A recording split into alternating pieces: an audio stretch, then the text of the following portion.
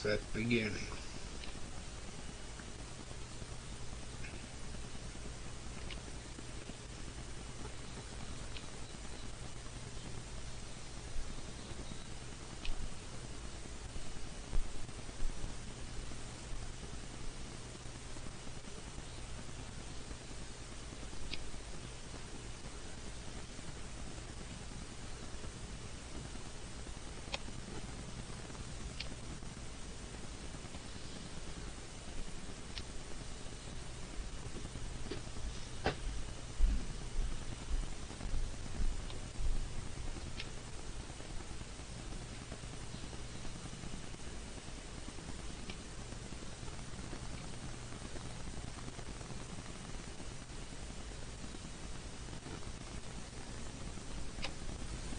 People, I don't grow these. These are my nieces and nephews and my sister. Okay. Deeply surprised. Part of my gardening show.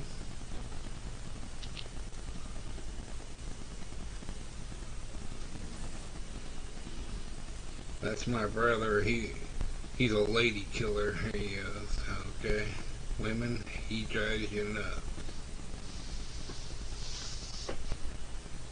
If you seen him, give him a hoot-out.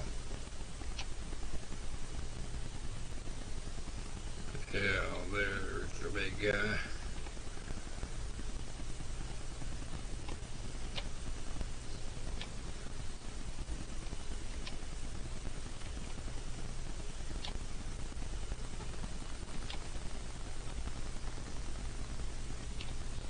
Melissa.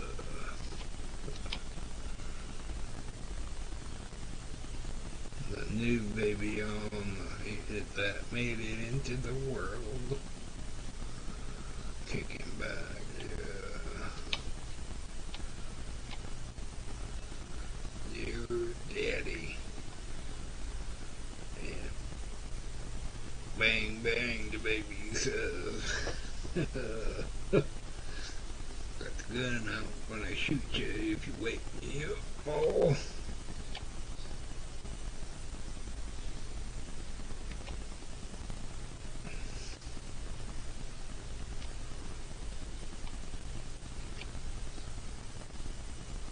Yeah, cabbage, the seeds for it.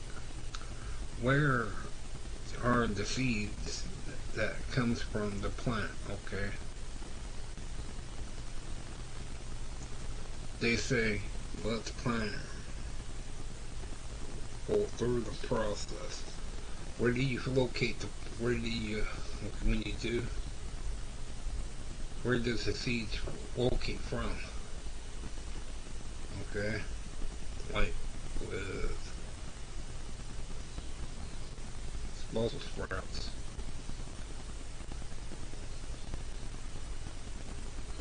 Okay. If there's tomatoes like this, people, if you have actually bought them, please let us know, because I would like to see them myself. Okay. I think I bought some, but for what you see and hear on the internet about people altering pictures, they might not be the true case of them. Okay. So I would like to find out from people that actually has bought them. Okay, and what zone are you from and what, because they might have to be grown in certain different things, or if they grow in any kind of thing. Are they modified or what? Are they GMO? Now here's the thing here. Yeah, what's real good. Okay.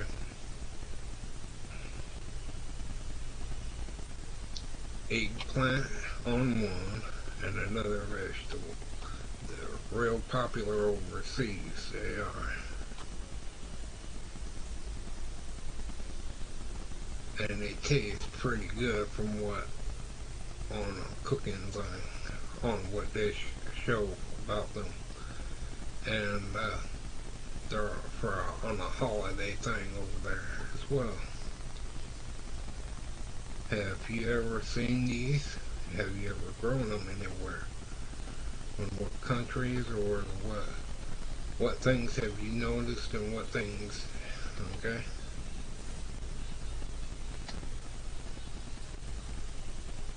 Yeah, I would like to have my red and yellow onions like that size myself.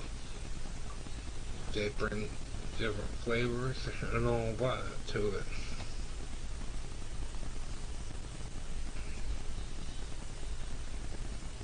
Okay.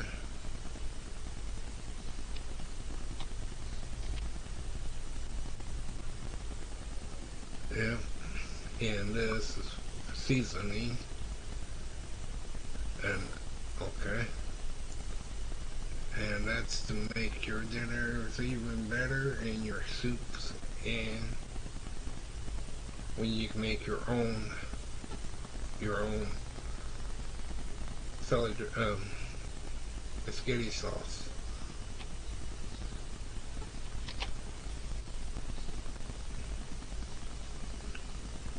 You know, cactus fruit, all different colors and all different flavors. I would like to try that one day. Grow them. I've seen pictures and videos and what they got them down there in Mexico. Period. Mexico, they got a big old line of them.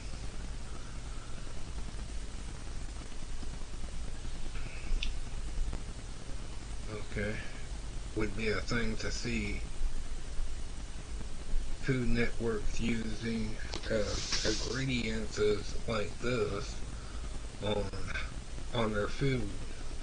Okay,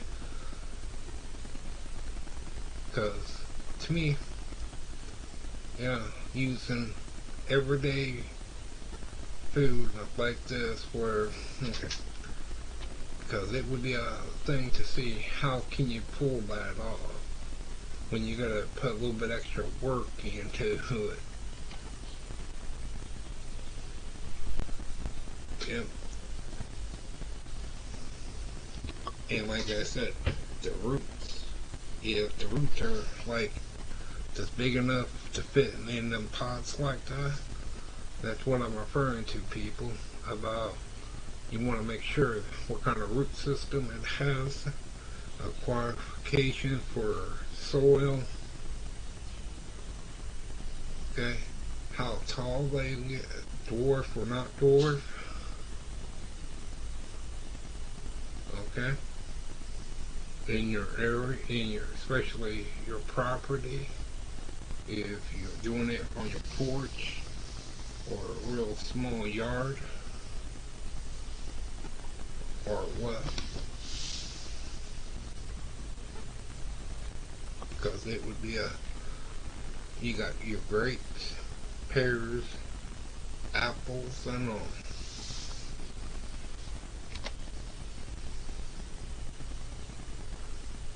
And these here, they are good.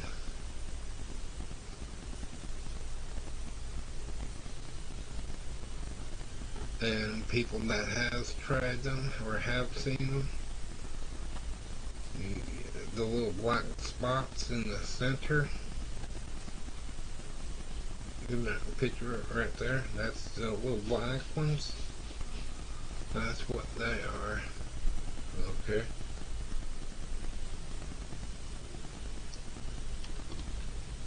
And there's brands of them for dwarf. They got dwarf size ones as well. Okay, so always check and all that. What flavor and all. Like pear trees, dwarf pear trees. And you see what I mean. Look how tall they are, and look how they're grown.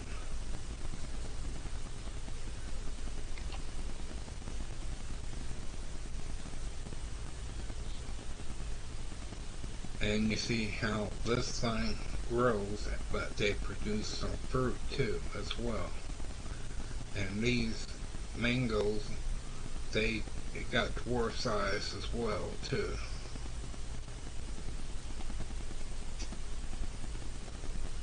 Check for your soil, and always make sure that when it comes to food and the way they need to be fed, maintenance,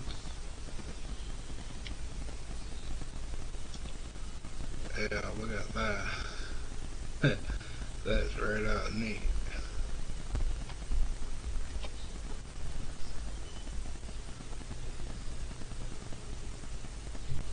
That's a fruit one, that is.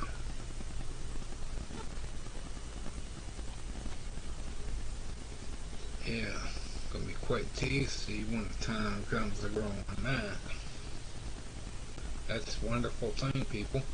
If you've seen this, if you ate it, or you ever seen it in any countries, please let us know. Alright? So let us know what is the flavor, how did it taste to you, how big they get, and alright? And you see different colors of cherry, small dwarf cherry trees. That's important. Like I said, dwarf coconuts. I never would have thought, I never would have saw that. Look at the size of them. Yeah, you can stuff some puppies, and boy, wouldn't that be a meal to eat? Peppers and all that. Have you ever seen them? Okay, so that would look pretty good. And so would these.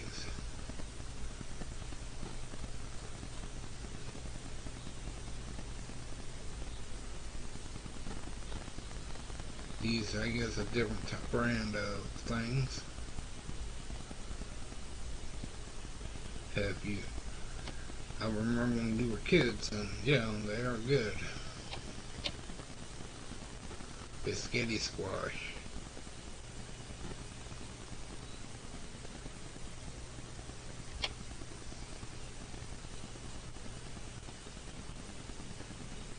Some kind of, yep, apple. Different color, and you see different colors of cabbage.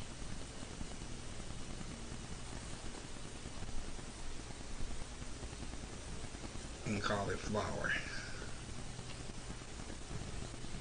Look at the size of that.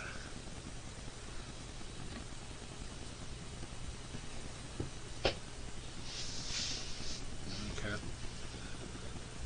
They're a little longer, but like they say, you want to remove the green part from it. Okay. They're grown up in Wisconsin.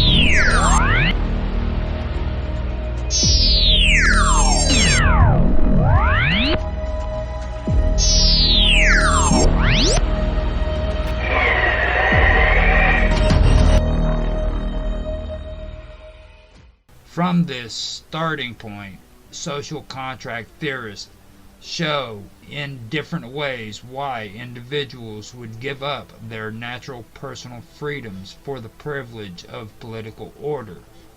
As time goes by, though, social contract theories are being replaced more and more by new concepts in politics, such as ultraterranism, Hegelianism, and Marxism. The Whigs, who believed in constitutional monarchy, stated, by founding government together on the consent of the people, suppose that there is a kind of original contract by which the subjects have tacitly reserved the power of resisting their sovereign whenever they find themselves aggrieved by that authority which they have for certain purposes voluntarily entrusted him. David Hume stated, "My intention here is not to exclude the consent of the people from being one just foundation of government where it has placed. It is surely the best and most sacred of any. I only contend that it has very seldom had a place in any degree, and never almost in its full extent, and that therefore some other foundation of government must also be admitted." State sovereignty consists of four aspects, which are territory, population, authority, and recognition.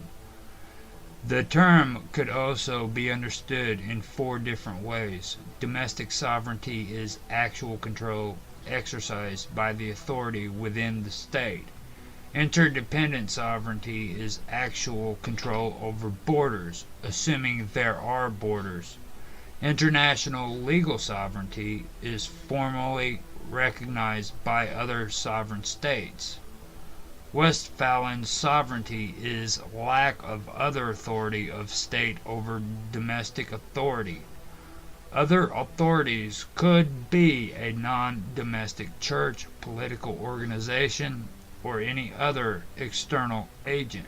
Usually these aspects appear in the same place, yet not necessarily is it always the case.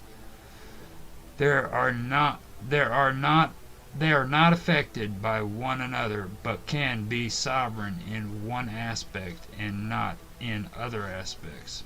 Sovereignty is above all else more a matter of legitimacy, which requires recognition. A hypothetical trade in which two potentially conflicting sides exchange such recognition as the least costly strategy.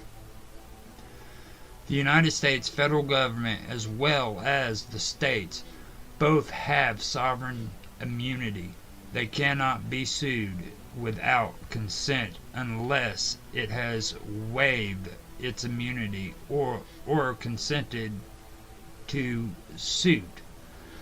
Through the Federal Tort Claims Act, the government has waived its sovereign immunity to a limited extent. It waives immunity if the tortious act of the federal employee causes damage. The Tucker Act waives immunity over claims that the federal government is a party of. The United States government is immune to suit unless they consent to the suit. When they do consent to the liability of the suit, cannot extend further than the plain language of the statute authorizing it. The 11th Amendment does not stand for what it says, but for the supposition of the constitutional or the Constitution structure which it confirms. The state entered the federal system with their sovereign intact. That the judicial authority in Article 3 is limited by this sovereignty. The state, therefore, is not subject to suit unless by consent either expressly or in the plane or plan of convention. Law in the United States derives from constitutional law, statutory law, treaties, administrative regulations, common law, as well as case law. If a statute is considered unconstitutional, that statute doesn't merely disappear automatically. It must be deleted, with a new statute to take its place. Many states and federal statutes that have been declared unconstitutional still remain on the books for decades since. Under the principle of stare decisis, it is assumed that no lower court would attempt to enforce an unconstitutional statute. If a court does try to enforce these statutes, then the Supreme Court would step in and overturn the decision. The concept in turn goes for any court that doesn't enforce a statute that is constitutional as well. The United States Code is the codification and compilation of permanent and general federal statutes. Some of the statutes give the executive branch power to create regulations published in the Federal Register and codified into the Code of Federal Regulations. Regulations carry the force of law under the Chevron doctrine. All states have a legislation which enacts statutes and executive branch that publicly declares in a formal and official manner regulations that are in accordance with the statutes. A judicial branch that applies, interprets, and sometimes overturns statutes and regulations from the executive and legislative branches. This also applies to ordinances within the state too. State government obtains plenary power to cover laws that aren't replaced by the federal Constitution, and federal statutes or international treaties that aren't approved by the federal Senate. Although Congress under Article 1, Section 8, Clause 3 has plenary power over interstate commerce, that doesn't preclude states from passing laws which affect interstate commerce also. This is known as the Dormant Commerce Clause. State laws have not really conformed together in the United States since its independence. Instead, it has gone in different directions to the point where the United States cannot consider itself as one legal system. It is actually 50 separate systems of tort, family property, contract, and criminal laws. The concept of plenary sovereignty is unlimited authority or control over other circumstances such as public funds, collateral, and legal claims. We hold these truths to be self-evident, that all men are created equal, that they are endowed by their Creator with certain unalienable rights, that among these are life, liberty, and the pursuit of happiness. The person was originally referred to as a mask worn by actors on a stage. A person is a being such as a human with capacities and attributes consistent with personhood. Personhood is defined in different ways by different authors, disciplines, cultures, times, and places. According to jurisprudence, a natural person is a human, and in many cases, human rights are granted only to the natural person. The legal person is only the concept that a corporation can be recognized as an individual in the eyes of the law. This holds the recognition that corporations as a group of people also have rights and can exercise those rights under common law and the Constitution. Apart from officers, directors, employees, and shareholders, legal personhood doesn't hold that corporations are flesh and blood. It also doesn't grant corporations all of the rights of citizens either.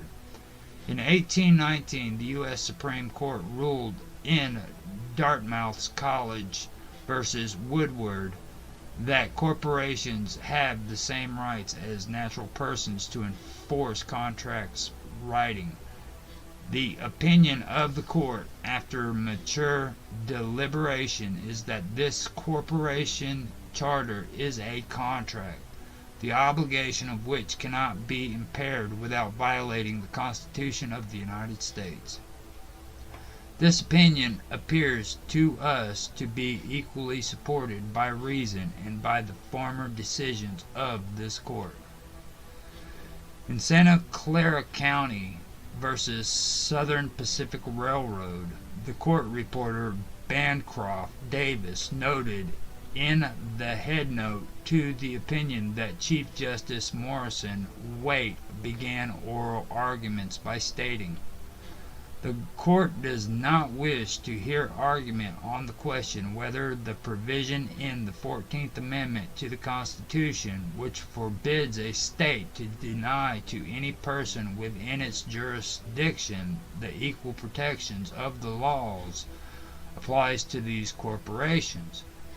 We are all of the opinion that it does, in part based on the principle that legal persons are simply organizations of natural persons, and in part based on the history of statutory interpretation of the word person. The U.S. Supreme Court has repeatedly held that certain constitutional rights protect legal persons, like corporations and other organizations. The court clearly affirmed the doctrine, holding under the designation of person there is no doubt that a private corporation is included in the 14th Amendment. Such corporations are merely associations of individuals united for a special purpose and permitted to do business under a particular name and have a succession of members without dissolution. The doctrine has been reaffirmed by the court many times since, and as a result of the First Amendment, Congress may not make a law restricting the free speech of a corporation, political action group, or the coverage of a local newspaper. Because of the Due Process Clause, a state government may not take the property of a corporation without using due process of the law and providing just compensation. These protections apply to all entities, not just corporations.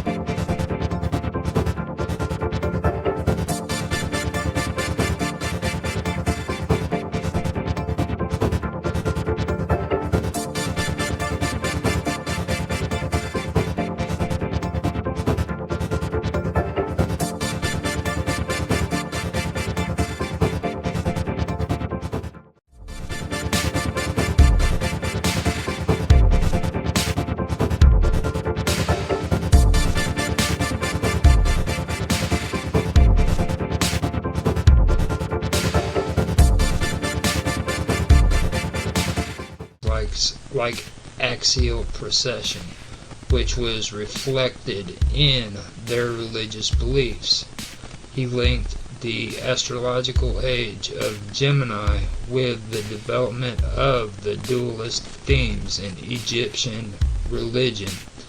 The age of Taurus was the bull god, Apis, and the age of Aries was the god Amun, who was depicted as a ram.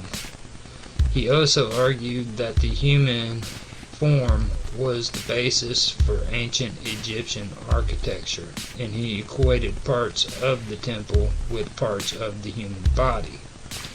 His 3-volume work, The Temple of Man, includes a drawing that compares the plan of Luxor Temple to the shape of a human skeleton. Lynn Picknett and Clive Prince argue that these ideas were influenced by Swaller-de-Lebecq's existing beliefs, such as synarchy and theosophy. Like many other esotericist figures, he believed that Egyptian civilization dated back much farther than conventional Egyptian chronology allows.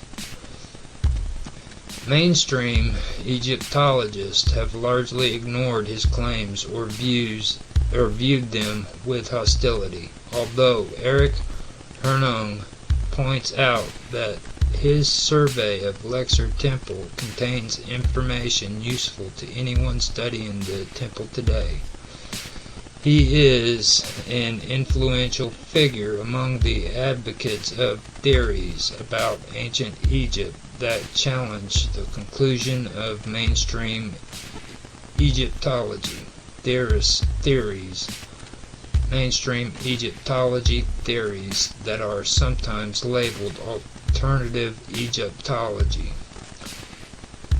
Many adherents of George Gurdjieff's Fourth Way find parallels in Swaller-de-Lebecq's writing, and he has been an inspiration to authors like John Anthony West, who claims about the great age of the Great Sphinx of Giza are inspired by those of Swaller-de-Lebecq and Naomi Ozeniak.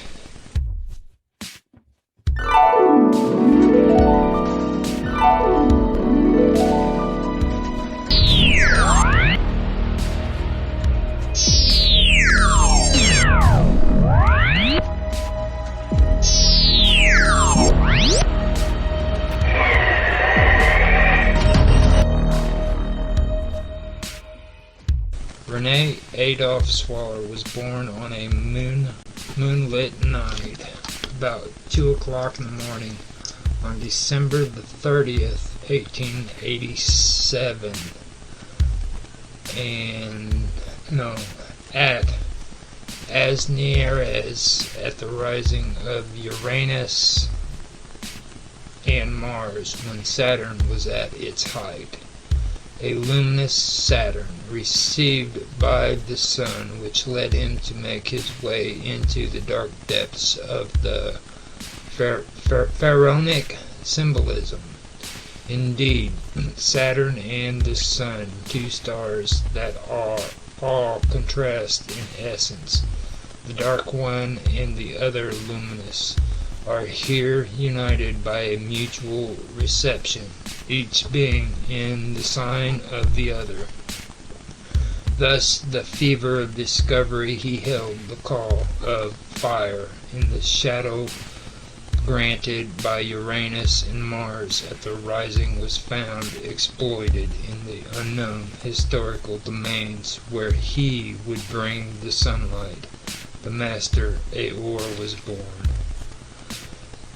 He is the son of an Alsatian pharmacist of Swiss-German origin, but he is French on the side of his mother, Mary Bernard. It is the poet Oscar Wladis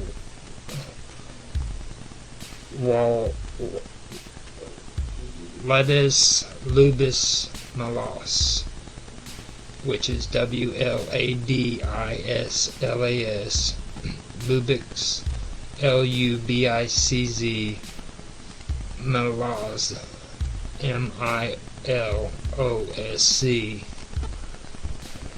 or SZ, between 1877 to 1939, who surrenders Renee Swaller to the clan Bazawala in 1919, according to a right of Polish-Lithuanian chivalry.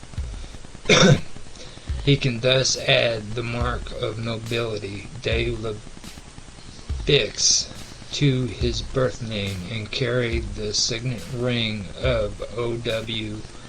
Mullick's ancestors.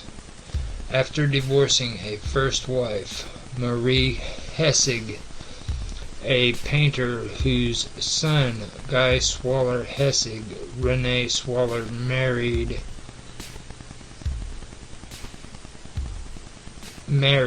in second wedding with Jean Germain, widow of a wealthy Norman shipowner, John Larry or Lemay. She will take the pseudonym of Isha. In 1926, they formed a couple of initiates who offered an occult spiritual teaching. Isha Swaller from Lebix will also publish esoteric works such as Her Bach. Now remember, this is being translated too, so it's not going to sound altogether English. Training. Chemistry and Hermeticism.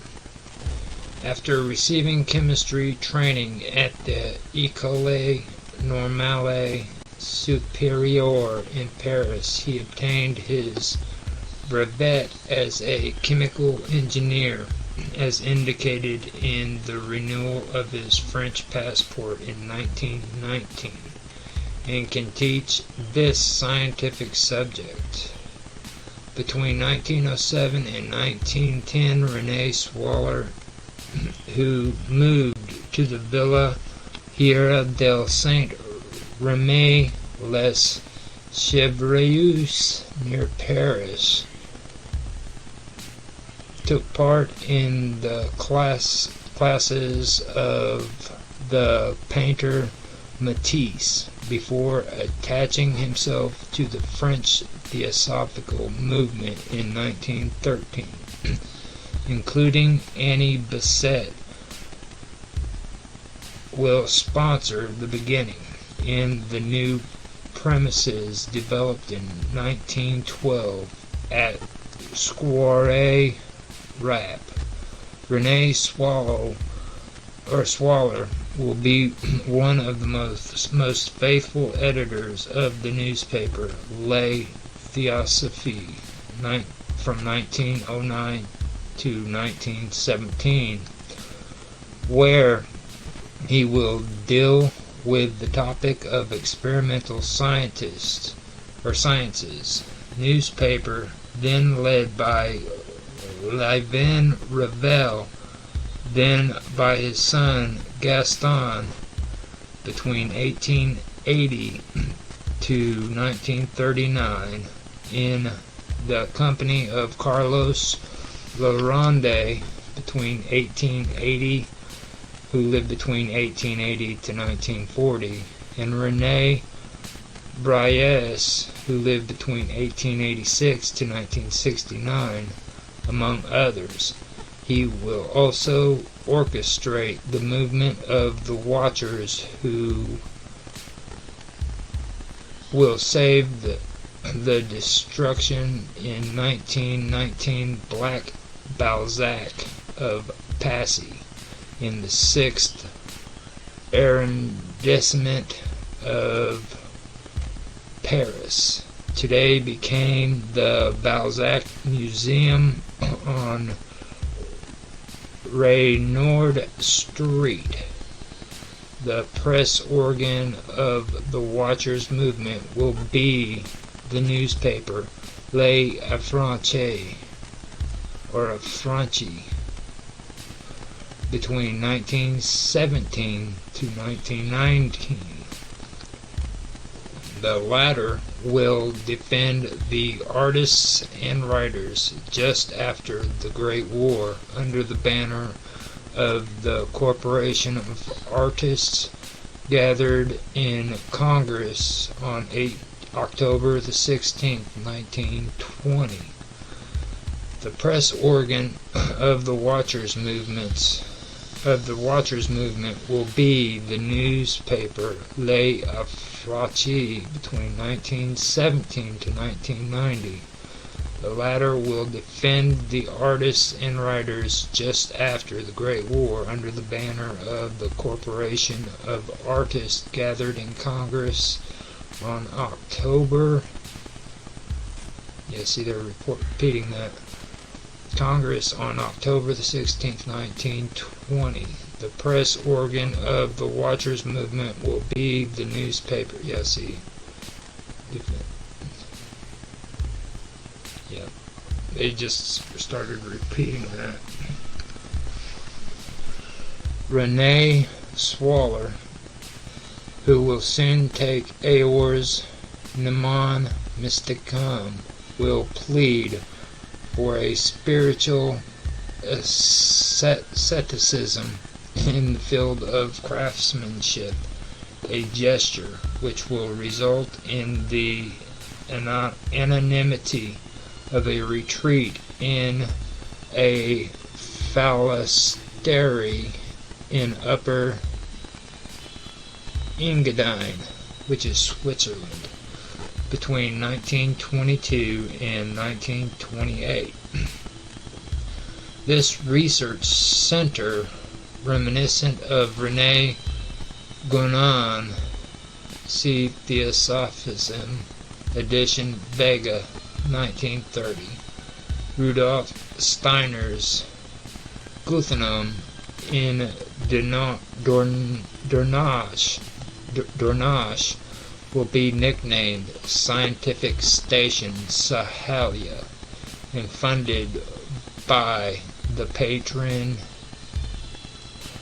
and theosophist of Cayenne, Louis Galileo, who lived between 1878 to 1946. Sahalia, more than 200 meters high, on the hill of Savrata near St. Moritz, will develop multiple disciples: astronomy, weaving, stained glass production, homeopathic pharmacopoeia, carpoeia, idealistic theater, role-playing, Egyptian tarot, etc., but also engineering projects with several inventions in the automotive field, including a new flex fuel engine, Magic, License M, and naval aviation with a new propeller model, German patent N13632.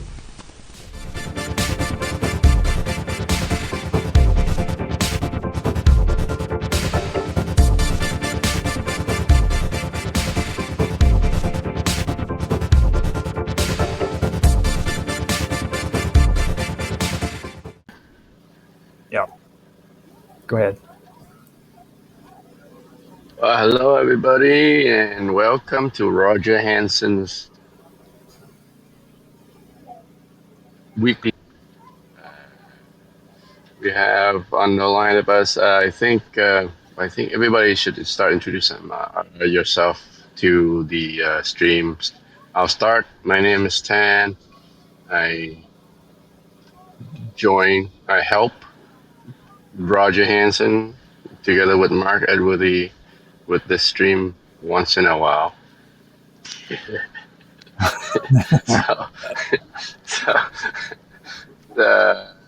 Yeah.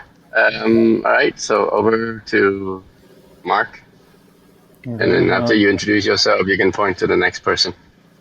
Okay. Hi, I'm Mark. Mark Edworthy. Yeah, I do quite a few streams recently, and I mainly produce content for on minds.com. So minds.com/Medworthy. Roger. All right. Now, before we go on, we got Raphael in here too. Hey guys. Hey, how you doing? You want to tell everybody? Yeah.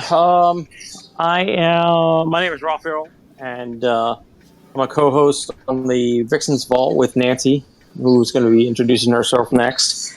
And I'm also a private investigator, executive protection agent, blah blah blah, and former Marine and federal agent. I don't know what else you want me to say. That's about as good as Good enough. It's scary enough. Nothing scary about it, man. Okay. And of course, I'm Roger Hanson. You can find me everywhere. So, with that being said, man, I guess I could bring up, or I can continue the talking points that we were having last week. We were discussing meta, which is, I guess you would call it the mother, or the what would that be called, Tan?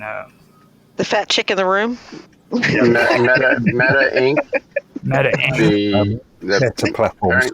Parent company of Facebook and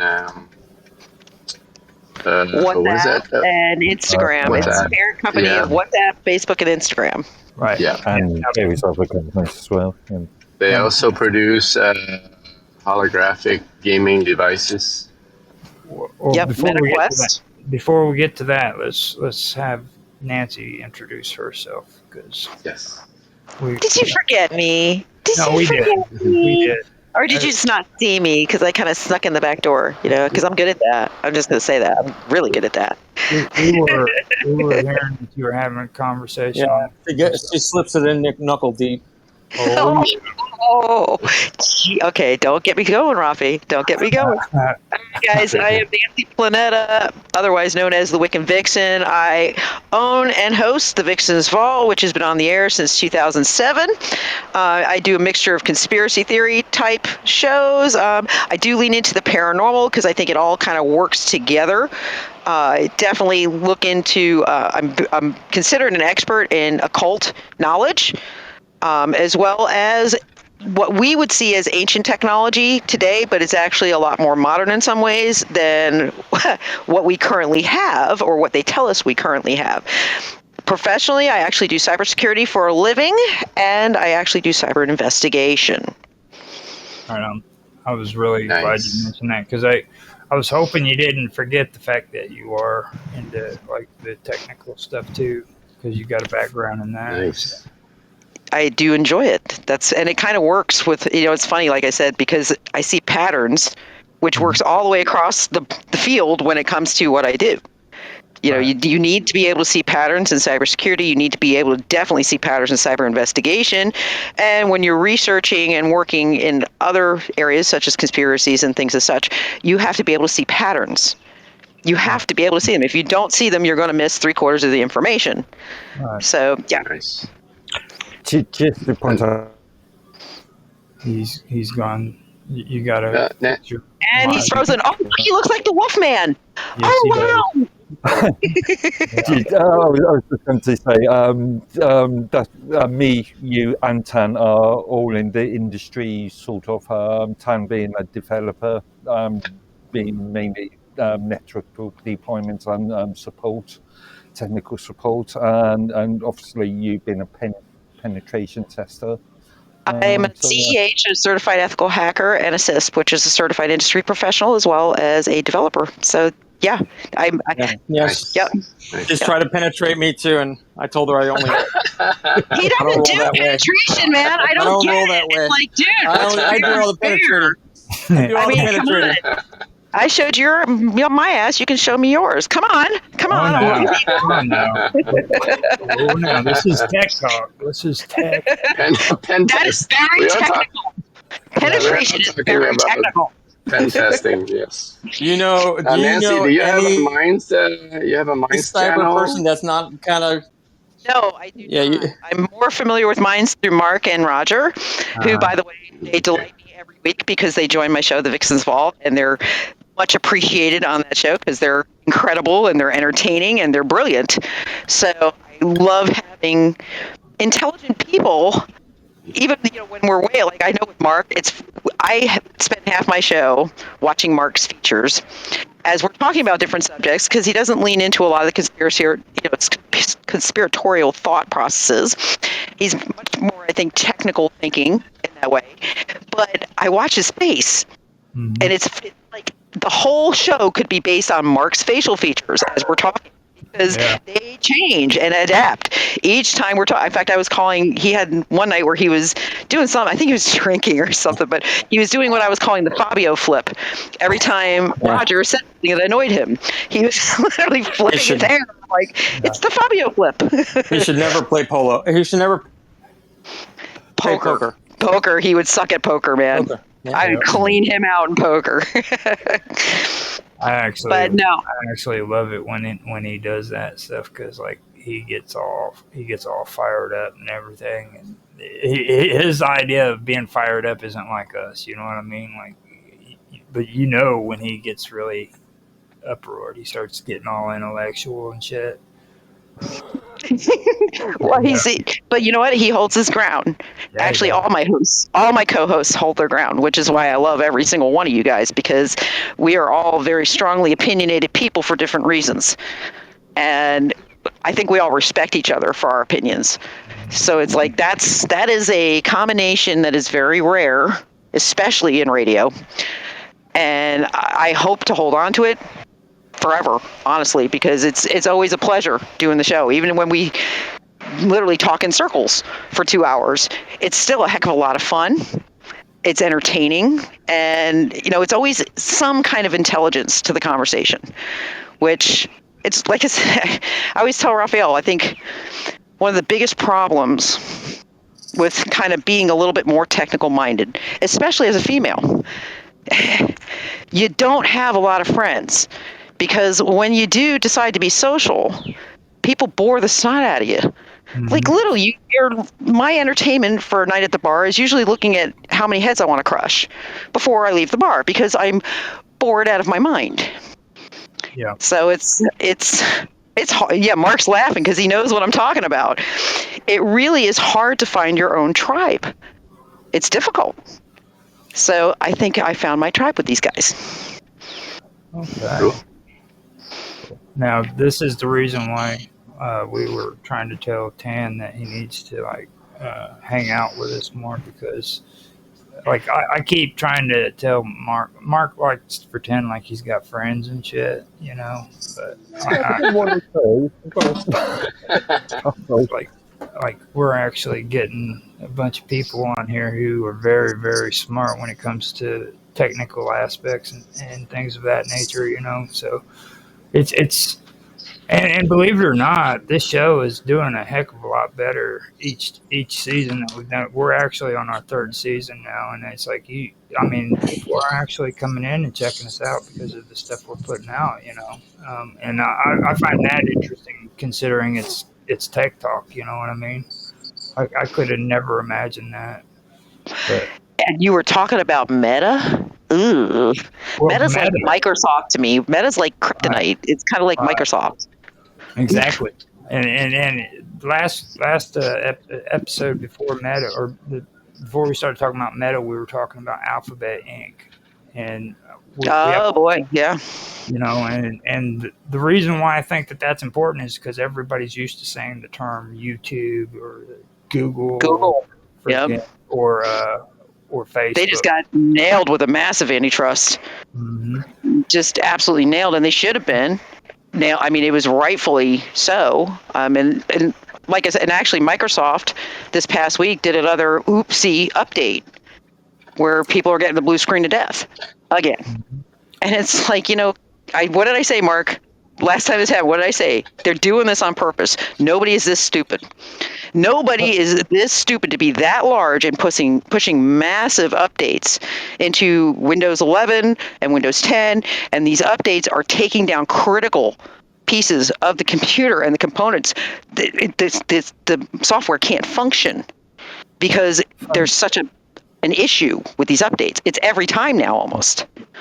Fun enough, I saw a report just yesterday in relation to Ubuntu Chronicles Limited, which I think is version 25.4, which they accidentally removed the desktop environment if you do an upgrade on that. But yeah,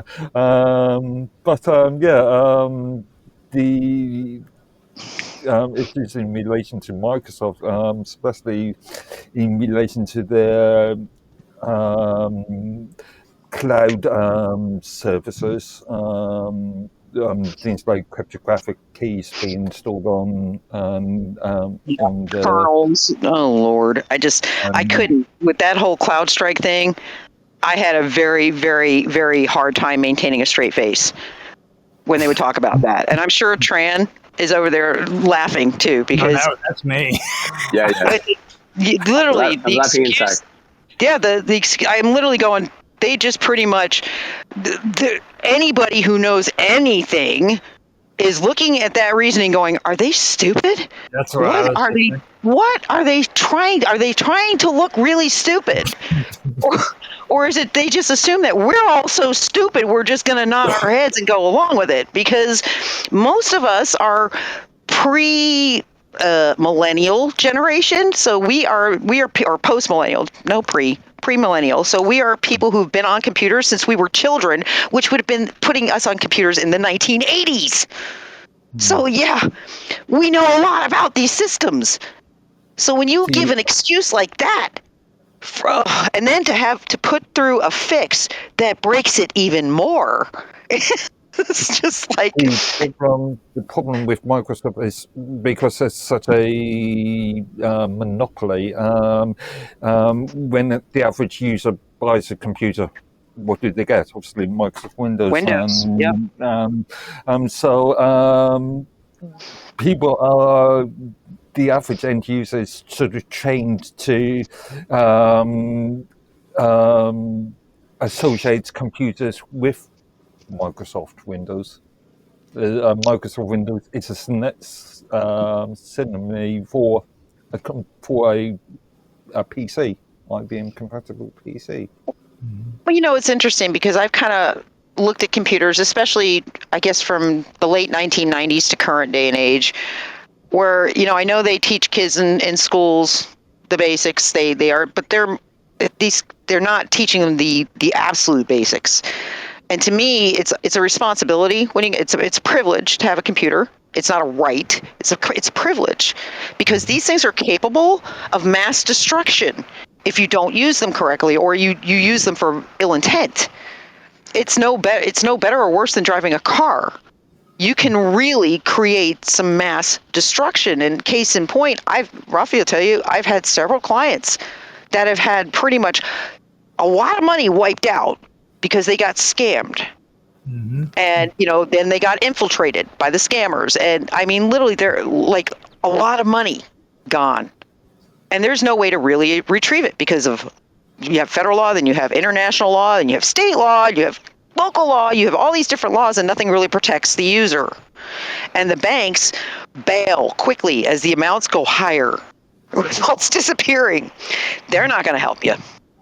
Actually, so, sorry, I was just going to say it's interesting that you talk about people not taught the extreme basics. One of my first jobs after leaving college, which actually became a tech support for a local college, and one of the roles I worked in was educational support, so further educational support, and a lot of it was related to evening classes, teaching secretaries how to use Microsoft Word or how to So it's just But I'm interesting when you say, talking like Mark 101s of even keeping yourself safe.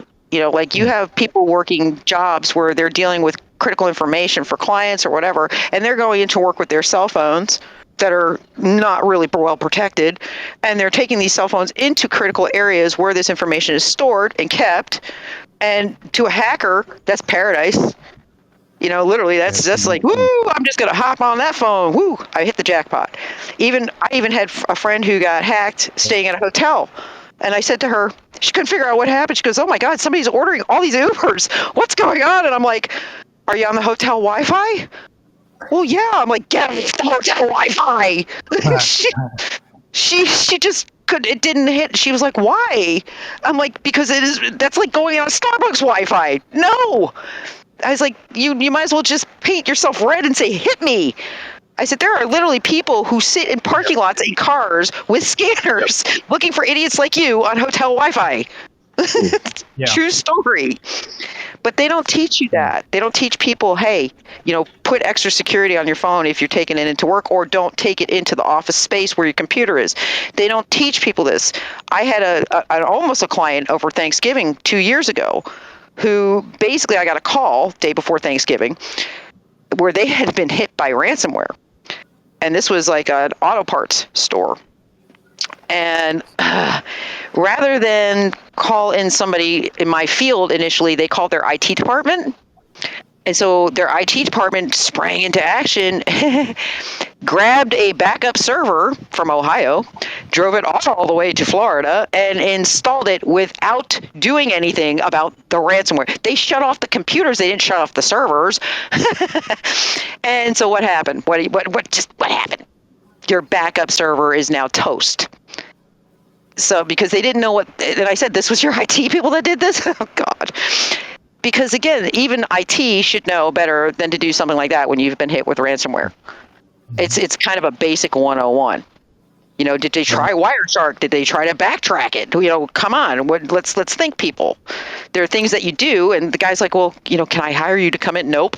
It's a holiday. Nope. And I'm working another very, very big contract that requires my attention.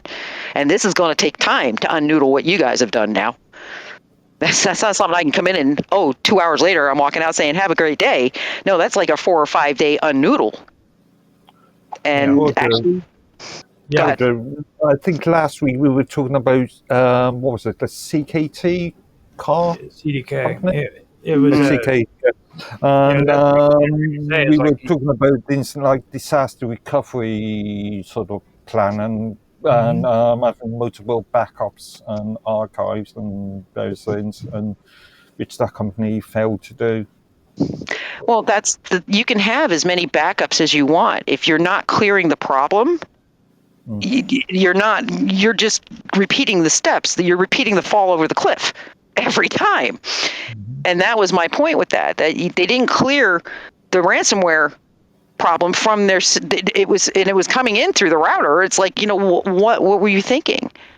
You know, why would you put that server up? Now you're done. You're toast because everything's gone.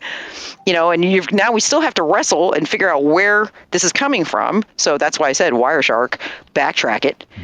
I mean, this is what I mean. There's no standard really set in play unless you're specializing in cybersecurity or that, where you kind of, this is a no-brainer for us. But for everybody else in the industry, there's no standard as to what do I do. What should be your first course of action? You know, what do employees do? Because 99% of the time, actually, it's an employee mess up that causes it to begin with. Yeah. I mean, like with that, the packets that were coming in, the person never put up the firewall that night.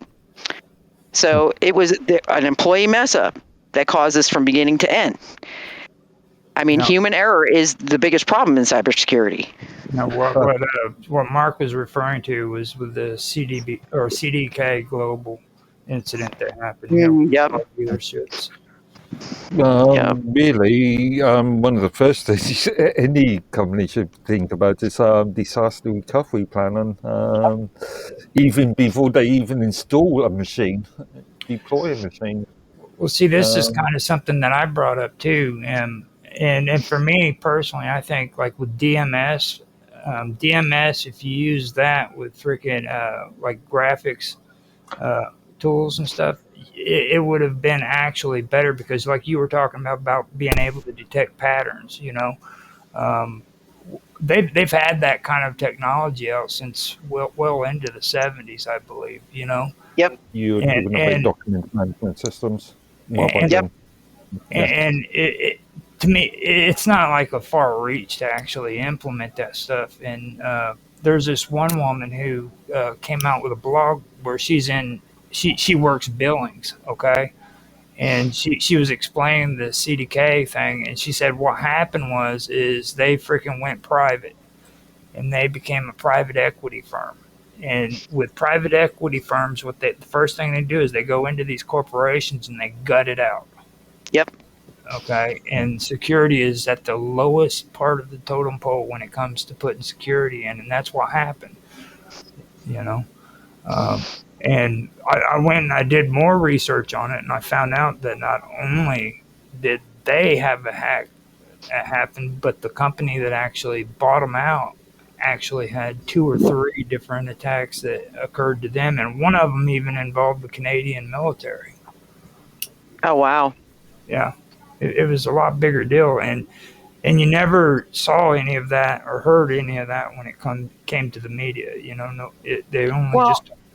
Yeah, but you don't hear about the attacks here. Like, you don't. I mean, I get updates from CISA and all over that show me what's going on, but I can tell you our military has taken quite a few hits, and they got in.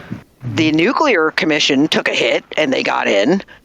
I mean, and I think I told you guys, I was saying it on the show at one point, to me as a pen tester, when I'm watching all these different reports that are coming in and I'm reading all the reports and what happened and what's on the danger, what's on the alert list, it looks like a giant pen test. It really did. It looks like somebody is testing our government and military systems to see exactly where the flaws are, exactly what can be infiltrated and when. What timing is. I mean, that's what it looks like to me as a pattern. That's why I keep saying we're going to get hacked. Somebody is going to take down our infrastructure. It's going to happen because there's been way too much pen testing going on. Way too much. And I do agree that I think we have a decent cyber command here. But I'll also tell you over the last 4 years, that cyber command was a freaking joke. It was an absolute joke, and I don't know if that was intentionally, and I take nothing away from the professionals who are working there, because I think everybody has got to be top of their field to do what they do. But something went horribly wrong with Cyber Command in the United States over the last 4 years. And I would have to, as an intelligent person, say this is on purpose. They're leaving us wide open for something. Why? Because I am not nearly to that level, and I'm looking at it going, somebody's pen testing the crap out of us. Why? Why? Because there's only one reason you would do that. So yeah, we've got big problems here, Roger. It's not just Canada, and it's the banking systems too. I mean, Rafi and I had an experience recently with our credit union where somehow our cards got nailed. Literally, we had somebody trying to charge on our business cards that had never been used. Like, these have never been in public. They haven't been anywhere they could be scanned. Literally, these card numbers somehow got into the hands of somebody who was trying to use them. And within 3 days, his account got nailed, his business account, then my business account got nailed. And they're at the same bank. Yeah. And so I said to the girl on the phone, somebody either infiltrated you, because we opened these business accounts within days of each other. So it's the same batch. So either you got infiltrated or somebody's selling your information to the dark web. The card information is being sold. You've got a choice, because this is not a coincidence. Sorry, doesn't happen like that. So it's, like I said, the banking systems are in trouble. They won't take responsibility. It's their job. It is their job to protect and secure our information to the umpteenth degree. Yeah. And when they do not, it is their job to compensate, because they have failed. We pay them. You pay money to get your money in a bank that they use without your, literally they use your money in your accounts all the time.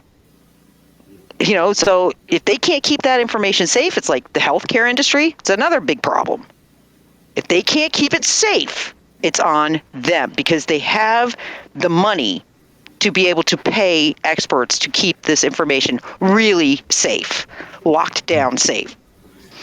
And see, that's another issue right there, especially when it comes to AI, because they're wanting to introduce artificial intelligence into the healthcare system, And if security isn't really all that great, I do see that as a potential problem because I believe we had a conversation on this on one of our episodes, didn't we? When we were talking about AI and how they were wanting to implement AI into the healthcare system. Well, the problem again with AI is the base problem with AI. AI is only as good as information that is input. So if you have a bad player inputting information into AI, bad things are going to happen. Right. There's no controls, there's no safeties, and they'll say, "Oh, well, we make sure." No, they were stealing developmental AI things from Google with ChatGPT. Oh my lord! All the developmental things they opened it up and said, "Hey, everybody, do your thing, develop away on this AI," and they did, and then all the rights to that got taken. Yeah, and it didn't matter who was inputting the information. And I said that if you have like what we have now, a political divide in almost every country in the world, where you've got one party that thinks it's smarter than the other party, and they're only putting information that pertains to what they think is true into the AI system, that's all you're going to get out as a result. Yeah. Period. End of sentence. Yeah, I can see the standardization, but saying that this is why companies such as Google, DeepMind Limited, DeepMind Technologies Limited is because a lot of medical data is being transferred to them as being the sort of service provider for the data. So arguably you could argue that standardization is coming from companies like Google or Alphabet. And Google doesn't take political stances? And DeepMind doesn't have a political stance or a political connection? Of course they do. Yeah. Of course they do. This is the problem. Well, also, like there's regulations too. Who's going to set the regulations? Yeah, I was going to come to that point. This is one thing that the EU, and there's EEA. Slow down. And he's stuck. He's getting excited. Oh, there's another good pose. There he is. With the EU EEA General Data Protection Regulations. And to be fair to California, this is one area that they are actually doing some good jobs in with the California Consumer Protection Act. Yes and no, because I can tell you California, I have clients in California. I can tell you California is an absolute dog-eat-dog show when it comes to illegal technology being deployed to steal people's information. I mean, literally, they're putting their tech on police technology. In other words, they're able to scan into people's homes and everything else. You need to look it up, Mark, because literally LA, those areas of California are a nightmare when it comes to safety with technology. It's an absolute nightmare. There are way too many bad players out there trying to get your information. And I'm not just talking scammers. I'm talking gangs. I mean, cartels. You don't understand that when they're collecting this information. China's out there. I'm sure Russia's out there. I mean, and I don't even know if those are our enemies. I can tell you they're collecting information. Israel has been collecting information on us without any stops in play for decades now, because they're considered protected for some reason or another. But they are and they're top of their field. But the ownership on the data is related to the companies that are hosting the data. So, sure, you might not have any criminal prosecution, or you might not have any prosecutions against the bad actors, but you will see prosecutions against the companies that are providing the services. So if those companies are Chinese or North Korean or out of the reach of the California government, which almost every single one of them are, it's the problem with the Nigerian scams. They are that. Do you know that is actually a living in Nigeria? They actually they start recruiting people at the age of 11, 12 years old. They train them to be romancers, and they pay them very well. It is a $1 trillion industry in Nigeria to scam the crap out of everybody else.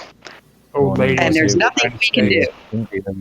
They call them African catfish because they're the Yahoo boys. It's the Yahoo boys. Yep. I mean, literally, $1 trillion industry, dude. And all they're doing is talking to people online and convincing them to send them their money. Hey, I'm Keanu Reeves. Hey, I'm, I'm whoever I feel like I am today. And you love me, and I love you. Let me pay attention to you. Now give me all your money. And then they use their accounts as mule accounts. Yep. I mean, it's allowed. That's the worst part. Facebook allows that. X allows it. They do not take these accounts down when they're pointed out because these accounts are registered as business accounts. It's not just that. I mean, the global government has been trying to push us into universal digital identity for decades. Yep. How best to do it? We talked repeatedly about the Hegelian dialectic, problem, reaction, solution. You let these guys cut loose. They start stealing people's money left and right, and what happens? The people that got duped all of a sudden are clamoring for exactly what they want to roll out. Universal digital identity. Be able to, you won't be able to log on the internet without one, and you won't be able to duplicate it. Once you're tagged. That's why the Bitcoin black market is massive. It's because it's very, very hard. I'm going to argue against that. I'm going to counter your argument. Go for it. We're going to do our age-old debate. We do this all the time, guys. Just to FYI to you guys, Rafi and I argue about Bitcoin pretty much on a daily basis because I see it as a CIA operation, and he sees it as the cure. Well, no, I see. So basically, one of the things that I've found is that the CIA actually paid to put out information saying that having small blocks. Come on. Are you there? Can you guys hear me? Yeah. Cut out. Sorry. Sorry about that. So basically the argument was that they put out how am I going to call it? They put out chaff. Well, I'm going to call it chaff, saying that basically you keep it smaller blocks to keep it more secure or whatever excuse it was. I remember finding that article somewhere, and I don't remember where. I wish I could find it right now. But basically, that was how they derailed the how do you call it? The adoption, the widespread adoption of Bitcoin, because it really was meant to be digital money. It wasn't meant to be digital gold, as they're trying to paint it now. It was actually meant to be a replacement for a lot of our currency problems.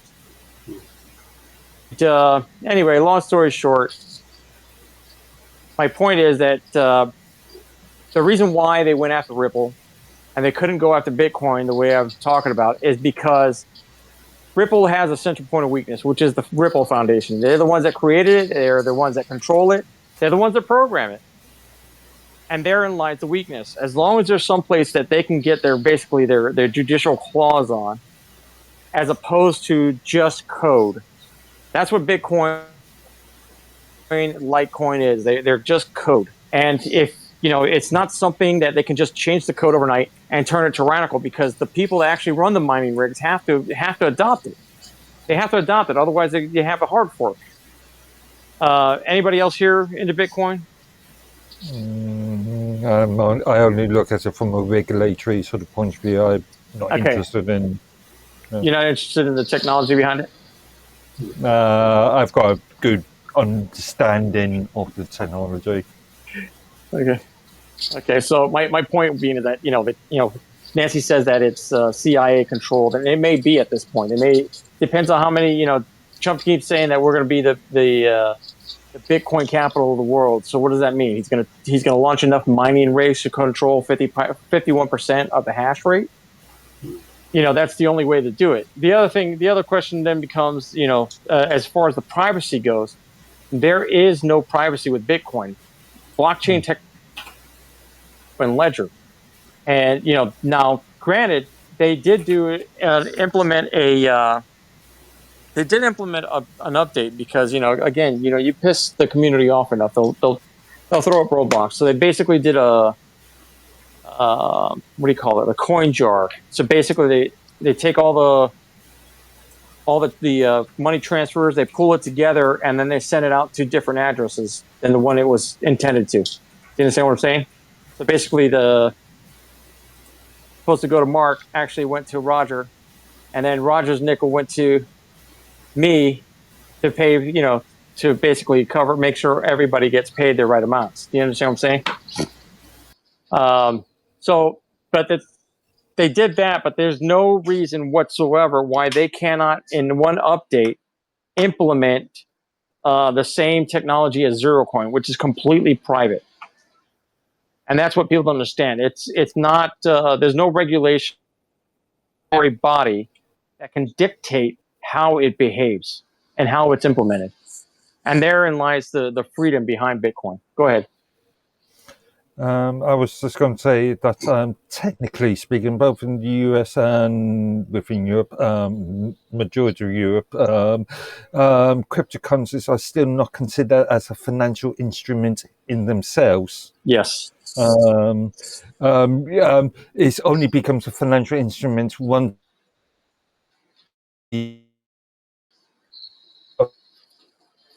to fiat. Then obviously the fiat is a financial instrument, but cryptocurrencies themselves are not financial instruments. Well, gold bullion is not considered a financial instrument either, but we all know it's the better form of it's been the definition of money for 6,000 years.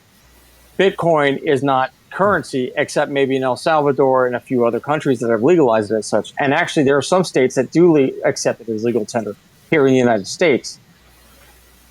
What I found interesting but that being said, go ahead. El Salvador and what's going on right now, it's funny because we talked about this earlier, but I'm just going to throw this out there. One of the reasons I think we're seeing the camaraderie with El Salvador that we have right now in the States is partially because of Bitcoin. Because I think he does intend to have a backup system financially that is kind of modeled after what El Salvador did. Because obviously what El Salvador did proved to be successful. It pulled that country out of pretty much desperate times and has given them some financial background. Now, the problem I have, my problems with Bitcoin. My problems with Bitcoin is that, number one, he who mines the Bitcoin pretty much controls the Bitcoin. And, we all know that in the very beginning, in fact, it's still being said, Three Gorges Dam, there's apparently, from what I've heard, there's a massive mining facility for Bitcoin under Three Gorges Dam. It's powered by Three Gorges Dam, which Bitcoin requires a tremendous amount of energy to mine. Tremendous. It was one of the sale points for XRP, is that XRP does not require near the amount of energy to mine that Bitcoin does. And one of the things that we found really disturbing when supposedly China clamped down on Bitcoin was that the Three Gorges Dam was still going, which meant that they may have said they were clamping down on Bitcoin, but they were still mining. But Iran started mining. And I know this because I actually have a friend in Iran. And he was telling us how the power in Iran was being rationed away from the cities and away from the areas where people were habitating and going to these Bitcoin mining facilities within Iran. So I find that very interesting that these countries are trying to turn to Bitcoin.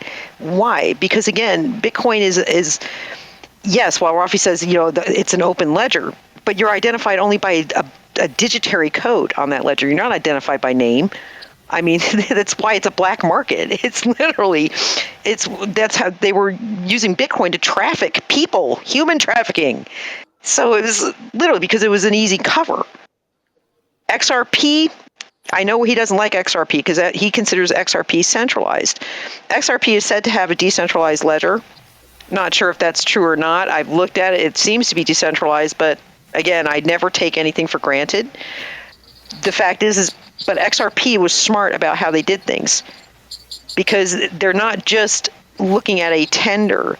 XRP is looking at the ability to transactionally change internationally in a matter of nanoseconds.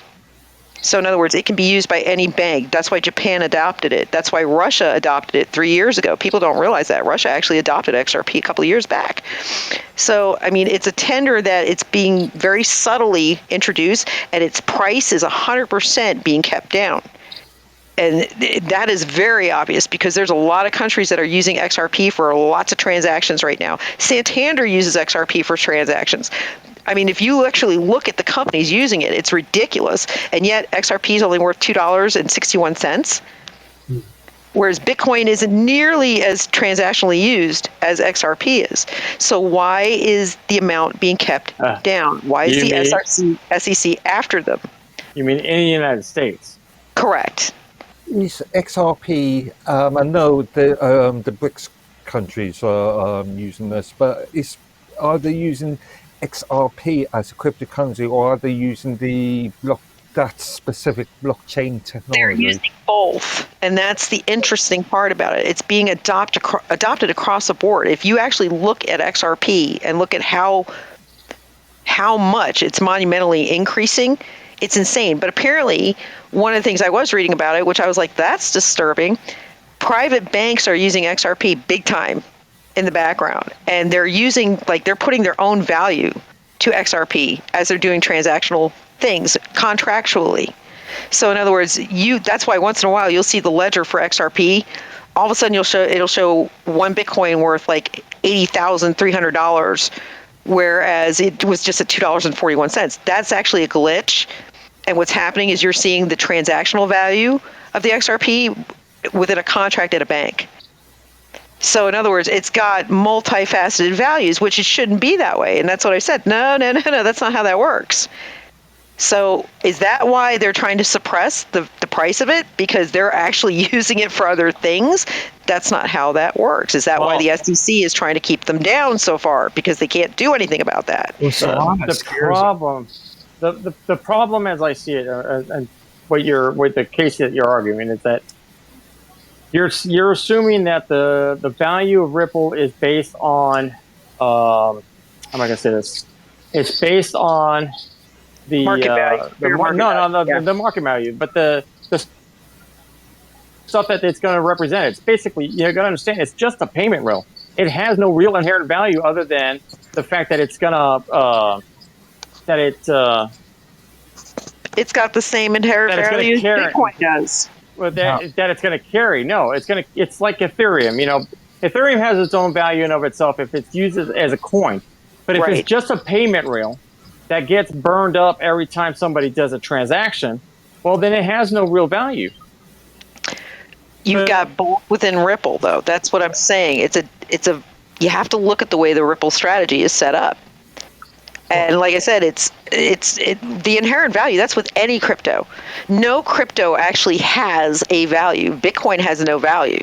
There is no asset that backs Bitcoin. No, absolutely it's none. The fact that it's being used as a currency that gives it value. No. So why wouldn't that hold true with Ripple? Let me point something out too, though, before you guys do it, because the thing too is you got to take into consideration is CME came out with freaking Solana first.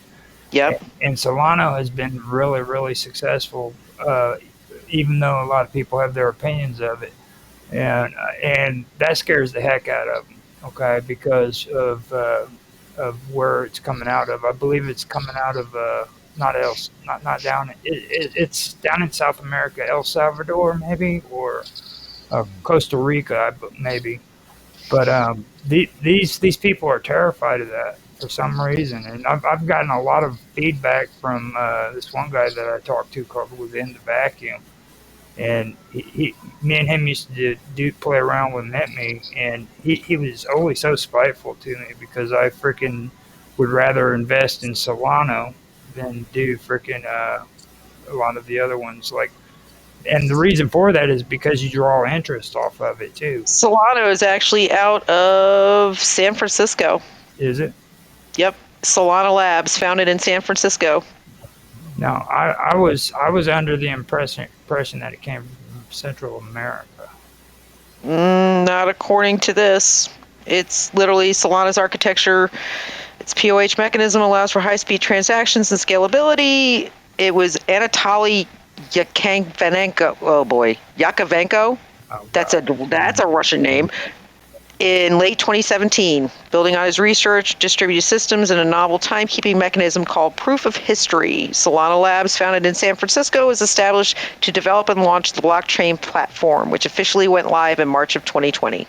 Yeah, and that right there caused a big reaction with a lot of these people, and now they're coming out with freaking with this coin, and it's gonna cause a ripple effect, like you said.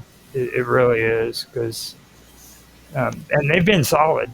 So Solana has been, they fall up and down every once in a while. They got volatility like every other coin does, but they've been solidly going, you know. Well, I think, like I said, I'm waiting for what I call a breakout.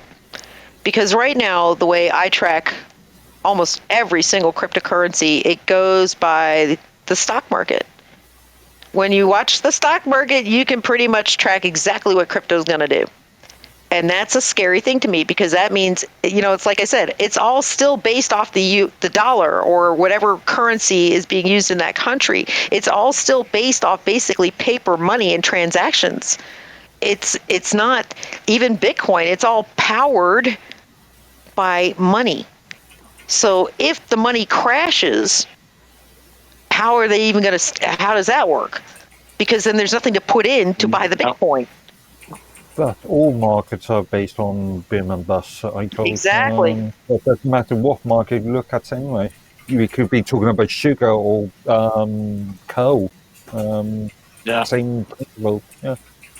That's why I wondered if like something like Algorand, you know, the contractual coins, if that would be something more valuable, because that is, contractual coins are based off the contracts. So in other words, wheat, you know, whatever contract there it's written on is what's valuing those coins.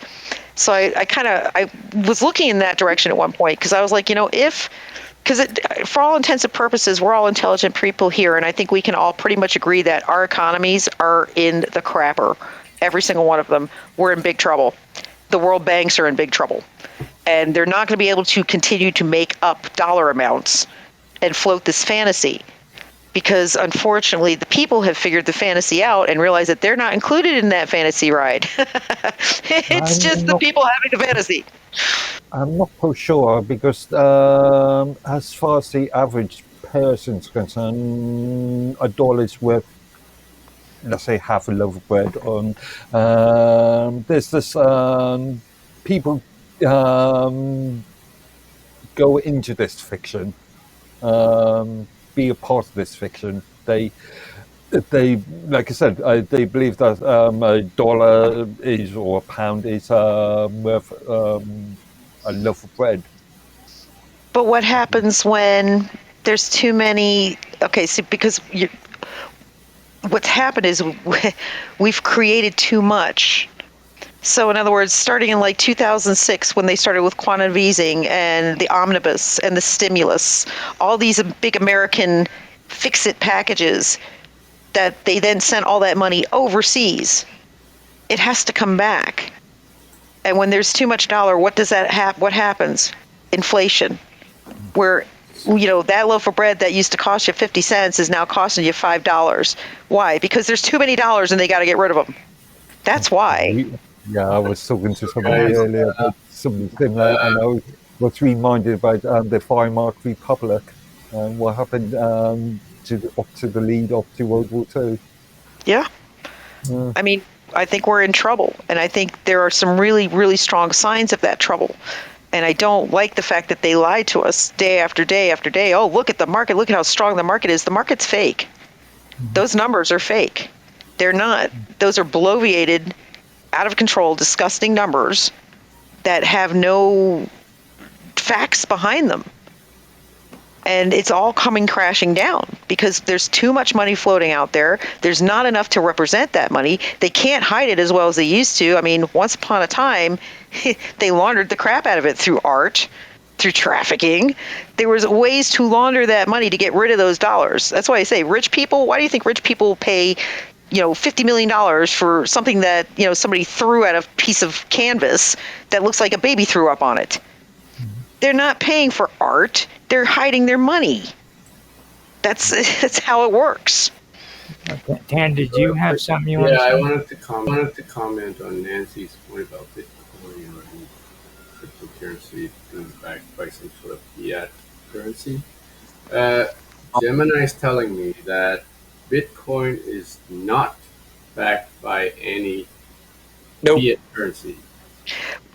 But you have to use fiat to buy it. Yeah, well, you convert it.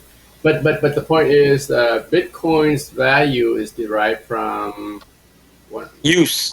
Supply and demand. Yeah. It's scarcity, it's security, utility, network. Thank you. And trust. But again, how do you buy Bitcoin? You can't take a loaf of bread and say, give me a Bitcoin. You go to your neighbor and you hand him a gold coin and say, I want the equal value in Bitcoin. No. I mean, you can buy a Tesla using I want to buy a house using my Bitcoin. Yeah, there you go. And you can do it. You can do it now. So what do you do now with the ETFs? Well, Because this is what I mean. The fantasy land has been kind of obliterated, guys. see, you got to be careful. You got to be careful and not fall for a lot of Mark Edworthy stuff because he's a scoundrel. Okay. Here we go. Wait, Mark, do the flip. Do the flip. There's two things Mark hates, and that's freaking artificial intelligence and cryptocurrency. And he hates the word artificial. I don't. No, I don't. Yeah. Wait a I minute, don't Mark. dislike the theory. I don't like what I don't like is the sort of marketing hype, the marketing misuse of the terms. Mark, did you take revenge on Roger? Am I looking at a miniature picture of Roger in your avatar? And am I looking at actually a live video with Roger's happy little face in the middle of your picture? Or was that Roger? No, that's me. I have to. Seeing Roger's happy little bald head at the bottom of my profile picture. Well, See, you don't understand the history of this. Roger went through my entire show with a picture of Mark Edworthy amidst, I don't even want to know what some kind of demonic pornography of some sort, I guess, maybe, through the whole show. I was looking at Mark Edworthy's little face. Yeah, he had a little crown on his head. And I still don't like. I still dislike that image. I really do not like that image.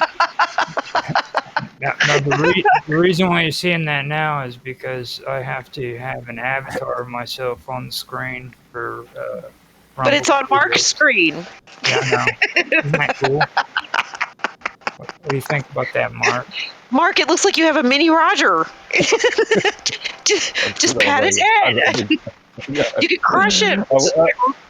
I did make a comment the other day about a sort of hand puppet on my hand. Yeah. That's awesome. Dude, that is awesome. Yeah. You guys would be dangerous with anime. You really would. I'm just going to put that out there. But, I mean... I still got my arguments. I'm still gonna buck back against everything you just said, Nancy. With Bitcoin? That's because you're like a dog with a bone. You never stop. You just can't. You can't agree to disagree. Well, who was in the Financial Crimes Task Force? No, I understand that. No, I do agree with a lot of the aspects he's talking about because even today, okay, if you keep a watch on the prices of Bitcoin, the transactions that are taking place is really suspicious. But the transactions are going with the stock market. As the stock market goes up, Bitcoin goes up. Compare them to Ethereum, for example. Okay, like Ethereum, you can see the volatility is obviously transactions. Okay. Yes. But with Bitcoin, like they lose massive amounts, and then all of a sudden one day somebody puts tons and tons of Bitcoin back into the price. And, and that's just That's manipulation. That's just right, market manipulation. They're exactly, pumping and dumping, and I right. Yep. get that. That's not what I'm saying. What I'm saying is that Bitcoin is the dollar, the digital dollar, whereas Ripple is the Swift banking network. Hmm. Ripple represents the Swift banking network, carrying dollars, rubles, whatever they decide they want to back, because they're going to tokenize everything. They're going to Yes, tokenize. I do agree with that. Yep, they are going to tokenize it. Well, I mean, So the real value is whatever it is that they're saying it represents. It's not the actual digital token itself. well, see, and the whole thing about dumping too is you got to think on a ethical level. That's not very ethical. It's very unethical. And if with what you're saying right there, I could see them doing that with those kind of freaking currencies too. Because and they'd be doing it on a regular basis. It's just the way that they do their business is very unethical, in my opinion. That's Wall Street manipulation. Okay, that's a deep state manipulation. That's all there is to it. But I mean, the point was that the base idea behind Bitcoin was that if everybody used it, all of those market fluctuations would be gone, because it would be money. There would be it wouldn't and it wouldn't the value would not change between countries. You can fly from the United States to El Salvador or to Russia or to China or whatever, and that Bitcoin will still hold the same value in that country, because it is not tied to any government or any bank manipulation. The valuation is based on the people, and the more people use it as money, the less they're able to manipulate it. Once we get to the point where we're transacting in Satoshis instead of Bitcoin, that's when you'll see everything settle But out. that kind of got blown out of the water when Bitcoin went into orbit, and the common person can't even afford the Satoshis. No, So, I mean, that's not how it works. That's not how it works. You can get $20 worth of Satoshis. You can divide a Bitcoin down to a millionth of a Bitcoin, that's true. That's true. But there's only so many Bitcoin. which breaks down into Satoshis. The idea was never that the Bitcoins would be one Bitcoin would be all. A Bitcoin would be the only thing that's transactional value. Basically, it would at some point it would be valued so high. One Bitcoin would be worth so much that you would have to transact in Satoshis. Yeah, no, see, And I put the chicken up. Don't worry about it.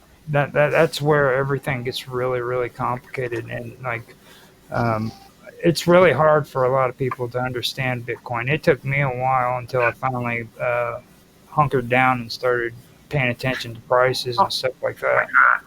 And I understand that. A lot of people had a problem with it because they didn't understand. They didn't understand how money works. They don't understand how valuations happen. A piece of junk art that to you and me looks like absolute garbage. Somebody threw a paint can against the wall. That can be sold off at auction for millions of dollars, and now somebody has just laundered $1 million worth of drug money or whatever it is. You understand? So, Roger, Yeah. that's what we're talking about digital cryptocurrencies now. Did you want to bring up any more topics about Horizon and Meta? Well, I mean, with Meta, the thing that when it comes to Meta, it has absolutely nothing to do with that. I actually did have talking points that was talking about NFTs and things of that nature. But with this Bitcoin thing, I was actually, that was one area that I wanted to eventually go into, but that was at a later time, and I decided not to really put it in. But it sounds like it's actually being covered right now. You know what I mean? Sounds like we're switching topics. You can do the Meta next time. Now, the one thing that I do know that we can talk about when it comes to what we've been talking about here is like with Meta, okay, and everybody's been talking about security and everything, okay. Now, with this whole thing with VR and AI and AR and all that stuff.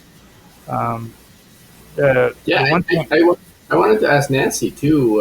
If she does pen testing, have you ever tested these VR helmets for security flaws, like the MetaQuest goggle?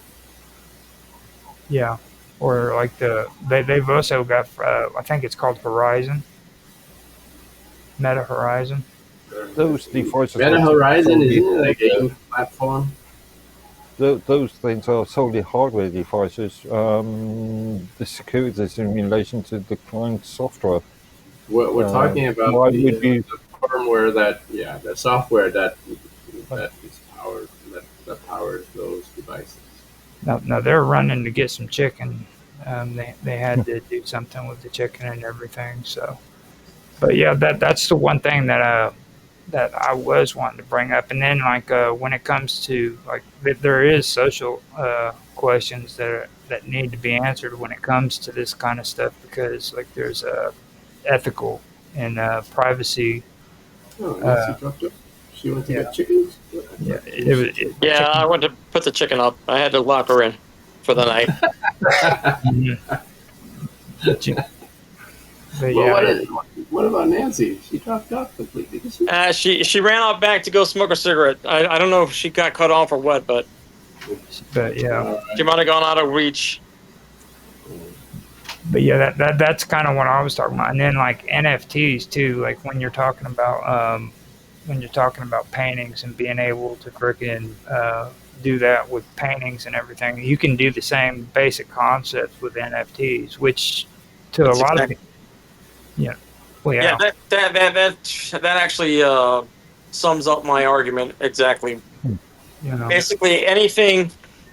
Basically, whatever value is in what we put into it. You know, if we value it for whatever reason, well, then that's what it's worth. You know, we say an ugly, I don't know, say a Salvador Dali is worth $700 or $7 million. Who knows? It's just it's all in what we say it's worth, what the market says it's worth.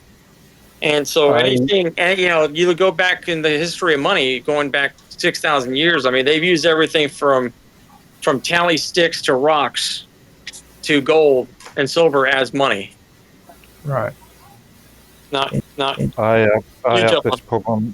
I have this problem all the time. I get people saying this product's worth that thing, or it's worth so much dollars or pounds, and really when they're talking about worth, they're talking about value rather than worth. And there's people get confused between a worth and value. Right. And see, like, if you want to take it to the level of Meta and their VR worlds and stuff, like, you go in there, and I was wanting to bring up the custom creation part of it, you know. And the thing of it is you can create custom avatars, things of that nature, and then you can turn around and you can sell NFT, sell that same thing as an NFT. You know what I mean, to other people. Um, and that's another thing that they're talking about too when it comes to privacy laws and ownership laws and ethics and things behind that. You know, what actually belongs to you and what doesn't belong to you. It can all be manipulated. Arguably, in Western countries, there are existing laws about ownership, and Well, yeah, how do you apply that to virtual reality platforms, though? You know, that's a good question. But if you're buying a service from a company, then you're still protected by your various consumer acts. In the UK, in 1974, I think, Consumer Act would be applicable. My problem is with non-fungible, fungible tokens, NFTs, is the way that they're being used at the moment to purchase one-off goods. That's, as far as I can see, that's a very limited and very hit and miss sort of method of using them. I would like to see more use of NFTs in relation to things like processing receipts. So rather than actually buying a NFT product, you just using the NFT as a receipt for a actual product. See, the non-fungible token in itself is the receipt. You know what I mean? That's why, first of all, it's supposed to be decentralized. So if you don't keep the information somewhere personal and you lose it, then it's gone. Okay. But as long as you have that information and nobody else has it, that is yours, 100%. You know what I mean?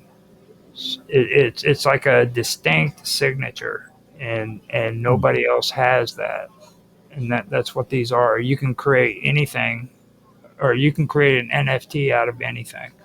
Go in there and make a coin. Like I could make, I was wanting to do the NFT or the WoW coin for the Wonderful World of Weirdness. I could just make a coin, turn it into an NFT, and bam, I've got NFT WoW coins. Technically. But the only problem is selling them. Nobody likes. Yeah, it's the same. Nobody likes the Wonderful World of Weirdness. We don't have that cool, hip, up-to-date style. So, but that's basically what I know when it comes to NFTs. The NFT itself is a receipt. Like it's not real. You know what I mean? Like you're not going to get a receipt in the mail saying, "Look, man, here's your receipt for your NFT." But it's been viewed as these days, and in the old sort of chatter, sort of making a treat a NFT. The concept is to actually make a product itself. Minds Gaming uses the NFT principle to sell art, doesn't he? Yeah. It's card. So he actually portrays the card itself or the image itself as an NFT rather than the receipt of purchasing the card or the image as an NFT. Yeah, that is that is something that he does, and I know. Well, with this whole thing that we were talking about before about hubs, okay, and that, well, not just hubs, but like the metaverse and things like that. You have to understand, like, these are like generic words that are being thrown around. There's actually different platforms that pertain to the metaverse or frickin' the term hubs. Okay, now Minds Gaming, for example, was on Mozilla hubs, and they went out of business. So he, in turn, had to go to another platform to create his own VR world, and he uses A-Frame now. Whereas when you're talking about hubs here, when it comes to Meta, what you're actually talking about is Meta Horizon, okay? And on there, they're constantly throwing the term frickin' metaverse up, and they're always throwing the word hubs up, but it's that those are generic words. So when you're again, at the end of the day, they are just marketing terms. Well, they I mean, don't have any sort of intrinsical sort of meaning to themselves. Right.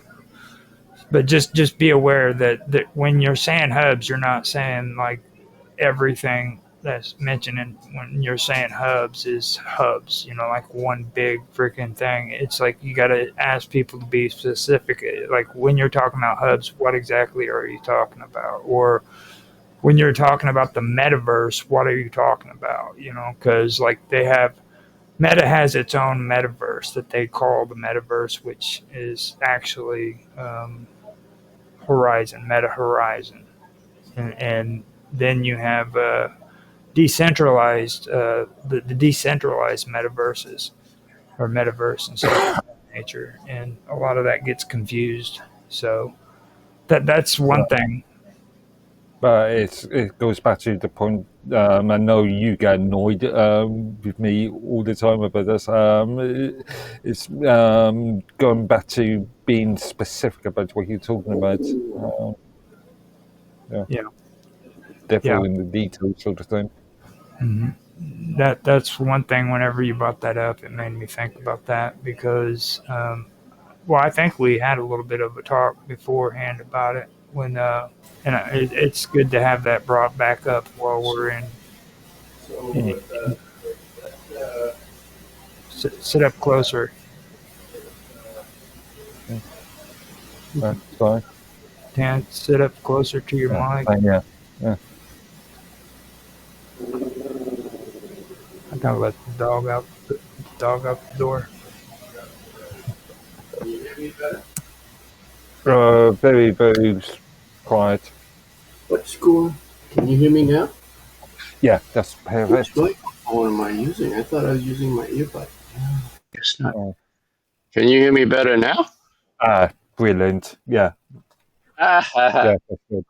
I was using the wrong microphone. Yeah. Anyway, but the question was, when Mark Zuckerberg tried to use the term metaverse for his Meta stuff, what does he mean? Is he talking about? He was talking about system of Meta Horizon users, or yeah. I think it's describing the virtual reality environment of all these meta gamers. Yeah. Well, it's this is why before when we were talking about it before the stream, I was curious to see if metaverse was a trademarked term, but I found out it's not trademarked. It's just a colloquial term. Yeah. And, can you still hear me? Yeah, we can hear you, and we actually hear you. Good. So you're good now. It's basically Meta Horizon is what it is, and Meta Horizon is more than just like games and stuff. Like you can actually go in and have like spaces set up, hubs that are set up like Minds Gaming does with his group. They go in and they have meetings and stuff. And you can actually do stuff of that nature. And then I think they're also setting up a business kind of orientation where you're going into a conference room. I seem to remember them. I seem to remember him demoing in one of his users conference or something like that, where you have a gamer on one side of the world reaching out. And then like touching an avatar of another gamer somewhere else in the world, and somehow they're able to collaborate through this avatars of each other, like in a collaborative virtual environment. So that is their metaverse. Is that just before the stream, you brought up a comment on Matrix in relation to considering that it was this is really solely about the entertainment and gaming sort of aspects, and I pointed out to you that this can easily be used for enterprise-related purposes. Yeah, sure, like virtual meetings. Yeah, definitely. Yeah. Now, did you actually pull up research and stuff that you got from that, Mark? Or No, I'm just remembering the days of what was it, Alpha World, back in the 90s, where or back in the late 90s, early 2000s, where I actually went to a few virtual world VRML conferences, or not went to, but I attended, and yeah, and obviously at this time we were talking about VRML, so we were talking about the early days. But yeah, being able to walk around, virtually walk around stores Here, and look at different Roger, products. I sent. This is the really old, like 3 years ago. This thing came out with the hooplas, right? This is one of the videos, or I think it was the marketing videos of virtual meeting. If you can play that on the stream. Yeah, I can see if I can do it. No. Actually, I can share it on the screen. Yeah, Let me see. actually, that would probably be better because if you screen share, then we can actually. Yeah, hang on a second. Let me just. URL computer, and it looks like you've got two URLs, two addresses in one. Oh yeah, it's my copy paste. Yeah. Copy paste issue. Okay, hang on. Let me just try this, and I put it on. And I share. I put it on presentation so that it would be ready. Just hit screen share. Now that was 3 years ago. Yeah, and look at the where traction that Meta Platforms has received. It's a failed product. No, it's in the process. It's in the process, yeah. Well, it's a failing product. They partner with Ray-Ban to create that. Yeah. And it is in the process of being a failed thing because not Google but Mozilla, like I was saying earlier, Mozilla just shut down their hubs because they didn't find it feasible. So I think talking about Mozilla Corporation there. Yeah, well they two different organizations technically. Foundation Corporation. They allowed a new group who's open source to come in and take over on the old program and stuff. But I think I might still have their Discord channel on Discord, but I'm not quite sure about that. But they were wanting to turn it into. They're wanting to keep it going, but it was basically a failed thing, and I'd say that Meta's project, the only reason why it's still going is because Zuckerberg has a lot of money. Yeah, yeah. He's just pouring money into it.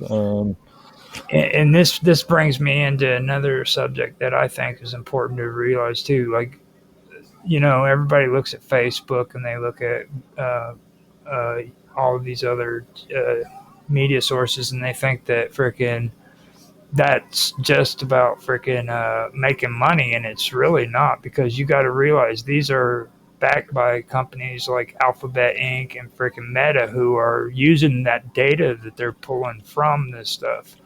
So, I mean, if you're going to do research, it's going to cost you money. You know what I mean? No matter what. So, if you're actually pulling your data straight off of platforms like YouTube or whatever it is, then you're willing to take the loss because it's actually helping you out on the research you're doing in projects like this. That's the way I'm seeing it. Yeah, it's the old principle of you produce a product, and Microsoft's a good case of this. For many years, and I think still, Microsoft has never really broke even when it came to the selling of Microsoft Windows. They've always made the profit through auxiliary software such as Microsoft Office. Mm-hmm. Using it as a guinea pig, basically. So the Meta Ray-Ban glasses were released. First version was released in 2023. So they're out there. It's just not very popular or something. I don't know. Since then, nobody talks about it. Well, But they're releasing updates and things like that. now be careful about I wanting to have share got a them. post. I have got a post on mine that dates back to something like that. That announced the merger. I'm not sure if it's merger. I can't remember the actual thing, but yeah, just talked about the two companies working together, and as you say, as far as the standard marketing thing is, people are not really. There hasn't been that much traction. Right. Yeah. I mean, it's better than the. It's more portable than the Meta Quest goggle, right? Mm-hmm. But I guess it's more tailored for travelers than gamers, right? Because gamers, they're sitting in their living room, they can just wear the Quest helmet, Well, which will probably give you more immersive Also, experience than if you're peering talking through about the tiny hole in glass. Also, if you're talking about, I was going to say, if you're going to talk about games, but this could be used in any example. If the he's frozen. He's Yes, frozen. how many computers can you think of back in the 8-bit days that sort of lost traction because there wasn't enough developers, or 8 and 16-bit days, when because not enough developers wanted to produce software on that for platform, things. right? Yeah. Well, I mean, I mean, plus you know that the coding. you mean I go back to the Amiga 500, which architecturally is very good in terms of sound and graphics, but and this, people develop chipsets, actually, Amiga is a bad example because they did have up to the sort of mistakes of 94, 95, between 87 and 94, there was a lot of traction, especially in Europe. Not so much in the US, but in North America, but in Europe especially.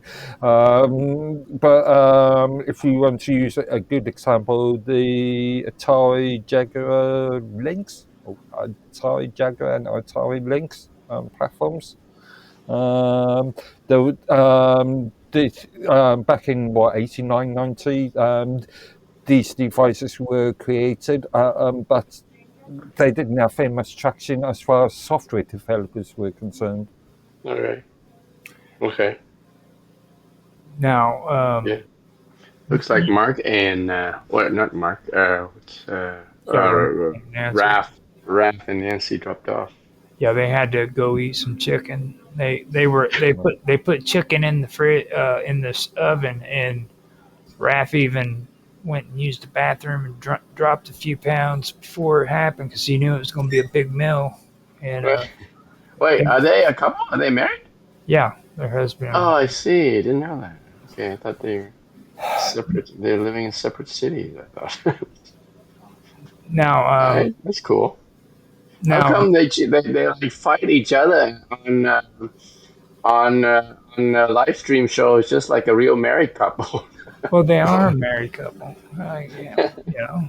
Well, I mean, you think that's bad? You should have heard the horrible stuff they were saying about me before you got in. Man, I was supposed to be getting lynched up and freaking put on a freaking flame of fire and have gasoline doused on me, and that's not fair. That's not what happened, right? So they tied you up and rolled you like a barbecue for dinner. No, I was the chicken. Actually, I was the guy. You were the chicken. Yeah, that's nice. I mean, it's good for you to be there, to be the something for them to like an enemy of my enemy is my friend kind of thing. Well, I don't So know about all that. yeah, I think you're there for what them. is, You're there to keep I think them what is It really sucks together. being the enemy of my overstating at the enemy. best. I think it's over. Yeah, You I think know, it's it really sucks being the enemy of my enemy. Okay, because because you're the one that has to be there. You know what I mean? So, Yeah.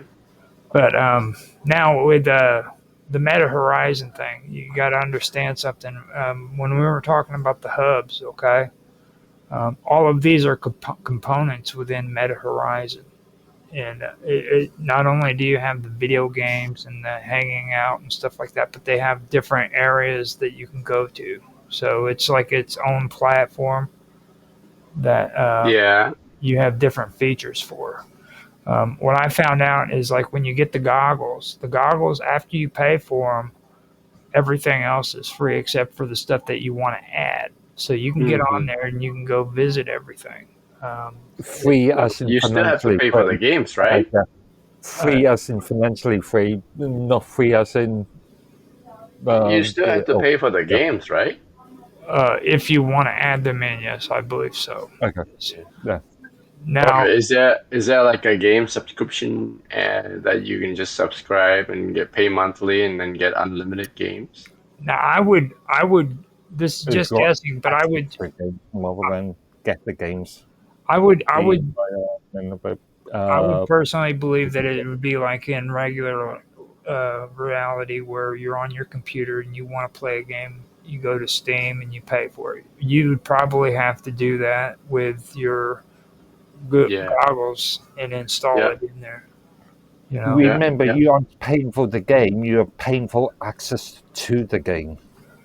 There's Yeah. a big difference there. It's like if I'm paying, um, did I buy this lighter or did I buy the access to this lighter? Obviously, I bought this physical lighter, but in as far as the games and intellectual property is concerned, you are just paying a license to access those products. Right. There's a True. it's like Yeah, there I is a mean, difference. there's a technical difference, but in terms of practicality, there's No, because how many times have we seen companies say, "Well, we are now discontinuing this service, therefore you can't have access to the functionality of said product." Now, the way it's yeah, that's the basically, thing that sucks about online games. Like in the olden days, I just buy the game and I have on right. my hand a At physical the copy moment, of it. I believe there is a court case going on with Valve, Steam, um, in relation to who owns the product. As an example, if I bought access to a product and Mm, I die, mm. can my son, my child inherit that product? Well, first of all, you don't go to Steam and say, "Look, my father's dead. Can I take over on?" Come on, dude. Seriously. You know, But if you own the product, My father's dead. Can I take over his gaming account? Roger Hanson is going to live forever, dude. Okay. In the Matrix. you Yes, all right. mortal. You know what I mean?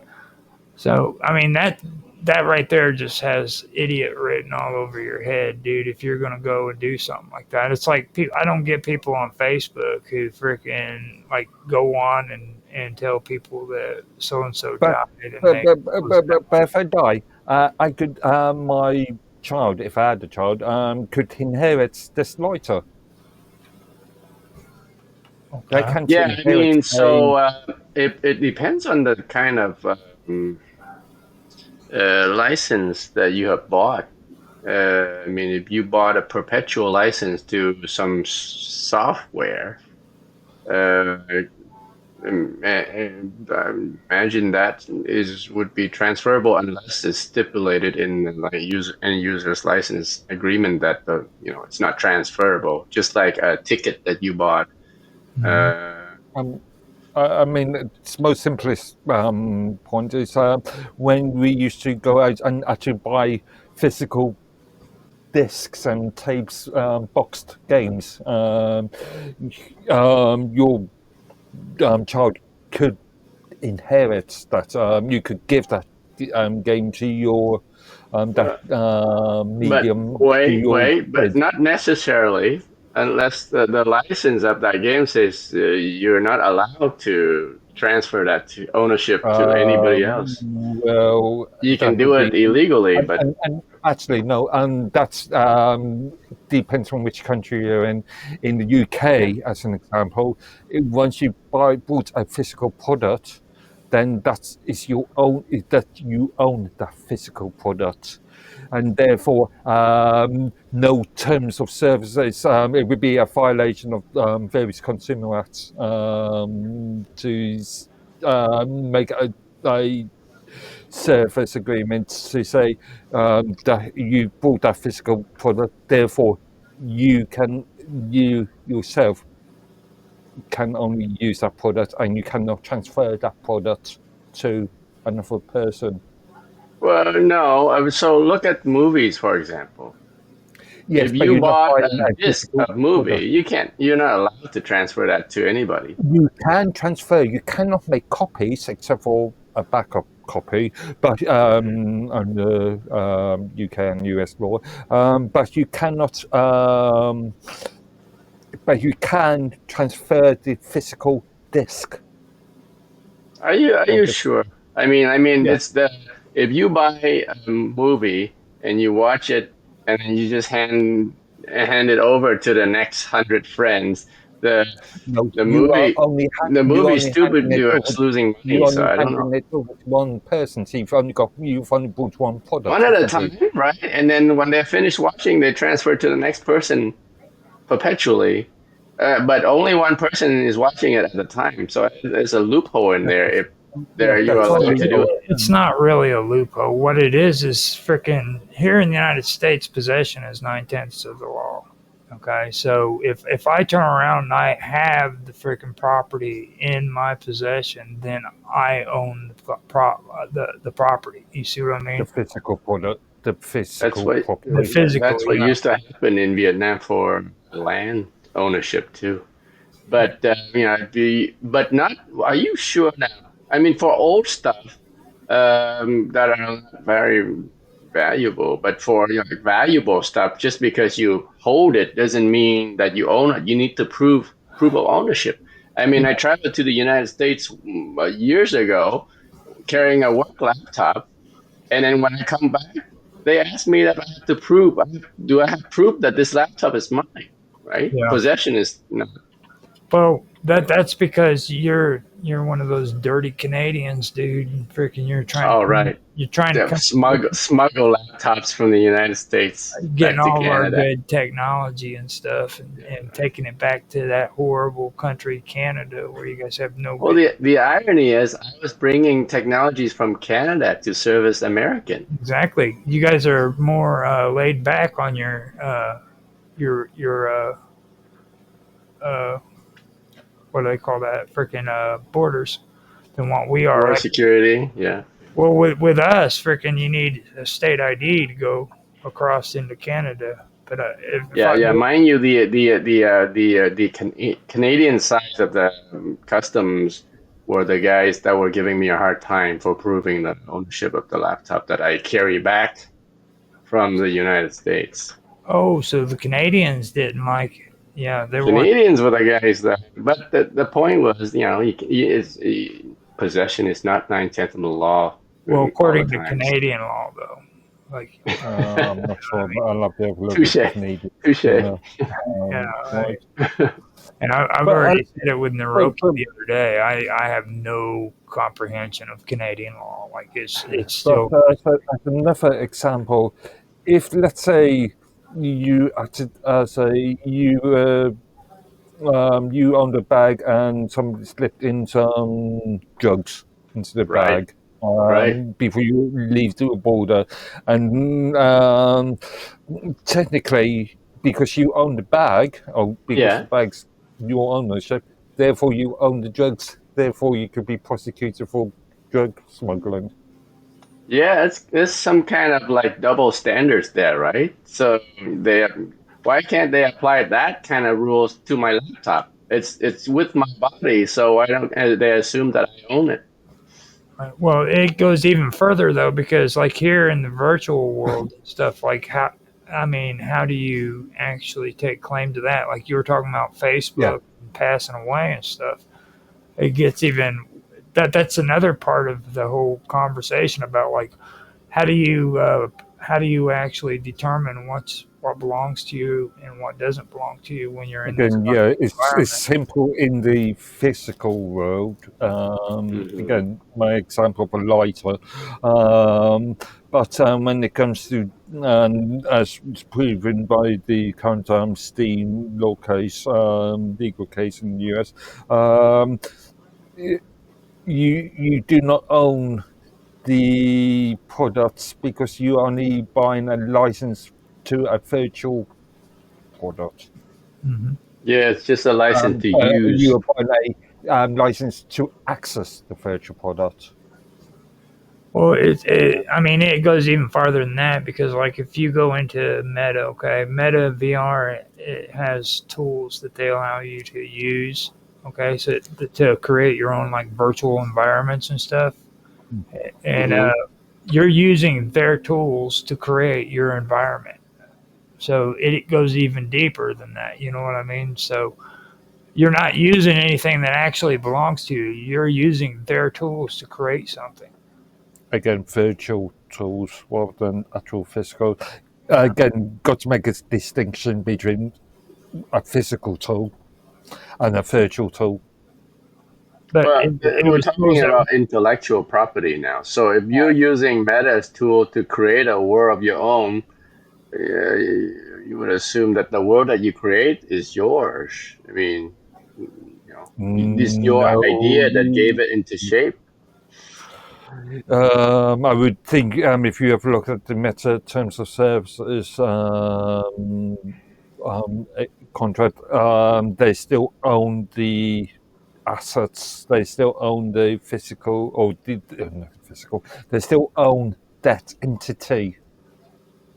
right. Yeah, that's not very nice. That's the same thing that happened to the Adobe um, Hmm. Yeah. license, isn't it? Yeah, Yeah. Same with that doesn't seem very fair. Well, see, they blindside you. They set up things like Object Creator, and you're thinking, "Oh, this is cool, man! I can go in here and I can Yeah, create something."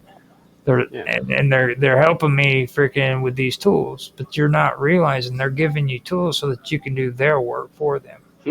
I I mentioned the California Consumer Protection Act earlier, and this is another stipulation that they created within that. They I'll be back. they defined what is selling and what is renting. So you get these companies saying, buy our latest products when you're only actually technically renting it. The California Consumer Protection Act does stipulate the difference between what is a purchase and what is a lease, what is a rent. Right. Now, also, I want to. I found the information for that. Now, there are different environments when it comes to Horizon. There's actually one called Horizon Workspace, and then there's another one called Horizon World. So you and then they do that on purpose to where freaking they have distinct names that goes with it. So Yeah, just well, it's good for marketing, isn't it? It's, also, they can provide different service agreements for um, these different products. or these similar products. Right. No, it's like with these tools, from what I'm hearing, is like they basically give you the tools to freaking create your own worlds, and then Yeah. they'll give you like shapes, you know what I mean, geometric shapes that you can form into whatever it is you want it to become. And, Yeah. so it's like there's nothing actually there that's actually original. You know what I mean? No, funnily enough, it reminds me, what was it? I think it was a company called Dolmark back in the 90s that created a tool called 3D construction kit, which was actually the basis of a couple of games back in the 90s. But yeah, this idea has been around for decades now. Yeah, no, I was messing around with VR chat with I was using Unity and Blender. First, I created the assets with Blender and then transferred them over to Unity.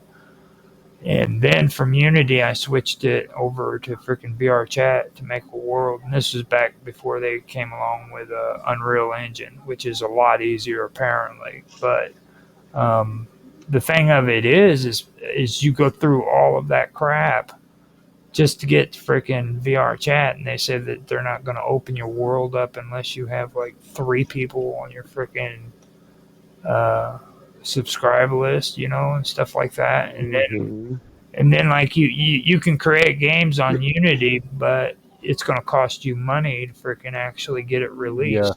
I remember me and Minds Gaming having a long discussion about Unity's end-user license agreement and how restrictive it was several years ago now.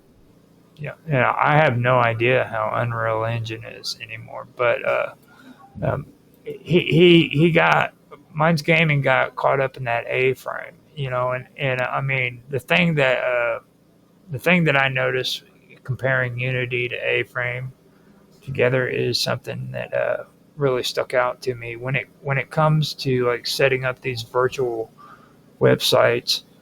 It's really garbage, to be honest with you, because like if you're actually on Blender or you're on Adobe or whatever computer graphics programs you're using, you get to use cool stuff. Like you get to create freaking your own materials. You get to, and these are real materials. Okay, you get your own textures, all of this stuff. Now, when you go into these websites and you set them up, a lot of it they won't allow you to go and use freaking these assets from Blender because, well, they will if you're really good with it. Because like on the metadata, you can set your metadata to the right way where you can get it put on there. But if you're not really good with it, you're not going to be able to do it.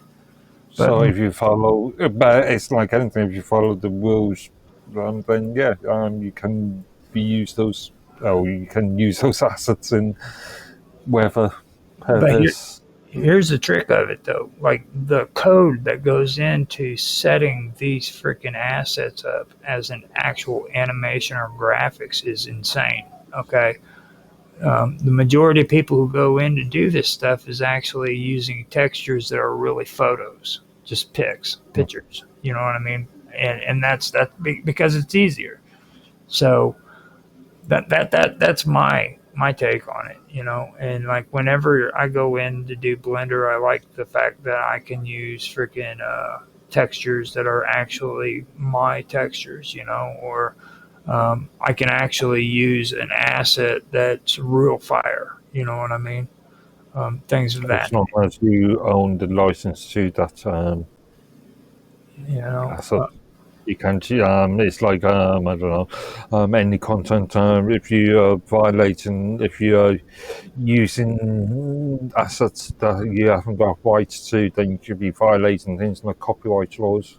No, I mean I'm creating it, and you can use them on there. But the thing of it is you have to jump through hoops to do it. You know, I mean it is really, I'm talking really insane. the script that you have to use to apply this stuff. He was using A-frame, and I mean, it was the first time I've ever had a chance to use A-frame code, and that stuff is freaking horrible. That is like the worst freaking code you could ever learn in your life. And I don't know. I've done a bit of Lisp and Fortran or Forth in the past. well, I mean, I'm not. I don't know. I'll leave that one alone. I'll just tell you, I had a really, really horrible experience from it, and then when it comes to all of that too, you have to freaking rely on code, and of course, with code, you have to make sure everything's set up for both the computer and the telephone because all these cool people are into freaking mobile phones now. You know. But yeah, that's much like websites. I've got one or two websites that look absolutely awful on mobile phones just because of the internet aspect ratios and stuff. And yeah, you've got to really just think about your intended usage. Your intended audience usage. Well, a lot of people suggest that you incorporate both of them into where freaking you're being friendly to your customer. You see, you rebel. You just a rebel, dude. Again, intended usage. But I mean, it's like that's my whole point when it comes to like creating your own environments and stuff and using custom shit to do it with because it's not what it's all made out to be. Especially when it comes to having to deal with code and then being able to do freaking dynamic freaking stuff, you know what I mean, on these platforms, it's not as easy as what they said. Like, I wanted to set up force fields for a room where you couldn't go past those parameters. You stayed within those walls, okay? And it didn't work. No matter how hard I tried, it didn't work, Actually, yeah, you showed me an example about 2-3 months ago. Actually. Yeah. It was fire example, yeah. Yeah. Mm-hmm. And that's the thing that I found out when it came to all of that.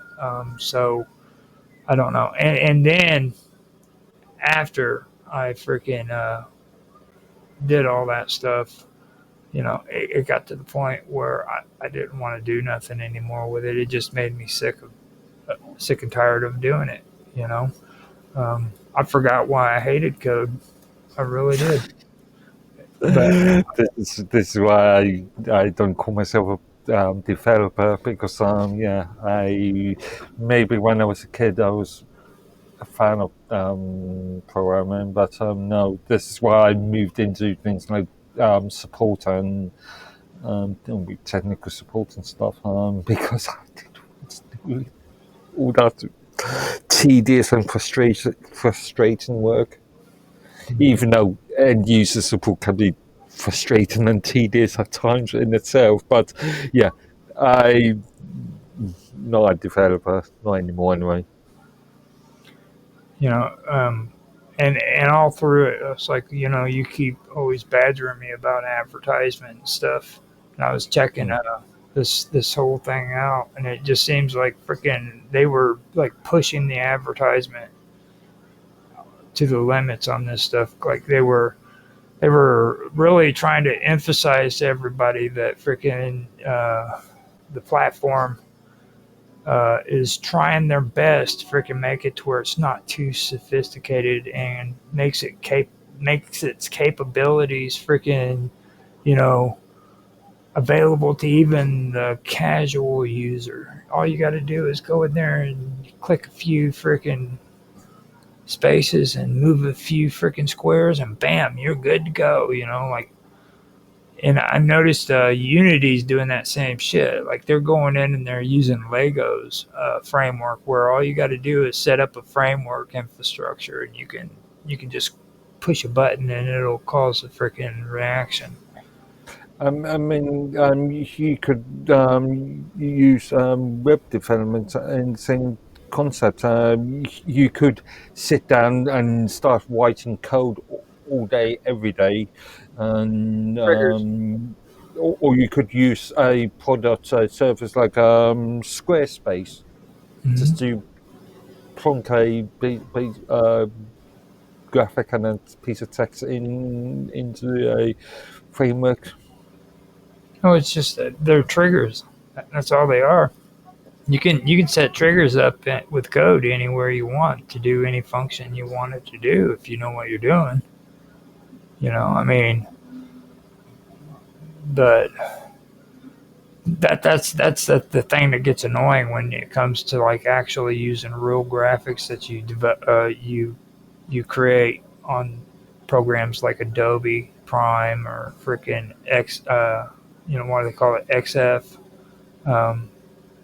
and on Blender. If you're like Mr. Robot, use AI to help you code most of the stuff these days. Oh, I do. Believe it or not, I despise it. Just don't do any of the work yourself. Just get the machine to do all the work. I mean, just do the stuff. I mean, use the AI to do this mundane stuff that has been done hundreds of times over on the internet. Wow. And leave your brain to the actual innovative stuff that you're putting into your program. Well, I don't think that Mr. Robot's really doing that, though. I think he's just like making AI do everything for him. Yeah. No. I'm giving him an example of using using AI to help. This is my major. The entire sort of this is something that we have spoken of a few times in relation to the removal of human ingenuity, the lack of creativeness. You just get a machine to do it all for you. No, I mean, you still have some human ingenuity that the machine can't do. AIs and its deep learning might be able to come up with some, can it write, can it recreate Shakespeare? Maybe it can. But that doesn't stop you from innovating. The most common use of AI that I could think of is just to make it, use its best and speed of searching to implement the stuff that has already been done thousands of times before. You don't have to come up with stuff from first principles. That's a waste of time. You come up with other stuff that hasn't been done already. Well, even the stuff that has been done, like I've been saying this, and people like minimize this, but it's really important to think about. Look at how much money Grammarly makes off of freaking people who want their freaking writing to freaking sound really good grammar-wise. You can go on these AI programs, and they will correct your grammar for you for free. Use it for stuff like that. You're saving $200 or freaking at least $200 a month on Grammarly, isn't it? Or do what I do, use a dictionary and a thesaurus. We don't associate. We don't want the too old-fashioned back to the Stone Age. Yeah, he's just like I like today. Also, all of these automated tools, sure, they might be convenient, but it removes an element of education. Sure. Limits. You need to learn with any new tools. You need some how do you call it, ramping up to learn how to use the tool well. Well, he's kind of referring to like when me and him was having a conversation about calculators, that was like the same concept. The calculator, they started allowing calculators in schools. You know what I mean? And then all of a sudden, kids aren't freaking sitting down with a piece of paper and writing math problems out. They can just go ahead and just type it in with their calculator, which Mark is okay with. Yeah, Well, they're because still not allowing you still have to have calculators an in school understanding of the exams, you know. principle. You still have to have a fundamental understanding of the Fundamental principle. basic principles. So that Yeah. the exam questions now are just about not about calculation, but testing you basic knowledge of the principles. Like the number crunching, you don't need the calculator. They will set up the questions so simple that you don't need calculators to do it. But so long as you understand the concept. They're still not allowing calculators in school exams. Right. Now, before we go on, I also want to go back over what I pulled up when it comes to the term metaverse. Okay. Yeah. Okay. It's important to clarify how the word Is it metaverse. yes? Is it trademarked by somebody? Like did Marvel trademark it? No. No. Since describing no, hold on, let me. Since it's often caused a lot of confusion, you need to really understand this. Okay, the term metaverse is broadly used to describe like a conceptual digital space made up of interconnected virtual environments, and that's it. That's all that it means. Okay. Well, let's break out the terms meta and Now, verse. now What's a virtual space? Define a virtual space. now the larger concepts, it includes a lot of different platforms that developed in like from different companies, communities, and it's Meta is one of them. Okay, so you have a lot of these different platforms and communities that refer to themselves as the metaverse. And for a good example, you have something called one called Decentral. And then I know you guys have heard of the Sandbox, right?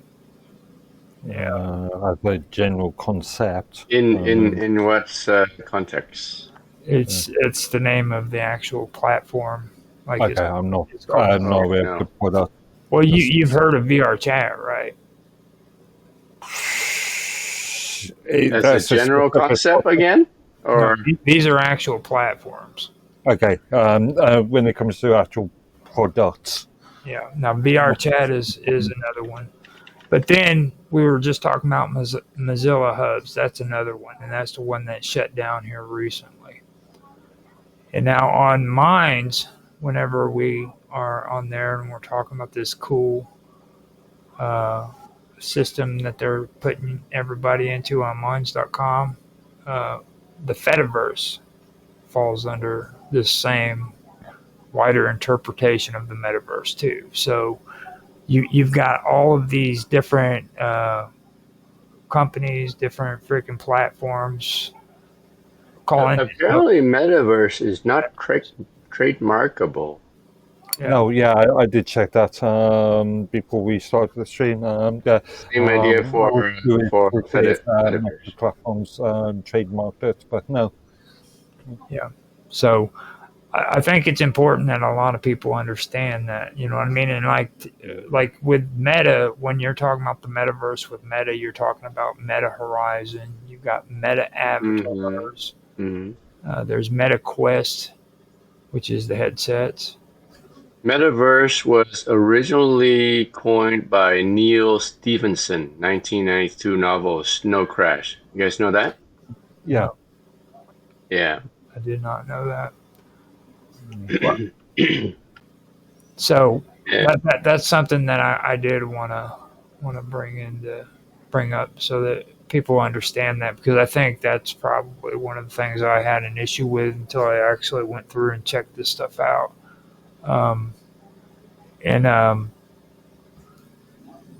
The concepts are also different too, because Yes. Yeah. like the Fediverse is decentralization. Mhm. He's okay, yeah, okay, You yeah. know what I'm Sorry, I saying? was going to say he's the metaverse It's decentralized. It's a network of cannot be trademarked because it's too generic, basically. right. The Yeah, term. Yeah. yeah, And like the Fediverse is independently operated servers, you know, Mhm. that interconnect using shared protocols and stuff like ActivityPub, the the Right. the thing that you guys are all cool about. Yeah. No, the Minds guys. Well, I mean, I heard you two kind of bragging up on it, how great it was. hardly I mean, bragging. the fact that you were able to see Rhea's Yeah, Abyss post from Minds is thanks to ActivityPub. Yeah, I know. yeah. I sold out. But I sold yeah, out. Mia was playing around with this just yesterday in relation to a post that she published to a best cafe, and I Yeah. was looking at the sort of changes and the difference between what's displayed on Minds compared to what was displayed on Abyss. Mhm. Another reason why this is important to bring up too is because like when it comes to like ActivityPub and the Fediverse, you got to understand that the Fediverse includes platforms like Mastodon. You got PeerTube. What else? Um, Meta Threads. MetaThreads. Yeah, Yep. Yep. you know, and these aren't focused on like 3D virtual worlds at all either. But they, Right. you know what I mean. But they do have like alternative kind of digital communications and stuff like that you can look at. And that's really something that I did want to bring up because at first I wanted to get into that whole virtual. What was that virtual opera or whatever the hell it was I was going to talk about last week. And then I remembered, I was like, well, especially last week when we were going through that part, I brought it up. I was like, it just dawned on me. It was like, freaking, I remember when it first came out and I watched the video of it. And I thought, yeah, that'd be cool. And eventually, freaking, I'll go and I'll freaking see what it's all about. And I never did. I think I watched the video over again, maybe 2 more times. But to be honest with you, I was never interested in that shit at all. I kept saying that I was interested in it, but I never went back to check it out. And I'm just guessing that if I'm like that, most other people freaking were the same way. Do you guys ever remember watching a video about that? Not at all. About what? I missed the last Virtual, part. those old. Remember the videos that came out about the virtual operas and or Virtual virtual opera. orchestras, the virtual orchestras. So you've got people playing instruments all over, not in a single room. You've got them all over the place. Yeah, and they're meeting together inside of this. Is that a game? No, it's a virtual orchestra where they meet together and they play music together on a virtual world. I haven't heard about that, but that sounds interesting. Who started that? That was supposedly supposed to be Meta, Facebook, all them. Not sure. Virtual orchestra. Uh,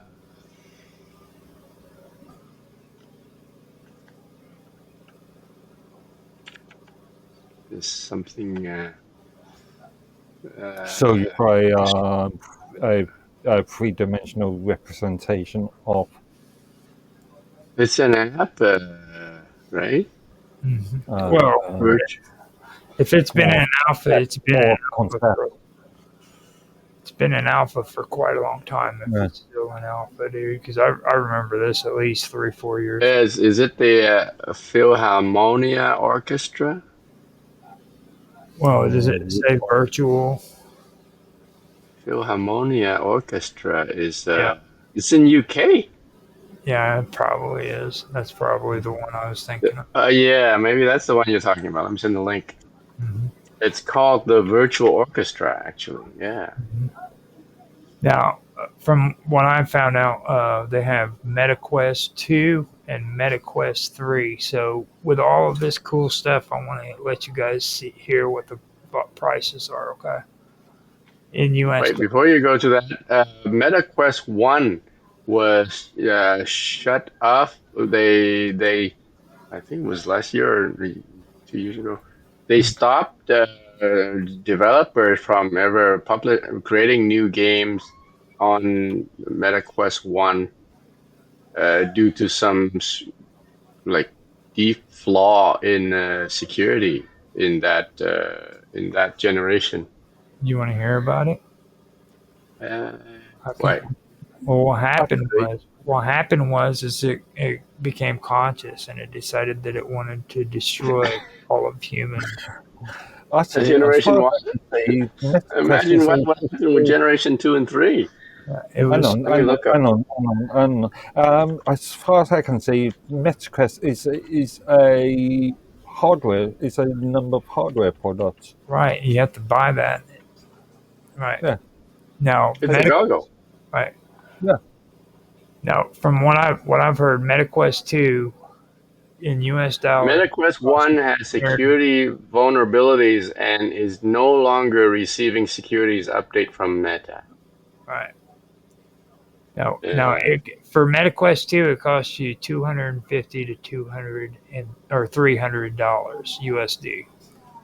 Okay. Now, wait a minute. Wait. MetaQuest 2? Okay. It's like 2 years a year ago. It's like 500, or maybe it's American. Now, MetaQuest 3 is $500 to $650, and that one is the one that is autonomous, where you don't need a computer to hook it into. Right. Yep. Okay.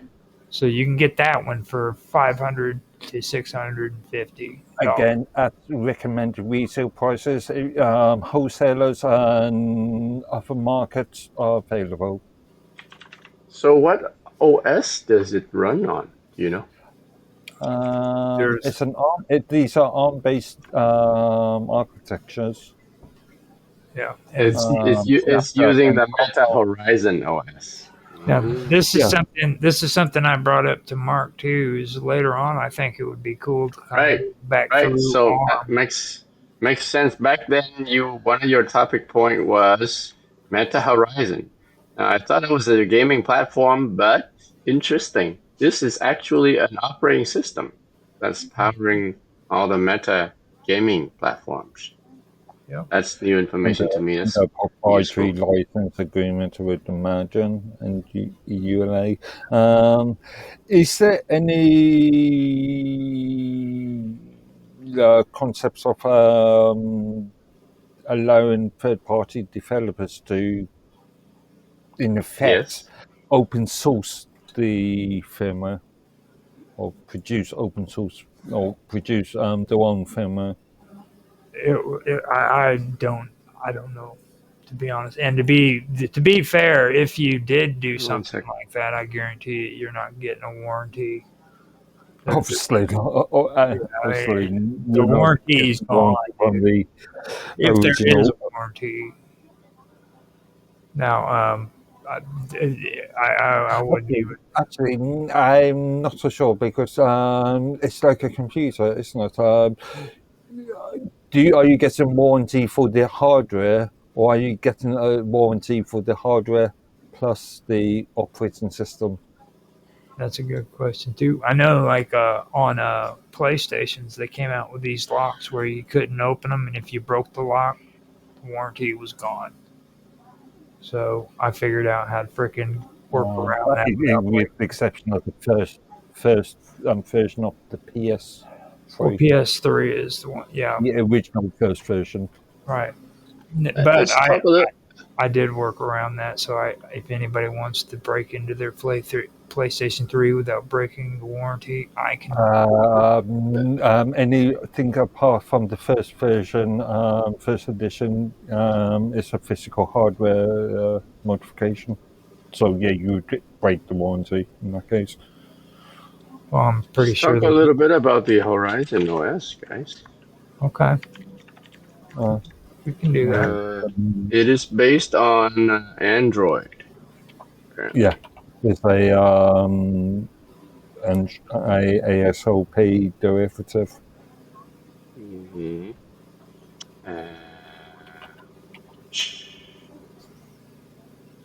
Okay. So it's open source, right? No, because if I remember rightly, the Android project is under either an MIT BSD or a Apache license. Can't remember specifically, but hence the ability to actually produce commercial versions of that product. It's Yeah. not an AG. It's not a GNU GPL. Yeah, no, it's close source. So it's open It's source space. Copyright. It's not copyleft. Open source. it's based. Well, it's using Android, which is open source, but it has a bunch of libraries that are proprietary. So Yeah.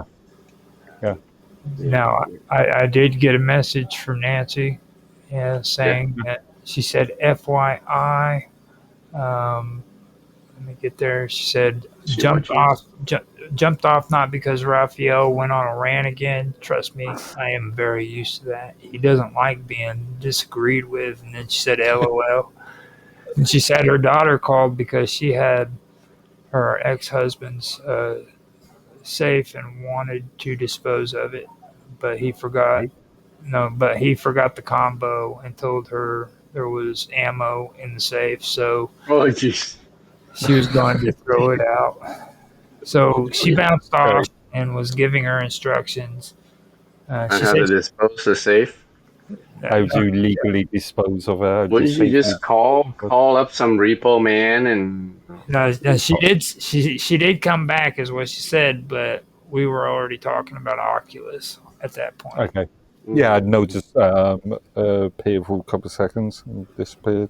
Like, that's what I'm saying, people don't realize how freaking cool we are, dude. Like, we have freaking people on here that are disposing of safes and shit, you know what I mean? Yeah, and cybersecurity experts. Right, So, that's...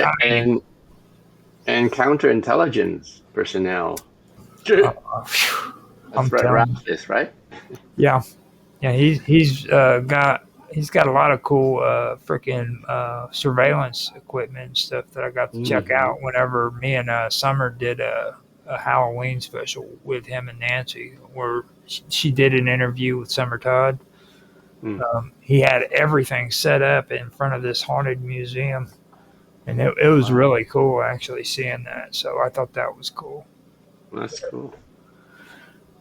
Okay, so now. Okay.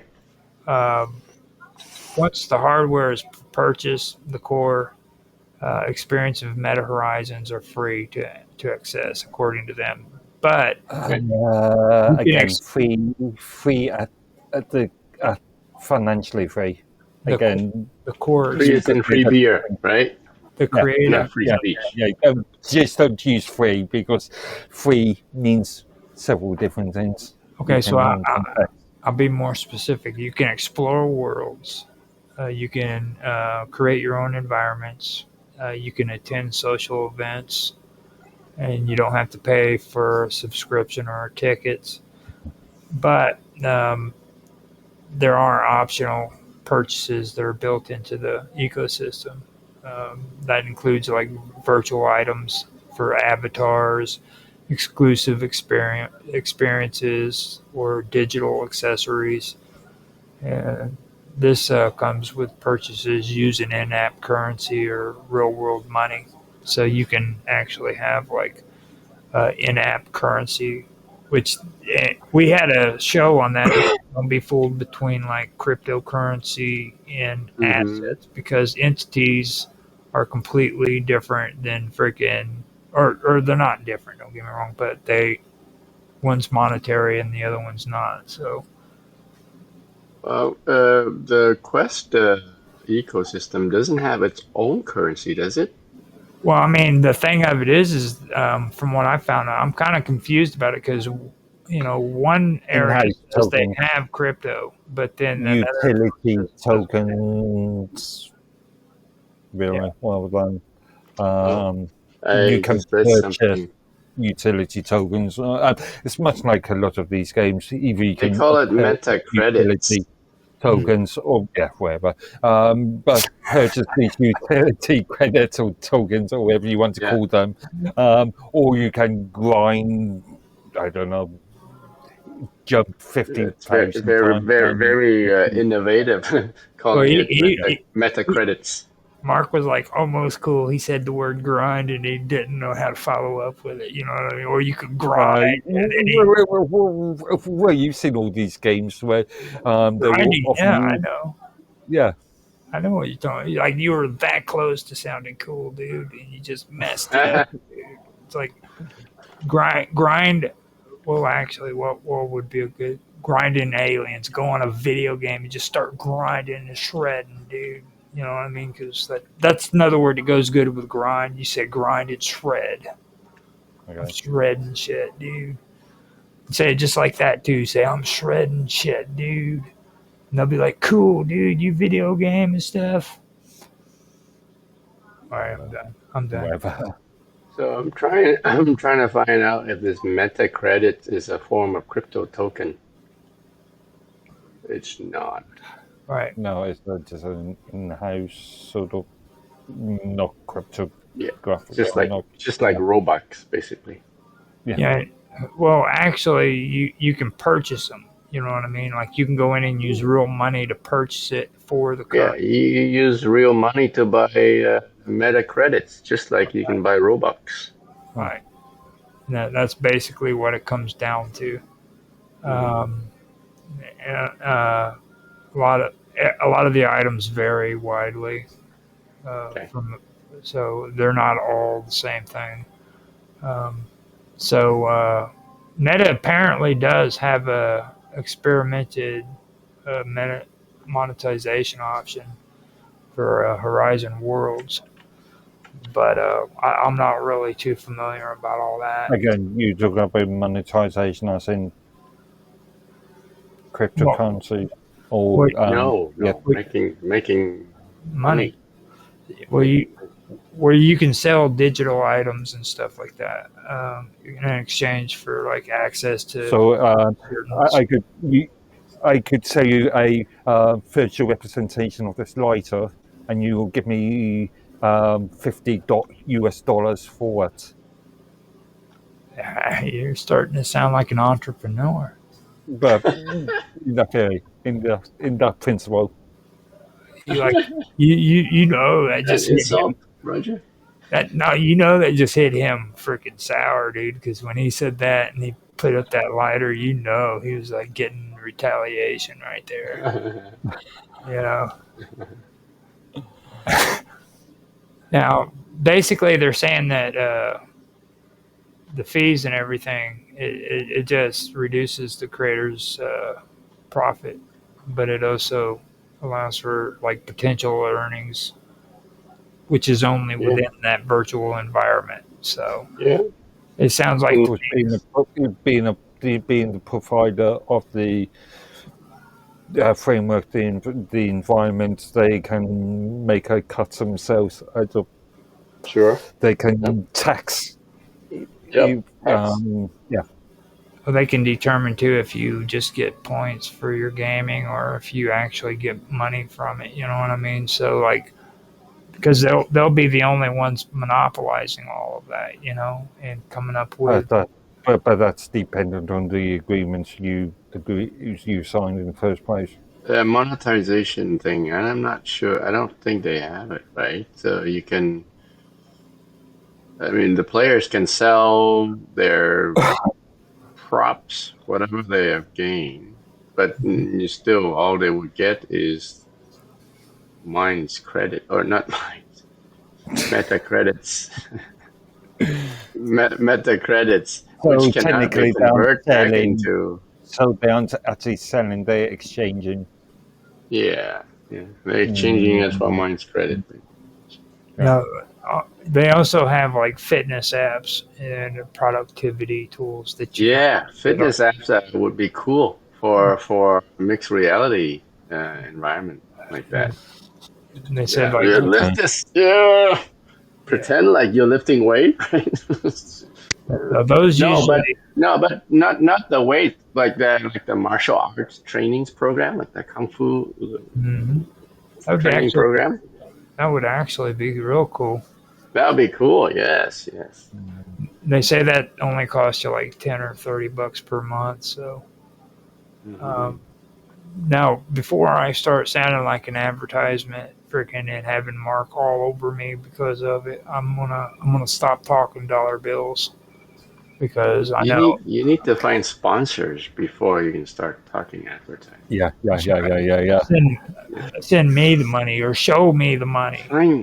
Find sponsors. Okay. By the way, it's good segue. Anybody out there looking to Roger Hanson to showcase your product on his live streams? Please reach out to Roger Hanson's at mine.com. I, NordVPN, Raid Shadow Legends, Yes, yes. VPN vendors. Yes, yes. uh, Just Eats, yeah. okay, so while the base costs for to enter Meta's version of the metaverse is primarily tied to the price of VR headsets, additional expenses do arise through like optional digital purchases of content creation tools and subscription services. Now, for casual users, it's possible to engage with the technology at relatively low outgoing costs after the initial hardware investment. However, for those looking to build, monetize, or deeply integrate into the ecosystem, the financial commitment can grow depending on individual goals and usage. So that's what I wanted to finish that off with and be done with it. No more advertising. No, no. Sponsored Well, now, by. what kind of content creator program could be tied to the MetaQuest? Well, see, if Mr. Robot was actually in here, which he's been in here for like the last 2, 3 weeks, but one night he's not in here, he could tell you because he's been doing something along these lines. Um, but he, uh, I can't remember exactly what it was. It had something to do with coding, didn't it, Mark? No, Well, let me share this. I found something. MetaQuest for creators, right? You can build immersive videos on your for your blog or your site. Yeah. I will be right back. I gotta run to the bathroom real quick. All I right. was just thinking the I'm same just gonna go thing. Um, immersive oh, media. So, I mean, yeah, it could apply to content creators, right? Instead of just creating normal videos, you could be creating immersive videos that get interactions from your viewers, which would be kind of cool. Like, just imagine you're going to the jungle in Africa, right? And then you're recording this immersive video, and then everybody, your subscribers or watch viewers can actually interact with your environment okay. Yeah. and and explore different things based on their own taste. So that's kind of cool. Yeah. I can see the concept. Yeah, yeah. I suppose this could be pushed out for other product purposes. I mean, I'm thinking creating, I don't know, a game based on an environment, then selling access to that game. Or, Yeah, yeah. Mm-hmm. I'm not sharing, am I? Jeez. when, I thought I was. reason.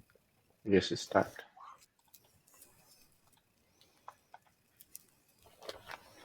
There. Let me see if it's showing up on the stream.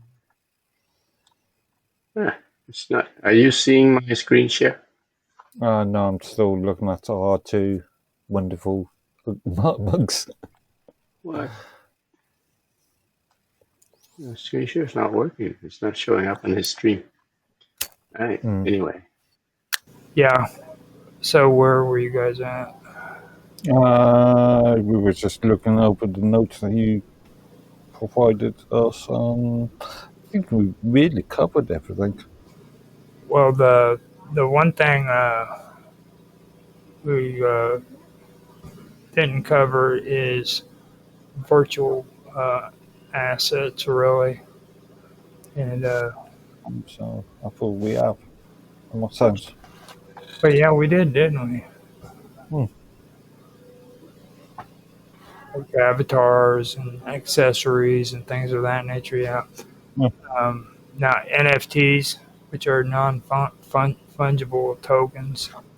Yeah, we should have went over that. Yeah. Now, and here the one thing we didn't cover was it's a crypto-based virtual land, which is actual like a world you go into, and it's virtual land. So it's basically on a blockchain, and it gives you the full control over it. Okay. And it's supposed to be independent of any single platform. So that means it's real ownership.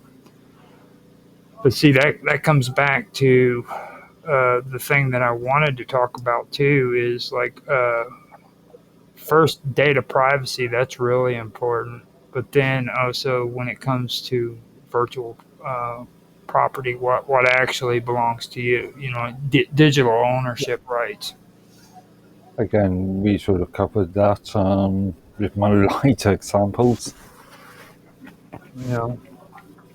Well, I mean, when you look at it,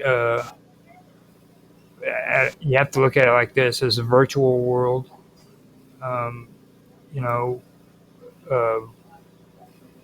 So you said it's independent of any framework. So why is there a binary file? that's a good question, actually. If it is, It's an executable of some description. yeah. Well, it says that it is dependent from the rest of the server and everything, and it's actually yours. It's supposed to be decentraland, I guess it is. So you could take it offline and create your own. Yeah. Well, you could take like how I mentioned the sandbox in Decentraland. Yeah, you can use it to host events and stuff and everything, and use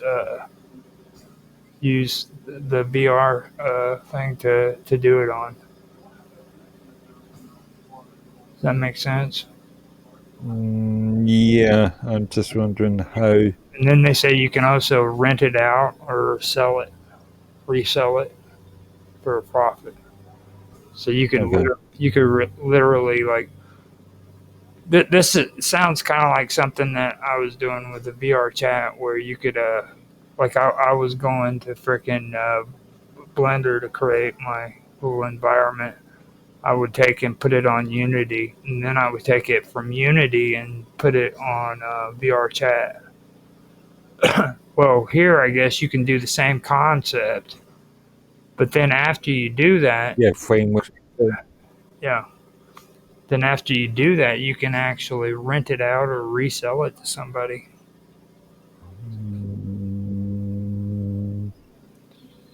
So you own the actual entire environment. You own the entire product. Yeah. Okay.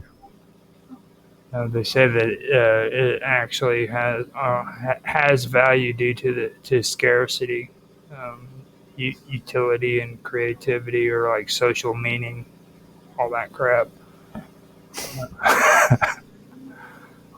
Like, and this also applies to avatars and outfits you put onto them too. So that's basically it. No. Mm. Yeah, I'm not really seeing much of anything else that would be now with like with this. What do you guys think? You think this is going to be a big issue when it comes to like data collection, especially knowing how Facebook is? Again, terms and conditions apply, You know, like anything. and I do want to also point out too that they're doing that whole thing where they're watching people, making sure they behave appropriately. So you don't have control over any of that. They will still freaking ban you if you say the inappropriate words or go against their terms and services and stuff. Always read the terms. You still there? You agree? Yeah. Always agree to the contracts before you agree to. Always read the contracts before you agree to anything. Yeah. And that's a good life lesson for everything. Now the thing too that gets me is like don't only just think about like freaking that in those terms, like especially when it comes to these advertisers. Freaking Facebook is a real advertisement whore. You know what I mean? They freaking sell themselves to advertisers like nothing. So that data is going to be collected and it's going to be shipped to advertisers. So when you're on there, potentially depends on individual contracts. I mean, if you see a statement on the contract saying your information could be shared with third-party partners, then expect that data to be shared. well, they're also talking about like Meta and similar companies can potentially gather far more granular and sensitive information than ever before, such as body movements, eye tracking, voice analysis, biometric data, facial expressions, and even neurological signals over time. So this goes back to the old days of DARPA, where they're using, well, everybody knows Facebook has been known for social experiments, so I don't see that as any kind of mystery. You know what I mean? That's actually something that they've practiced for quite a long time, to be honest.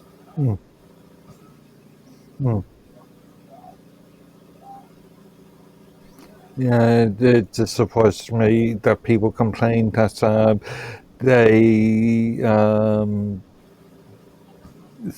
the data is being misused. Well, they don't actually read and understand their own contracts. Well, I mean, you don't want them to like be gathering stuff that, you know, If you agree to it, then expect it. manipulate behavior, predict choices, sell targeted ads, or even influence political or psychological outcomes.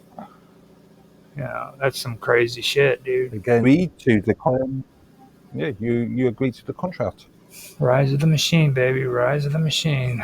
The Terminator's gonna come in. He's gonna come. He's gonna take over, and that's all there is to it. You know what I mean? Caveat emptor. Nobody is forced to use any service.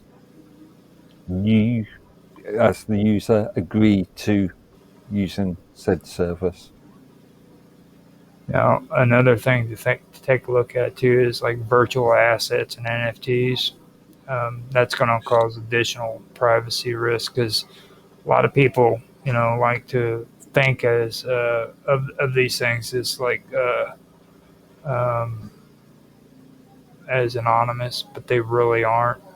But yeah, it's like I think Nancy said earlier.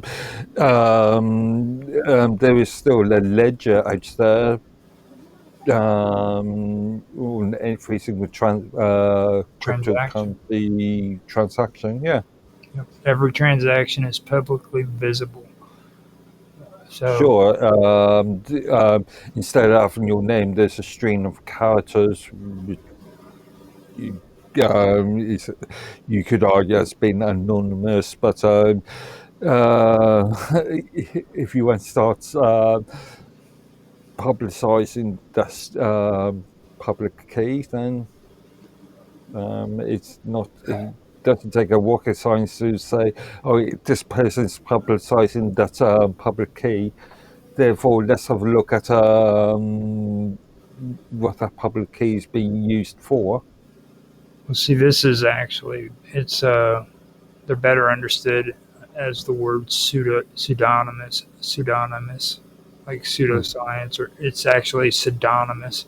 That's the term that's being used because, like, with every transaction that you do that's publicly visible, it makes over time it creates patterns of ownership and behavior, and eventually that can be linked in like the real world for like real world identities.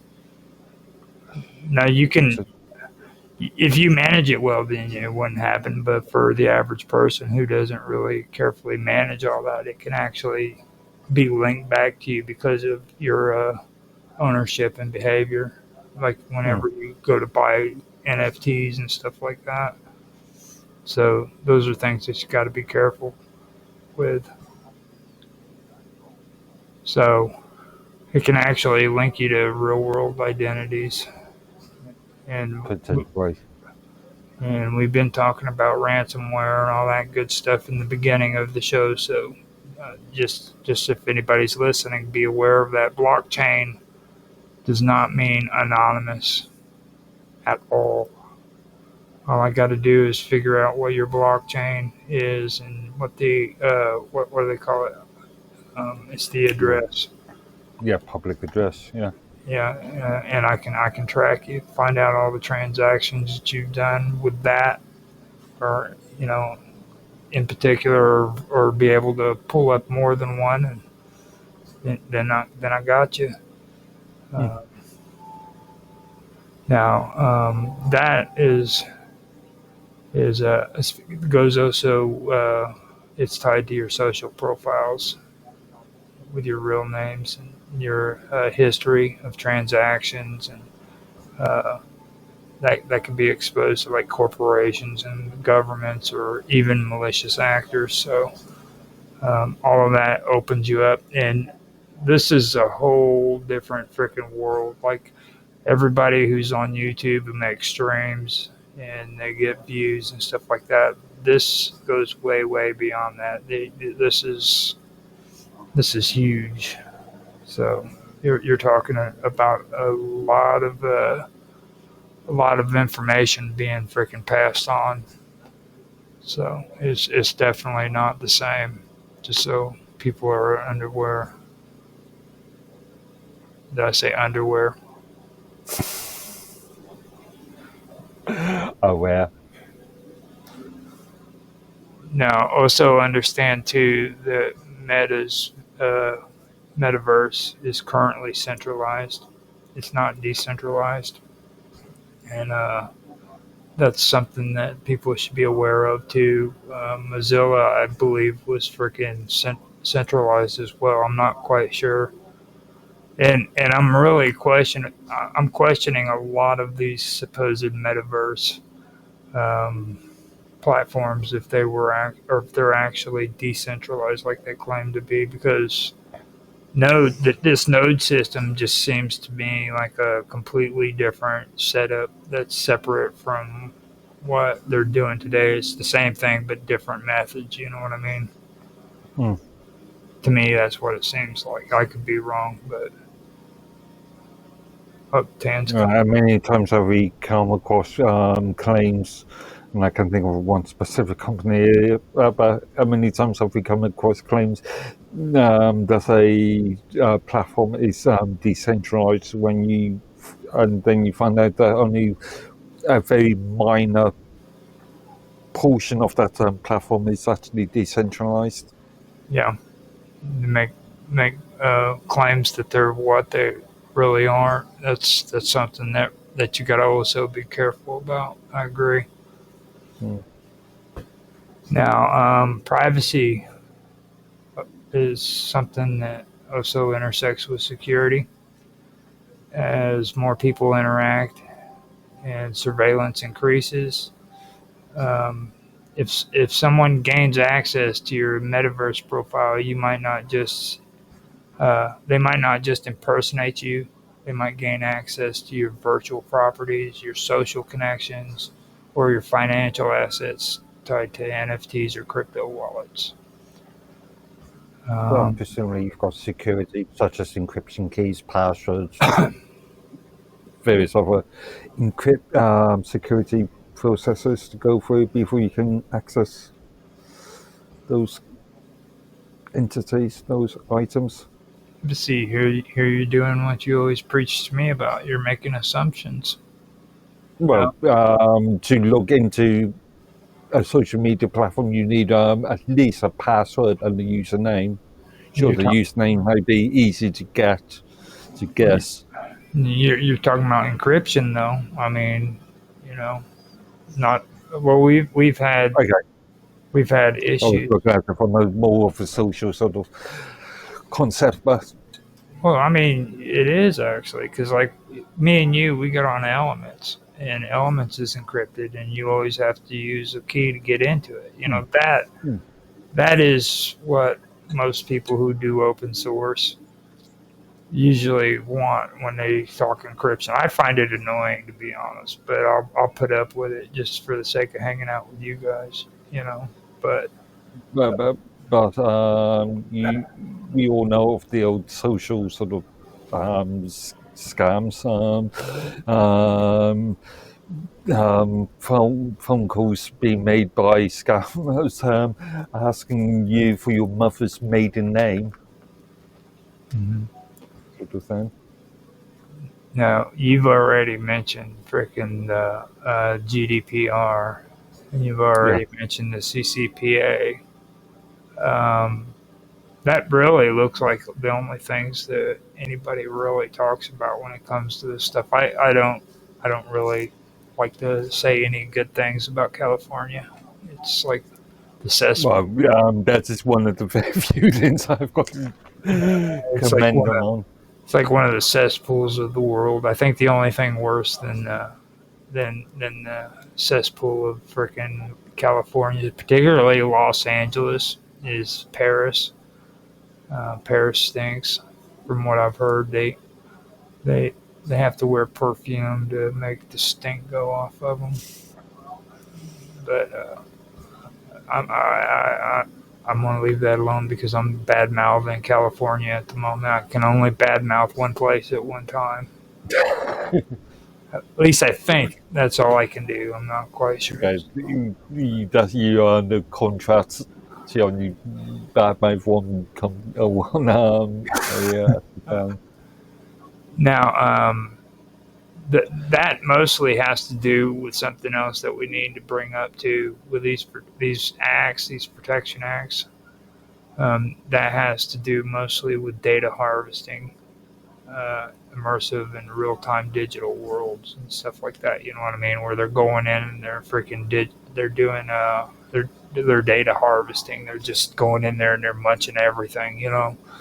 So that's another thing we didn't discuss tonight either, about data harvesting. So that's something I figured I should put out right there. I think. You guys didn't talk about data harvesting, did you? In what context? Well, like harvesting a crop. They're going in and they're just harvesting up all the data they can get. But again, if you agree to a contract that allows for that sort of, then you've agreed to the contract. So you think it's okay to data harvest? Is that what you're saying? Users agree to a contract. You're just a horrible, horrible Englishman, dude. Like, you just... Right. Again, cafe attempt or? Tan, what do you think about this? Are you there? He's there. It's just he's muted. I need his take on this. It's like you just. I mean, if you go into meta platform platforms, and they said they can share the data between the platforms, or if you, let's say, you've got a Google account and you've agreed to having your, I don't know, Gmail emails being analysed, and your shopping habits being analysed, and your search results being analysed. You've agreed to that contract. Well, the thing of it is like if you feel that you're being constantly watched or analyzed, monetized without consent. But you have consented in this case. Yeah, it could stifle creativity. Well, yes, potentially, but in a lot of cases, users do agree to do consent. Yeah, and the thing about it is like eventually people are just going to get tired of that platform and walk away from it. Hopefully, let's put our people still are happy to put their contact, the phone book, phone address book, and Canada on services such as Google, or Apple's iCloud frameworks. People are more than happy to have the convenience of having their data. Well, for me, since you're frozen up again, I'm just gonna say this. I find it kind of coincidental that they're coming out with these virtual worlds like this, and then like before we were talking about 5G and like the practical uses of 5G when it comes to like street lights and everything, and then we talked about like virtual cities, or not virtual, smart cities, which is two separate technologies, don't get me wrong, but I find it kind of interesting that they're gathering data on these platforms, and then they're making plans to create these smart cities, you know. Actually, I don't think Apple or Google Meta platforms are creating smart cities. I guarantee you they're getting the data for somebody, or they're using it. They're using it in their virtual worlds. One of the two, to where they can freaking test it out. You know what I mean? Because it really is odd how they're trying to really push like these freaking meters, the 5G meters with the internet. Some of them are actually actually called smart meters, which is really strange. But you know, I do find it odd that they're doing that, and they're wanting to do like with sewage and water departments. They're wanting to use freaking that kind of technology that way, and now it seems to be a big issue that they're really wanting to look. Yeah, but remember, your electricity company is just an electricity company that's providing you the provisions of supplying you with electricity. They've got no interest in giving that data to a water supplier. No, they're giving it to freaking Meta so they can run freaking tests with the data to see how freaking it works out. Again, patterns on stop signs to show when freaking you solve traffic issues with a congested area, things of that nature. You know what I mean? yeah, but they aren't giving Meta or Google or whoever your own identity. I would almost bet that this stuff is going on, to be honest. Again, read the terms of service of read the contract of any of your providers. Do you really think Zuckerberg is going to put that kind of information in the terms of service? I mean, Europe is a legal requirement. Yeah, you can share data if we've got no contractual obligation to share that data. Okay, hold up. This is a good thing to bring up too, because you would probably know how many times has Zuckerberg gone before the EU to testify that you know of? Off the top of my head, a few times. If I do any research, I would be able to say, and I wouldn't be able to tell you for what reasons. I'd have to. I bet you know. You just don't want to tell me. I would have to do. Well, I'm not walking encyclopedia. I would have to. Don't you lie to me, dude. Don't you lie to me. You are a walking encyclopedia. I would have to. Yeah. Now, I don't know. I mean, to be honest with you, I think we've actually covered the freaking. We've covered the ownership stuff pretty well. Now, this whole thing about monopolization. Let me just go ahead and read this, and if you get a take, or if you want to do a take on it, you can. I don't know if Tan's still there or not, but he can do his comment, because this is one of the important ones that I think would be kind of cool to go through. It really is important, but it's a kind of a long read, so be patient with me.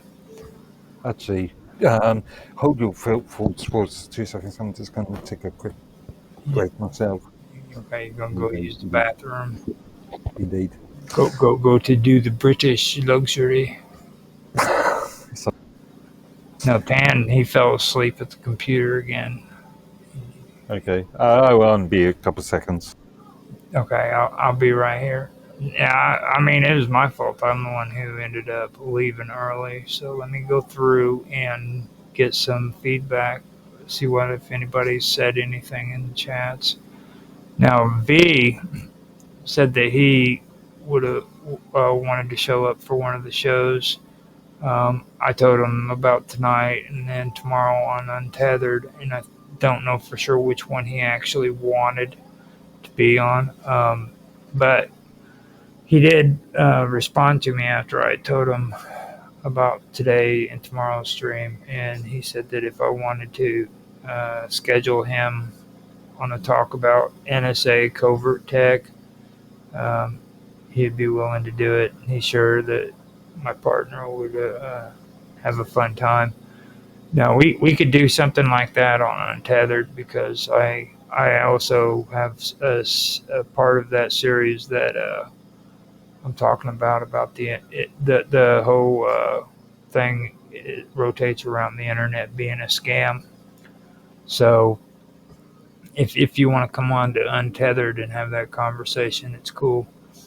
It's like tonight I had to turn YouTube off because old Raph, he was a rebel man. Him and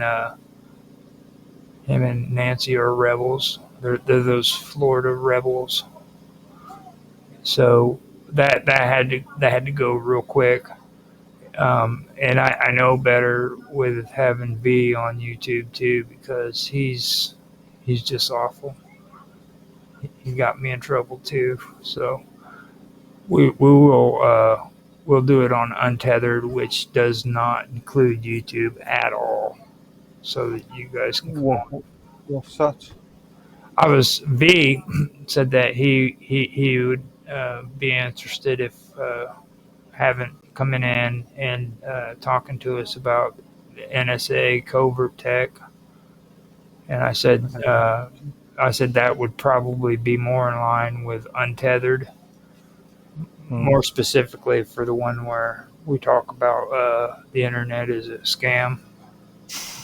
So I think maybe that would be a good time to have them on and have a conversation about that. And Sure.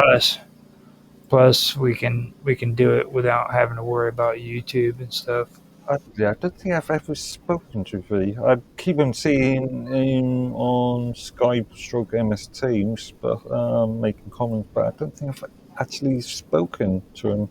Oh, V is a wild man, dude. Right. Freaking V is a wild man. I don't know what the whole status is with him and Angel and Naroki and stuff. I know that they're going through their rebellious stages and stuff. So they're like in the middle of a freaking war. I don't know what's Right. going on there, but this happens like once every 6 months. So they you know how it is with PSEC, with Dave and all them. They're crazy. I know they mentioned something about they've trying to catch up on editing or something earlier. Yeah. Mm. So since you're here, Tan, this is the one I do want to cover. If you want to have a conversation about it, let you at least hear it. Let me actually come back on, and yeah, You were saying for 2 seconds and he said he's still having mic issues. Okay. But let me go ahead and read this. Hopefully he can get that resolved. But here it is. Monopolization in the context of digital ownership, virtual worlds, and the metaverse is an issue of increasing concern as the power as the power of large tech companies continue to grow. Monopolization occurs when a single entity or a small group of entities gain control over a significant portion of the market, eliminating competition and stifling innovation. In the digital and virtual space, monopolization can manifest in several ways, especially as platforms like Meta, formerly Facebook, and other creative closed ecosystems in which users are dependent on the company for access to vital spaces, digital access, and services. There it is. I can hear him now. Can you hear me? Yeah. Actually, I've got an argument against that already. Now let me finish here. Okay, carry on. I'm come back to you. On the primary risks of monopolization in the metaverse is that a single company could gain control over all or most of the digital infrastructure, limiting user freedom and competition. For instance, if a dominant player controls the virtual reality hardware, the software ecosystem, and the virtual goods markets, users might have no alternative but to participate within that ecosystem. This would effectively create a walled garden where users are locked into a platform that controls their digital experience, ownership rights, and even the content they can access or create. This level of control can have far-reaching implications for both consumers and creators. The dominance of large platforms also raises concerns about data privacy and surveillance. Companies with monopolist power can collect vast amounts of personal data across various services, potentially exploiting this information for profit without adequate transparency or user consent. This level of control can create an environment where users have limited agency over their data and may face significant risks if their information is used for targeting, targeted manipulation, advertising, or other purposes that are not in their best interest. Another aspect of monopolization is in the metaverse is the potential for market manipulation and price control. If a single company controls the creation, distribution, and sale of virtual assets, they can set prices artificially high, control the supply of goods, and restrict access to certain virtual environments or experiences. This would undermine the idea of free and open marketplace where users can freely trade, create, and sell virtual goods. In addition to limiting user freedom, monopolization could stifle innovation within the virtual space. If one company has a near complete hold on the metaverse, it can suppress new ideas, technologies, or platforms that compete with its products. Smaller developers, creators, and entrepreneurs may find it difficult to enter the market as they would have to compete against a dominant player with vastly more resources. This could lead to a lack of diversity in digital experiences, as only the idea and projects of the dominant company would have the funding and support to thrive. Furthermore, monopolization in the context of blockchain and decentralized assets is a paradox that needs to be carefully examined. The promise of decentralized platforms and NFTs is to create a system where users can truly own their assets, independent of large corporations. However, in practice, we see some major companies attempting to consolidate power in the blockchain space. For instance, large platforms or corporations may create their own proprietary NFT marketplace or virtual worlds that limit the use of transferability of assets across different platforms. In such cases, the decentralization promised by blockchain can be undermined by companies that have the power to impose their own rules, thereby creating monopolist dynamics within a supposed open and decentralized environment. Regulatory bodies will eventually need to intervene to address monopolistic practices in the metaverse and digital asset space. Governments and lawmakers will likely have to create new laws and regulations to ensure that the digital economy remains open and competitive, encouraging innovation and protecting users' rights. This might involve enforcing antitrust laws, breaking up monopolistic conglomerates, and creating fair frameworks for digital ownership, asset creation, and data usage. So I'm going to stop it there because Where are you reading from, Roger? this is the notes that I pulled together on this whole thing with monopolization when it comes to, well, actually, from a lot of this has to do with just more than Meta and their VR. Yeah, I was going to say you're framing it in the concept of the virtual environment, but this could be expanded upon for other products as well. Well, it's talking about the metaverse. Yeah, I was just thinking the situation in the Apple ecosystem where you buy an Apple device and then you are restricted to the what Apple approves on their Play Store, on their package management store, and you can only use applications, so services that Apple approves of. Right. Well, I mean, even when you look at like what I've been bitching to YouTube about with YouTube and all of these platforms with streaming, and they've basically done the same thing. Like they've got. I disagree.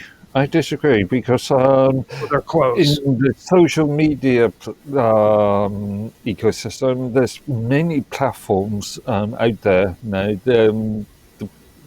Over the last 20 odd years, we've seen a significant increase in different platforms. And as far as I know, I've not come across any platform that has a sort of what's the word I'm looking for? You can only distribute via their platform. One of those clauses. Can't think of the word. I can't read your mind. I'm sorry. Sort of anti-competitive platform, anti-competitive terms of service. Editor, anti-competitive. There's a better word for this, this, as a point, this stream is going out on how many different platforms? Right, exactly. But okay, behind the scenes, okay.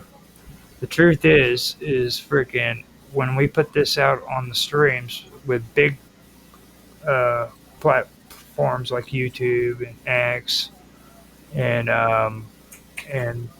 Instagram, which Instagram doesn't do videos, but let's just use that as an example. If you're doing like a pick or something, okay. The amount of people that they have on their platform is insane. Like the competition with people who are creating content is just insane as it is. You know what I mean? And these people have a monopoly over it because of the size of the platform and the amount of people. But they haven't got a monopoly because you can diverse into multiple different platforms. I mean, I always use the bums on seats argument from you. I love using that term.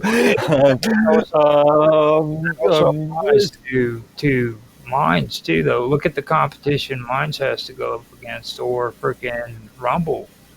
I mean, look at the competition. How can you compete? Which they're doing a good job. Don't get me wrong. I think they really are doing a good job at competing with them. But I guarantee you, it's hard because freaking you have YouTube, you have X, formerly Twitch. You got all of these huge freaking platforms that are, way, way bigger. So, I mean, that's my take on it.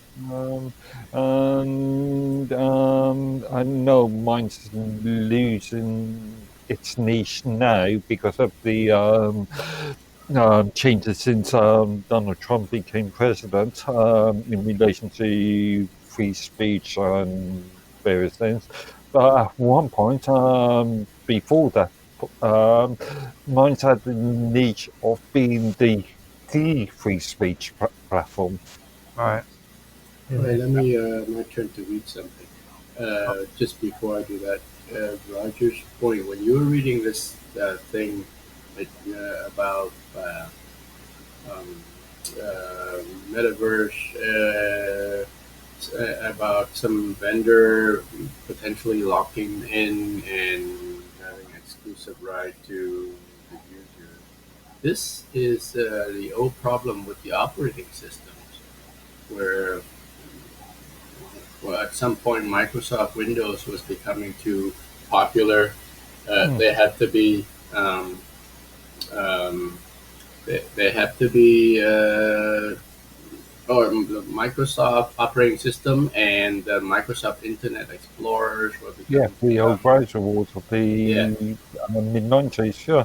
Yeah, they had to be split up to avoid antitrust issues or anti-competition issues. So with the metaverse or mixed reality gaming platform, I don't think it has gotten to that point of popularity to be able to be of a concern. But at some point, eventually, they're going to reach there. And then we'll run into the similar kind of issues that Microsoft. I mean, the recent judgment, within the last couple He's fading out again. He keeps moving too much. Like Probably. The judgments in relation to Google, which I've yet to review. The Stadia thing, you mean? yeah, and just so we can point it out too, because I love doing this. That is going to be on again with Untethered tomorrow, where we get rowdy. Okay, you think we talk like tonight was cool, okay, because we had Nancy and Raph in here, and they were talking about freaking breaking into safes and shit. Right. So, all right. So back to this article I found. Okay. On getting rowdy.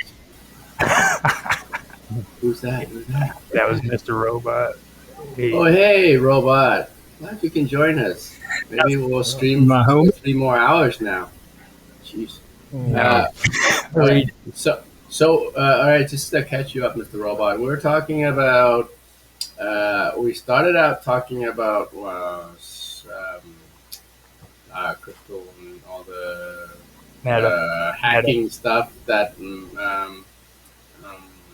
Raph and his cohort, what's his name, Nancy, was talking about, and then about potentially hacking government sites and stuff like that. That I thought if you had joined earlier, you would totally fit into that conversation. Yeah, you. Yeah, sorry, man. I got into some coding and I just forgot. But then we moved on to talking about Meta, the Meta Inc. and its mixed reality goggles, and in general the term metaverse. And up until now, we thought that this metaverse thing was an invention of Meta, the Facebook company, right?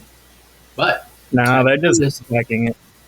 Yeah, I found this thing, which is like a general definition of what a metaverse is, and it's more than just just what that their Facebook is trying to. Have you ever used those goggles? I haven't. The VR, the Oculus Quest. Yeah. No, I know somebody who does, and they really enjoy it. Kind of sucks that they sold out to Facebook, but I used it, and it literally does trick your body into thinking that something's going on. You know, like there's one where you like walk off the edge of a building. Like you're on that scene in The Matrix where he has to jump off the building. Yeah. Like there's that kind of thing, and your heart literally. If you starts actually jump racing. inside the game, what are you jumping into? Your couch or? Well, you're just on the floor, right? So you're just actually on like a flat surface, but in the virtual reality, it looks like you're on top of a building looking down. So your body gets tricked into thinking you're actually going to die. So yeah, it's really interesting. So is your feet and everything like waving around and everything like and shit in the real world, or do you have to actually move and stuff? There's another one where you're like in a Jurassic Park theme ride where you're going like on the movie, where they're in the cars. There's one like that, and there's like dinosaurs coming out. Yeah, it's pretty cool. Yeah. I'd have to videotape you with the goggles on while you're doing it and let everybody see how ridiculous you look. You can videotape. In the virtual world, they look cool. Yeah, in the virtual world, you can do it. We won't let you do it for real. Anyway, what is metaverse? Okay, metaverse. The metaverse is the concept of an online 3D universe that consists of multiple virtual spaces. It often referred to as the next internet. The metaverse ecosystem will allow its user to work together, conduct meetings, or plan group outing, play games, and socialize together in these curated 3D spaces. Okay. Right. So essentially, that's what it is. And it involves virtual reality and a new thing called next thing is augmented reality, right? AR, and then the latest thing is it's just basically a rebranding of virtual reality technology. It's now referred to as mixed reality. Uh, and I brought this up so that because Roger started reading about interoperability, and this How is thing, mixed reality different from augmented reality? Isn't that the same thing? how is it? Yeah, okay, go back here. Augmented reality use only requires smart device with a camera and screen to be able to experience AR. It augments user experience and the physical world through digital device, commonly used with a smartphone, which can be web-based on a desktop as well. Augmented reality can superimpose a 3D image within the screen of a smartphone so that it appears that the object is in the same physical space as the user. For example, the game Pokemon Go. You guys know about that one, right? Where Yeah. you download the game on your phone and you walk like zombies around town looking Yeah. for treasure. Yeah, yeah. But it says the same thing in mixed reality. It says bring holographic concepts into the living room. You know. Yeah, well, so that's, I guess it's augmented reality is the primarily with smartphones, I guess. Does anybody remember? Do anybody here remember 3D TV? That concept. Yeah, I saw that in the airport Yeah. once in Singapore, and man, it And was look awesome. how poorly. Does anybody here remember how poorly it was received? Right. Well, I mean, the technology was. It was like you didn't have to have glasses on, and it was like full 3D. I don't know why they didn't take off. It was amazing. Because the consumers didn't want it. Who wants It's these? too wants these unwieldy, I in guess. front It's too of- cumbersome. in the living room wearing augmented glasses all day. Yeah, yeah. Well, see, that goes back to what I was talking about with Minds Gaming and them when they had the dude, Where's My Wallet? They were doing it out of freaking Mozilla freaking hubs, and just out of nowhere, freaking Mozilla hubs said we're shutting down. We can't. We're done with it. They weren't getting the support that they were hoping to get. So there really isn't any. They're not getting the response that they thought they would from all this. By the way, Mark, the one I saw, you didn't have to wear glasses. Huh? It was full 3D, no glasses. It was unreal. It was really good. How can it be full 3D? What? It was a physical So object. basically, What? you're inside a room yeah, with like, screens all pop around out of the screen wall, and shit. right? Okay. I was thinking you some sort of like, magically Star Trek's, get a physical object to appear in front of you. Some Asian tech man had never We've got that come to the West. technology, I only yes. ever saw it in Singapore, nowhere else. But yeah, that product, that's major products. There wasn't a big consumer uptake. It's okay to have all these ideas. It's okay to create products if the consumers do not want them. I mean, look at Google Glasses as an example. Even though I argue that was marketed to the wrong people, but another product that was marketed to the consumer, and the consumer didn't want it. Well, sometimes it's just it doesn't even get marketed in the West, you know? So much cool tech just stays in Asia and we never like really get it. Yeah.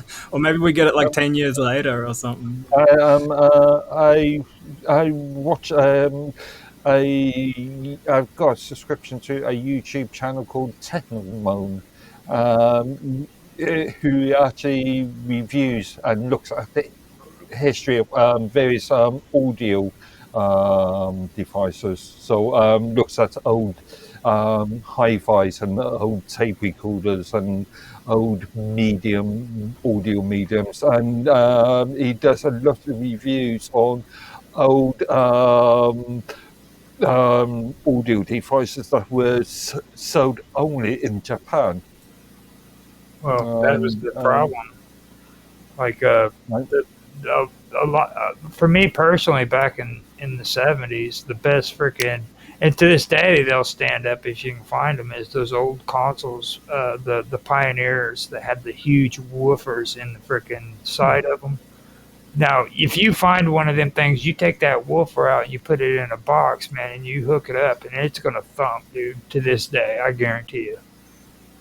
You know, and Japan just couldn't compete when it came to audio. They did their best, but freaking Pioneer Actually, had them what? they produced a lot of interesting products back in the 70s, 80s, and up to the mid 90s. And They just couldn't compete with again, Pioneer and stuff. I mean, American audio was really where it was at back in the 70s and the 80s, believe it or not. It Do really you was. guys remember the TV show Beyond 2000?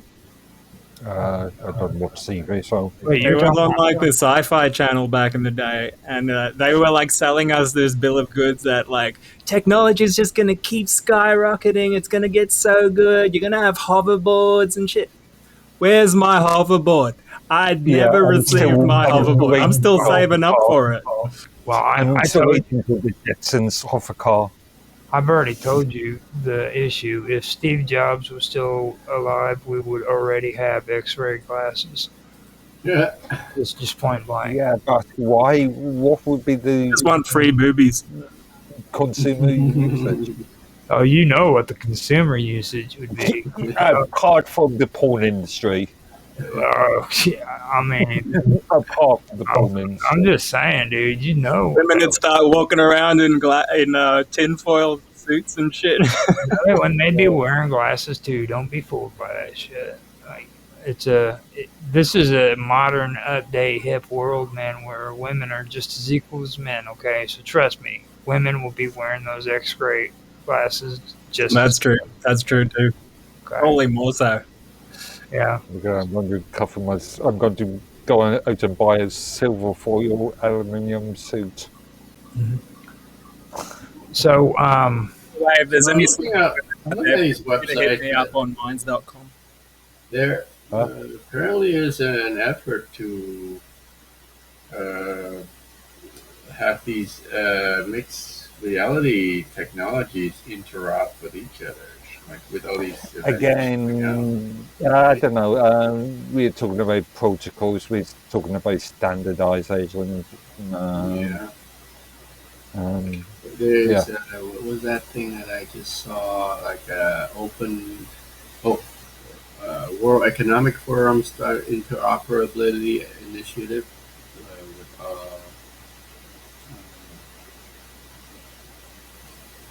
I was just looking yeah, to see that was what I was talking about with the opera thing. That, and I thought about it after I brought it up last week. Like, I really thought that I would have been into it, to where later on I would get into that and have a conversation. But then, like last week when I brought it up, I was like, hold on, dude, freaking. It doesn't really contribute to the conversation, you know what I mean? It's like, and plus I only watched like 2 videos of it, and I've never gone back to it and actually checked it out, you know. Sorry, what product? The freaking virtual opera that we were just talking about before Taryn Okay. came in. I actually seen some. I can't remember what company is doing it, but there is a company that's creating designer glasses with augmented reality sort of screens on them. Yeah. so these are the companies working towards a product beneficial a couple interactive. months ago. Now, the one thing, man, that I guess we should run by Mr. Robot, since he's late for the show again. Not trying to call anybody out, but what is your take? Fashionably late. What is your take on monopolization when it comes to this, and actually all platforms when it comes to content and digital ownership? Super dangerous, I think.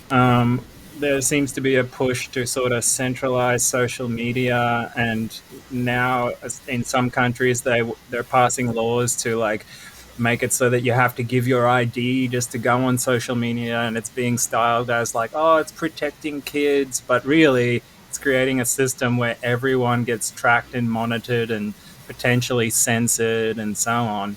And that's why I really support projects like Noster and open source social media like Element, and so that we can sort of keep it free in the hands of the people rather than in these huge international conglomerates. That's my take. Elements is still controlled and produced by New Vector Limited. Open source, and you can host your own server. That's a good start. If you can have it open source and self-hosted, that's good. But it's just because you can host your own server doesn't mean that you can front the law.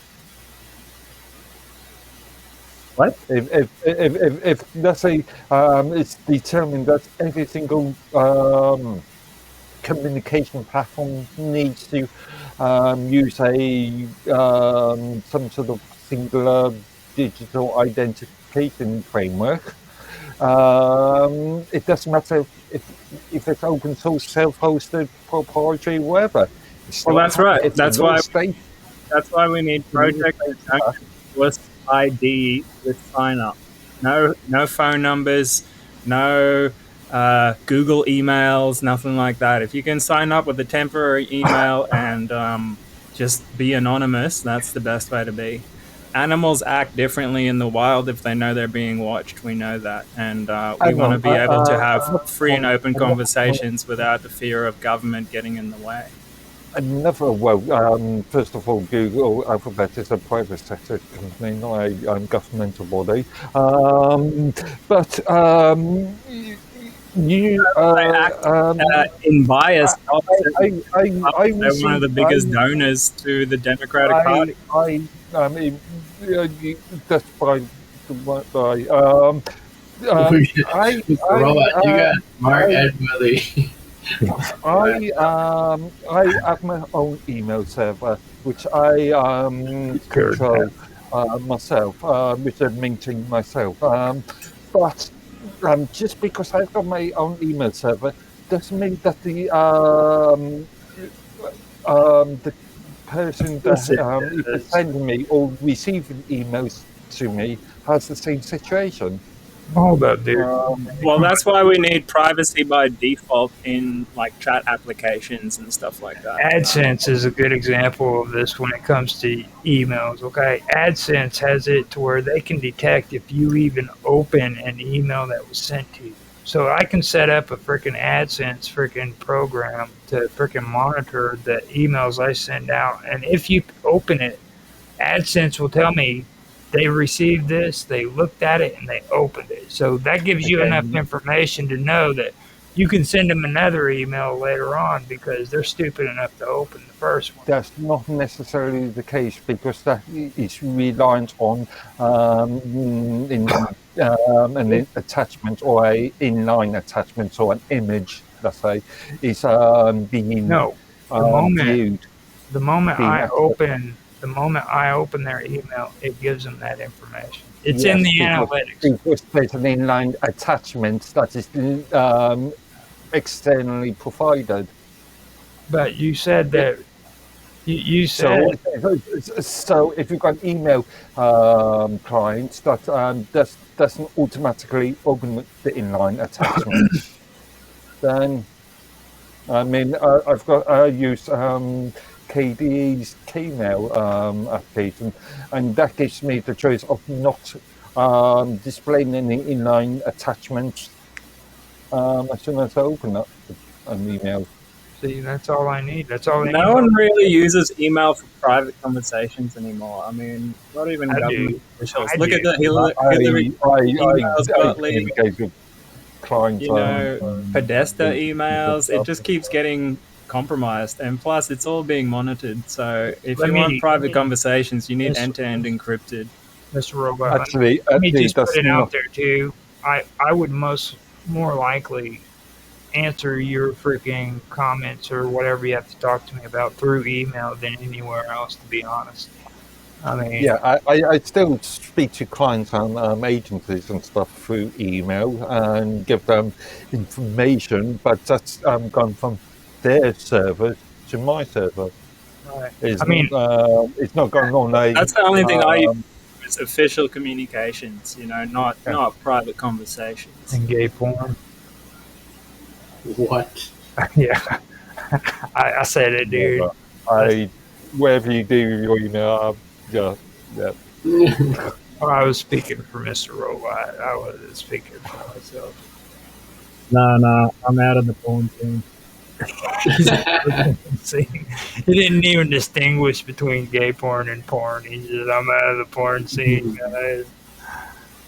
And also, Pay me enough anymore. It's okay to have all these secure protocols, but if there was industry standards such as IMAP and POP3, then they're industry standards. And therefore, you're expected to use those industry standards to communicate. This is why I think we should speak more openly on Untethered when I do my freaking internet is a scam, because this is the stuff that needs to be discussed.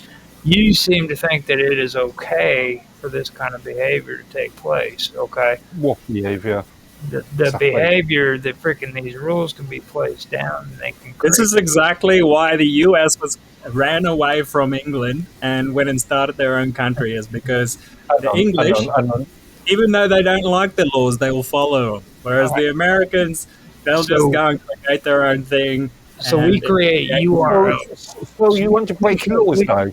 So you actively break laws? What, you're going down the shop mugging old ladies and stealing goods? We created these URLs that freaking you have to use according to these rules that are set down by the World Wide Web, okay? Every single one of those URLs is traceable. Every single one of them, okay? Now everybody just took that in and said, oh, it's so cool. And they didn't even care one bit that freaking they're able to be tracked because of the URL address that they have. Mm-hmm. But nobody seems to think that that's a problem. Now all of a sudden we have this freaking security issues that we have to take care of, and everybody's like, oh, how did this happen? Well, it happened because you allowed them to get away with this crap. But you, as the consumer, agree to contract. You agree to contract with your ISP. If you're using a search engine such as Google, you agree to their contract. What happens? The consumer what happens if you disagree, man? Or you don't use them. You don't use the product. Isn't that monopolizing a product? That's monopolization, isn't it? If you don't, if you or you find a alternative product that will give you what you are looking for. Well, what's alternatives to? I agree with that. What's an alternative to using a URL? Well, I mean, alternative products such as internet service providers. There's plenty of internet service providers out there. There's plenty. The multiple search engines down to out the there. Grocery store. You don't have to use Google. You don't have to use your preferred or your only ISP. This always comes down to your final solution. Make a freaking flyer, or go down to the grocery store and put it up on the billboard. That's always what you end up saying, dude. Well, there's other options. Well, Web. Well, yeah. There's if you want people Oxygen. to find you, if you want people to find you or find your site, then you've got to advertise that site somehow. You still need a URL, so that means. Yeah, but remember, URLs are encrypted, so you can see what someone is the URLs themselves are not encrypted. It's the communication is TLS, right? Yeah. SSL. So if you have HTTPS, they can see what you're accessing, but they can't see what you're sending or receiving necessarily. But other than that, there's a movement towards Web3 and towards in Web3, the actual headers are also encrypted, whereas with normal HTML, it's not. And then there's also different types of onion routing. There's overlay networks that are encrypted. There's Tor, so there's a bunch of different options. The thing is, not many people are using it because they're not concerned about privacy that much.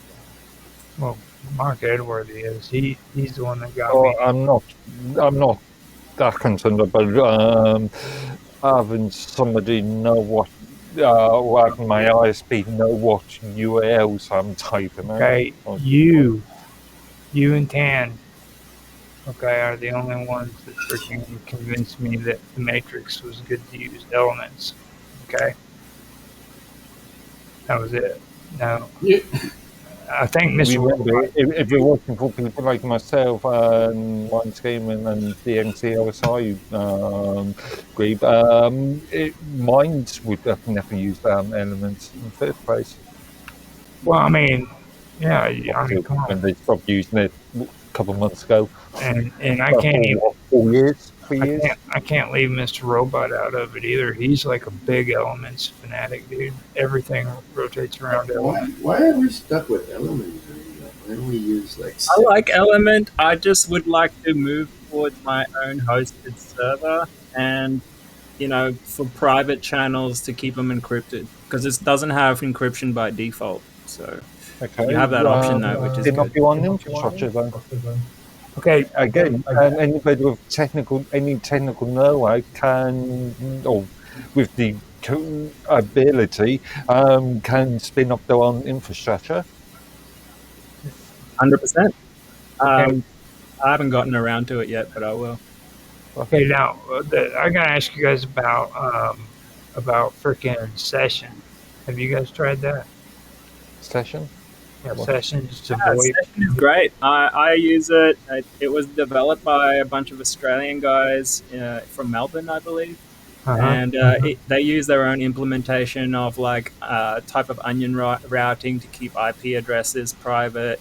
You don't need any. You don't even need a username to sign up. It generates a key. It's really interesting app. Good. It's very easy to use too.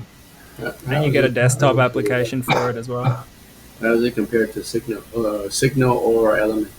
It works exactly the same as Signal, and the user interface isn't as like gamey as Element. So it's more acts like a Signal, I'd say. But it's a bit more secure than Signal, or a bit more private than Signal, because you don't need a phone number to sign up, that kind of thing. Now, we it also handles metadata better. I checked it out before. Bob had me do her story, and she told her story on the Storyteller, and it looked interesting that time. But then I never got done using it, or I never used it again. And then I finally downloaded it again here recently. If anyone's interested, you can get it on a website called getsession.org. You can download it there. It's a phone app and a desktop app. Okay. Yeah. If anyone gets on it, let me know. I will sync up with you.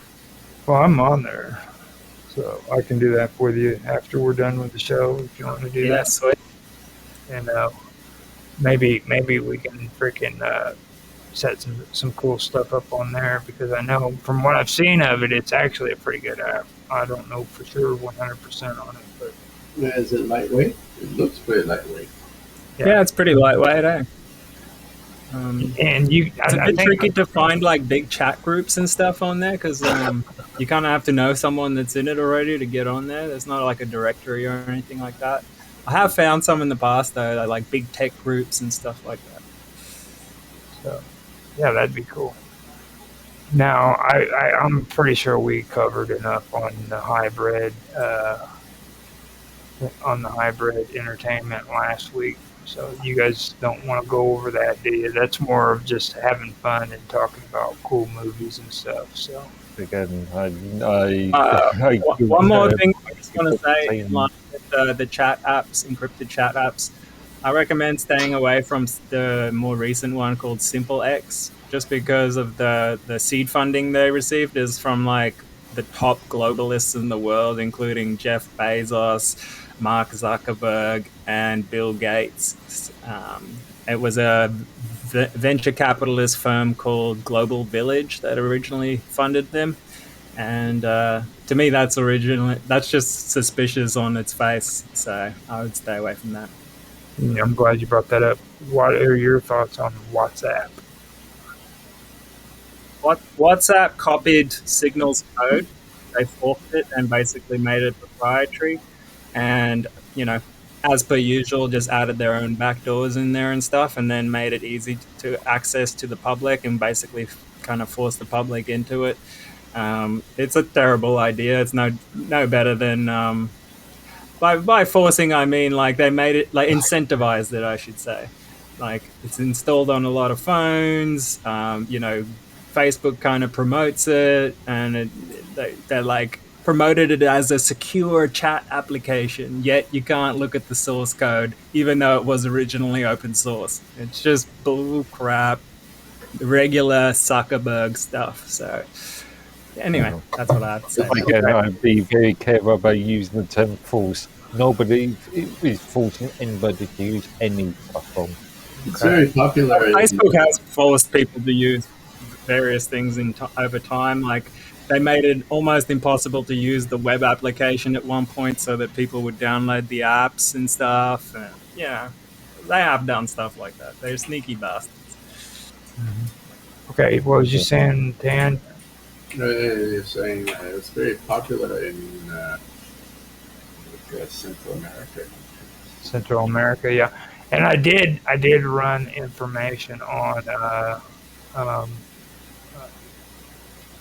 what was it? Not Binance, but Solana. It's actually out of Switzerland, and it's a Switzerland coin.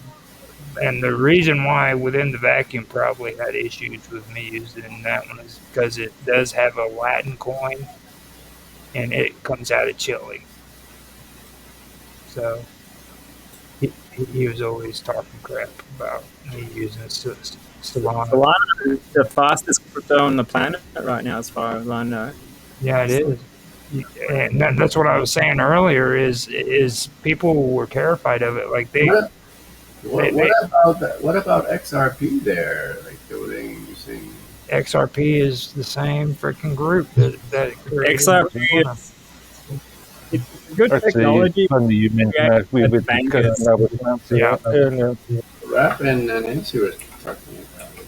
I remember looking into XRP when it came out, and it was developed by some bankers. And then as soon as it was released, all of the major countries in the world bought like crazy amounts of it for like pennies, like not even pennies, like 0.00001 of a penny, So when it's gonna get big and they push it, they'll be like mega rich for nothing, Right. So I don't want to support it just for that fact. It's still pretty low right now. Say, Mr. Wolf, what do you mean for nothing? They bought something and then they got mega rich for nothing. For nothing. For virtually nothing, yeah.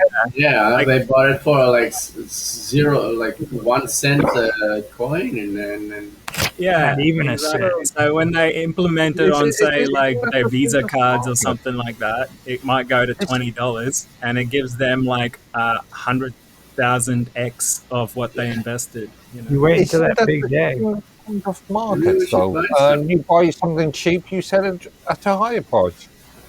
That's the point of capitalism. Started out at 22 cents a coin. So my point is, the international bankers have caused most of the wars, most of the problems on the planet. Do we really want to support platforms that enrich them even further? I say no.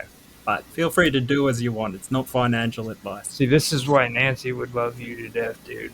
Freaking she should have known better than to leave early because she didn't get to meet the Mr. Amazing Mr. Robot. Yeah. But it's okay. She got to meet Tan. Next time she's here, I'll come in. She got to meet Tan, though. That's cool. Like, he's our token Asian dude. We get all the views because freaking Tan's on here.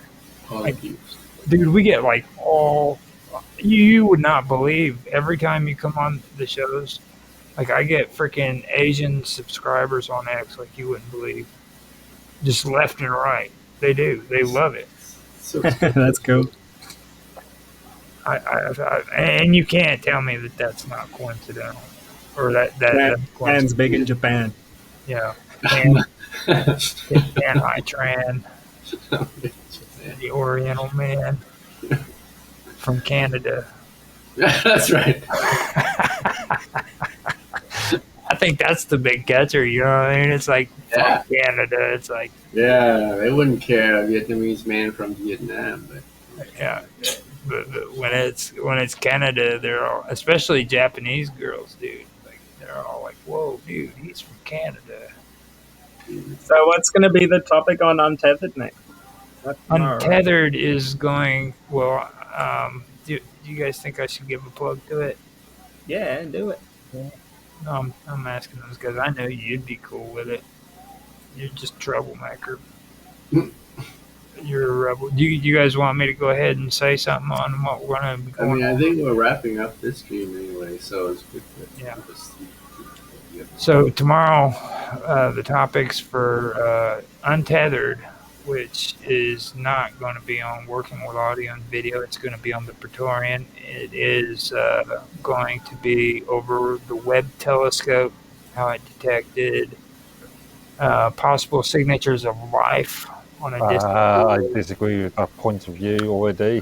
They pointed out you the can other argue day, with they detected the possible conditions for. You're arguing with a website, dude. No, You don't know. Yeah, I disagree with the headline. Respectfully. That's oversensational. Okay, now We're going to totally blow Mark's mind tomorrow, guys. So tune in. It's on Rumble. Right into the next tomorrow stream right now. So. we've got the judge on tech monopoly, which we're going to be discussing, and that's going to be both concerning Google and Mark Zuckerberg. Then after that, we are going to talk about drone swarms destroyed by British weapon.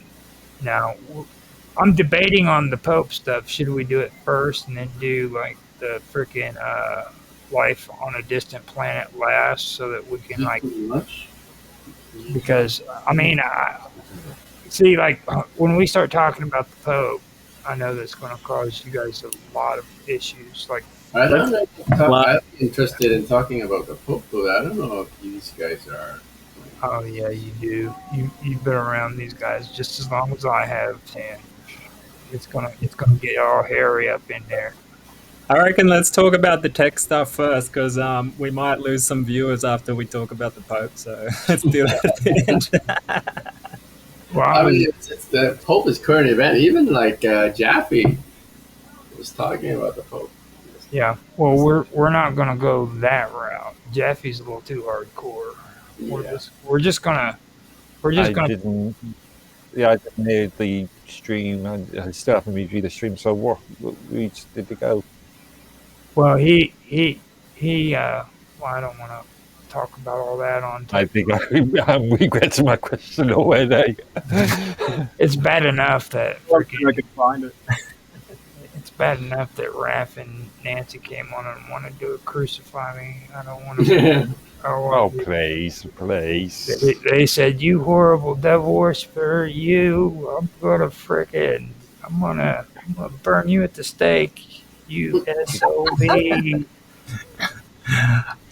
You did do a show on Moloch, so Yeah. Well, that didn't help. You know what I mean? It was like that didn't help at all. Yeah, that's his point. Like, that's funny. You socialist bastard. I'm like, oh my god, dude! I just sat here and I took it like that. Like, I think you have a pretty neutral stance. It's good. yeah. Well, just so you guys know, Nancy is a safe cracker apparently, and she had to step away so she could help her daughter break a safe. That's cool. I can. She cracks code and she cracks safe. That's right. There's a really cool Raspberry Pi project that auto cracks safes by there's two different ones. One listens for the clicks inside the safe, and the other one tests the pressure on the keypad if it's like a keypad on it, and buttons that get used more are more easily pressed just by like the tiniest little amount. So it can test which buttons are in the combination and then just brute force it basically. So yeah, it's interesting. Actually, I have another YouTube channel I'm subscribed to. It's a channel called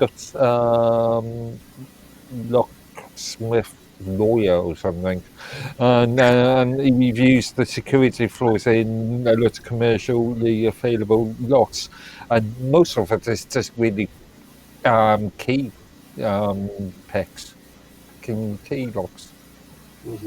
Because a lot of these locks saves, they may have number or biometric mechanisms, but they always have a key lock as a sort of secondary mechanism. Now, if you ever get a chance to come on with us with Nancy on, man, you're gonna love her to death, Mr. Robot. So if you have a chance, you hear her on any streams. She's teaching her daughter how to crack safes. I already love her to death. Yeah, she's into cybersecurity too, and she's actually got a background in tech too. So. All right, stop. That's awesome. Then Raph was on here too. He's a detective.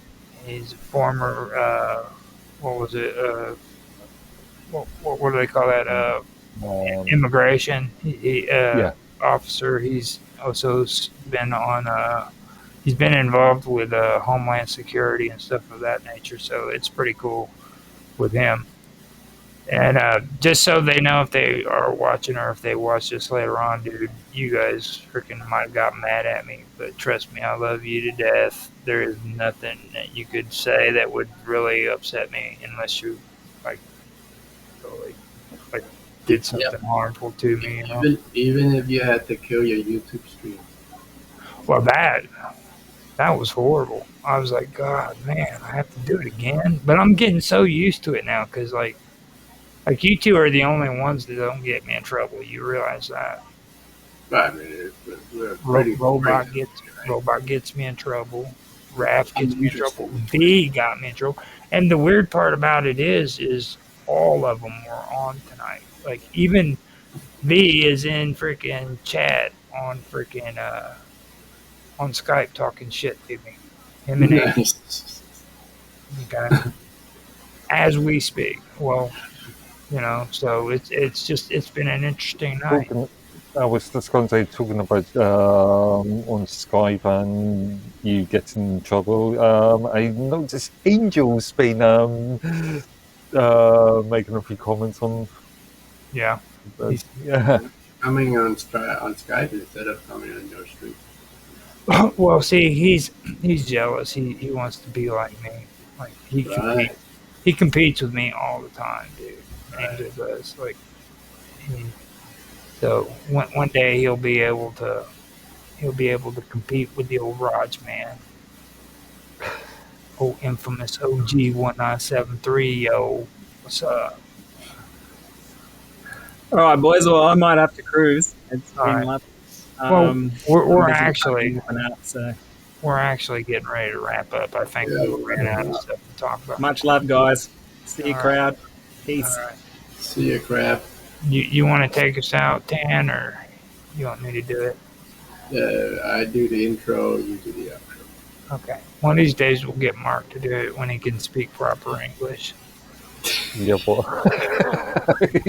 I'm not even going to comment. I am not going to comment. I'm not going to debate. He quotes Oxford Dictionary to me today, but he can't freaking do the introduction. You know what I mean? It's like, come on, dude.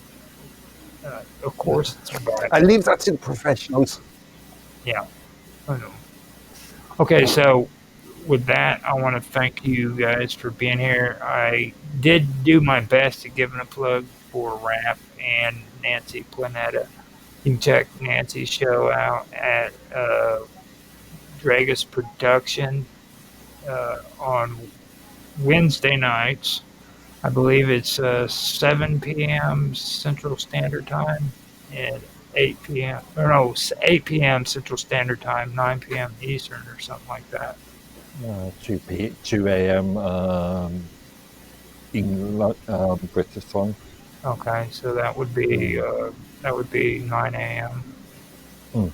for me, I guess. And that can be found on Rumble, Odyssey, D-Live, and YouTube. Do they do apps? No, they do post on X, but they do not do live streams on X. They do Rumble, they do Kick, they do D-Live. Do they have Twitch. Spotify too? They do terrestrial radio, so they could be on Spotify as well. So you can find them all on there under Dragus Production, DREAGUS, and then Productions. If you go by there and you subscribe to any of their websites, tell them that Roger Hanson sent you and that Roger deserves $50 for his referral, and you will be given money from a very, very prestigious member of the radio community. Right. Okay. Yeah. Okay. Just tell them that Roger sent you guys.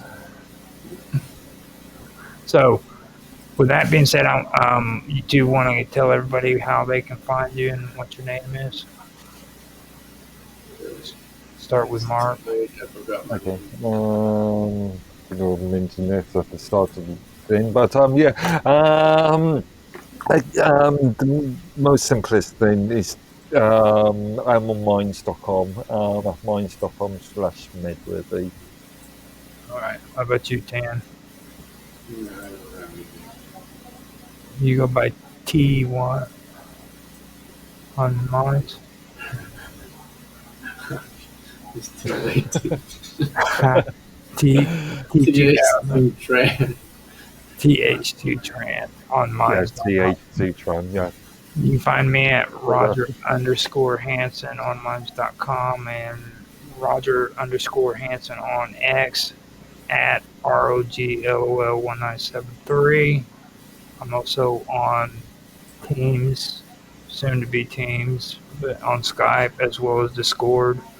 You can find me there for Wonderful World of Weirdness, live with Roger Hanson and all this other good stuff. So if you did like the stream, please like, subscribe, share, make comments, because we really do need comments. Tan's getting really frustrated. He doesn't not like being alone when it I'm comes. getting frustrated.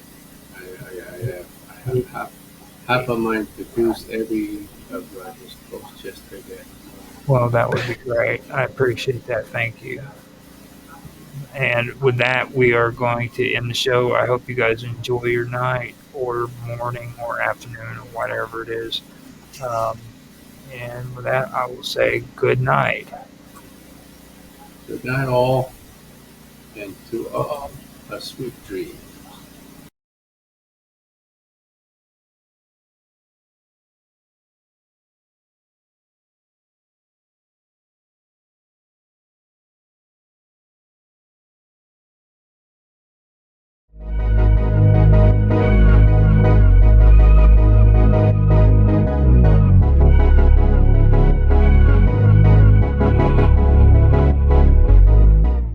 I was gonna sign up to Minds Pro just to see how it is, but I'm not getting to. It doesn't look too appealing to me now.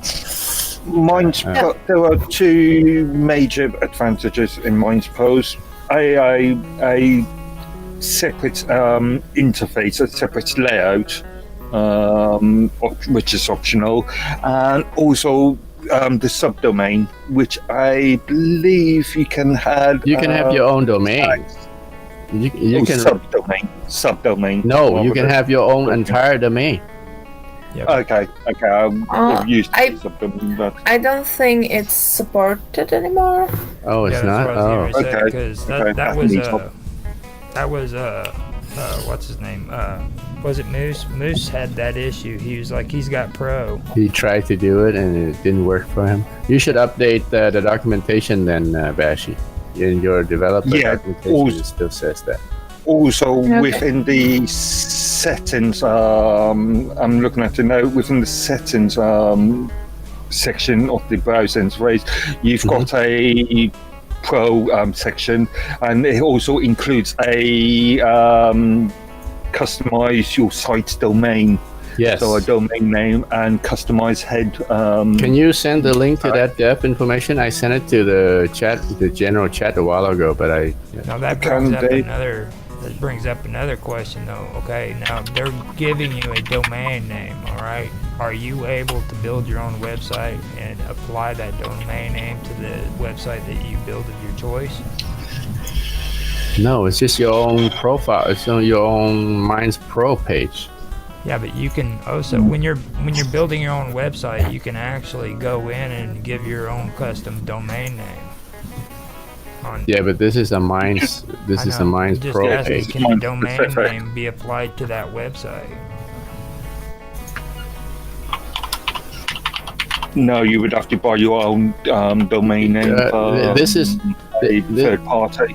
This Minds Pro thing is for you have already a website, which is your Minds Pro page that you can send your domain to, but it doesn't seem to be supported anymore, like Bashi said. Yeah.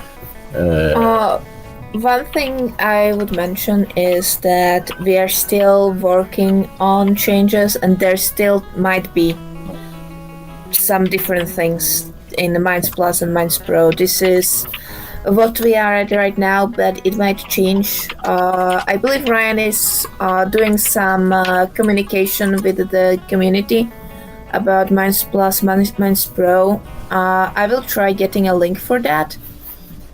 And I will share it in the chat later. And also, I kind of blanked out what I wanted to say. But there are some plans, there are some ideas, and we are unsure yet on which ones we are going to focus right now. Now on the affiliate earnings, that was another thing that John was talking about. Will it affect you on Minds if you don't use the affiliate program? I mean, will that affect how you get payouts and stuff too? What do you mean? Like him and Do-Good was talking about if you don't find people to recommend or refer to Minds Plus, you won't be able to get your payouts and stuff. If you are going to have cash to be paid out, it shouldn't matter if you refer people or not. Okay. But referring people is something that might get you additional cash. That was a big thing for John. He when it was towards the last part of the last big Minds roundtable we had, and he was it seemed to be a big concern for him. So I figured I'd make sure that was actually answered, because he's a pretty good guy. Yeah. Oh, see, look at that. He's starting to figure out how to share his background, too. I did this before, man. Now, you got a better image, actually. Keep that up like you had it, and I'll take this one down. There you go. That's actually that's a good setup right there, bud. Okay. Any more questions for Bashi? We're coming close to the end of the. Actually, we've exceeded our 1 hour. But if you guys have questions and Bashi's free, we can keep going.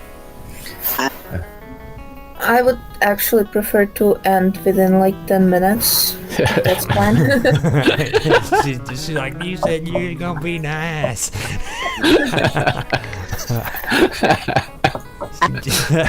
Thank you, Girl Bashi. got ambushed. She's like, oh hell no. Yeah, I would love to stay. I just visiting parents right now. So Well, thanks a lot for doing this. It's very helpful I have a for us. Can you hear me? yes. Hi. Okay. So my question is for you because you are a community manager. Are there ways that like we communicate with you if we see things that maybe could be implemented, like where as far as like setup and just like layout, interface, stuff like that? Is that some things that you see changing in the future? Just because I'll ask the question more than I'll give my 2 cents. But like, do you see like the interface changing? Is that something that they plan on working? I mean, I understand they're going to be implementing new features, but like, is the layout pretty much going to remain the way it is now? Or is there going to be a more, I'd like to say, user-friendly where you to find people to subscribe to, and then you can see where like a gathering of the community? I know you guys said something about like town hall or something. I've never been to one of those, which I probably should start, but I was just wondering, is there a way that you can get like to where you can find people easier, like just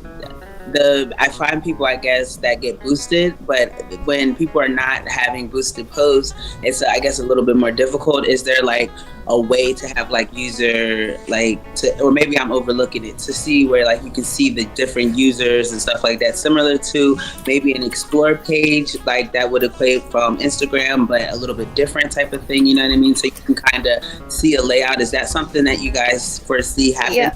Or We actually are trying to do that with the For You feed. I don't know if you tried that before. So there is For You feed. It's supposed to be a sort of quote-unquote algorithm. And how it works is basically you upload and download content, and also as positive interaction, the reminds, comments, etc. is also counted. So if you interact with the content you enjoy, you get grouped with other people who enjoy similar content, and you get exposed to the content that they enjoy. This is something we've been working on for a while because we are having issues with retaining new users. So we wanted to give them a better start on Right. Minds. Right, absolutely. I can give you another good suggestion. On the basic Minds platform, just wipe it and start over. Just, Pretty cool. That's take pretty that harsh. old platform and just throw it in the trash, and just like freaking say, you know what? If you like me, you'll freaking subscribe to me again, dude. I don't care. You know, I am so sick of freaking that basic platform. It is horrible. Okay, it's just a nightmare. When you walk in there, the analytics scare the shit out of you. That's the first thing you look at. Old John came to Minds, okay, and I kept telling him, I'm like, dude, focus on the wallet. I was like, don't worry about that analytics. That analytics is wrong. And you know what he ended up doing? He ends up getting on the freaking chat and going, man, I ain't got no money. I ain't got no money. And I'm like, John, I told you, freaking pay attention to the wallet, ignore the analytics. And he didn't listen to me. He kept, because he's obsessive about that shit. And I was too, until I got Minds Plus. Now, I don't pay attention to it at all. Like, don't trust anything that Yeah, comes it's out of that analytics. just some temporary bugs, right? No. Just wipe the whole thing. You know, keep a took platform them- set up for Minds Plus. And It Minds took them Pro. 10 years to get to this point, man. Get to that This, glory. Get to that But, stage of that peak of glory, which just shines down. you can't upon just all like of keep reinventing the wheel because you make no progress. But throw Bashi, it up you like a Facebook format. You know what I'm saying? Like, Not you that's better. Like, that's not better. Like, I'm if joking. I wouldn't do that. there's Like, I don't know. And then prettier colors. Can you put like purple and like pretty colors on there? Like, I think there should be prettier colors. Black and yellow is just not doing it for me. I would.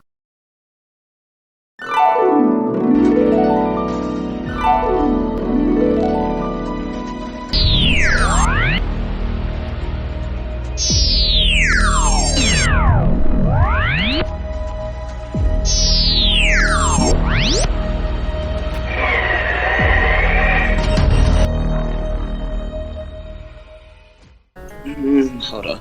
So, like I said, I never got that notification. So, is there a way for me to know? Is there like a chat room to join or something like that, so that way I can know when?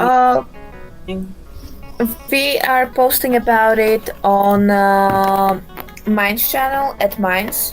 When they are happening, we are posting the first notification few weeks before. At least I'm trying to get it to like 3 weeks before. And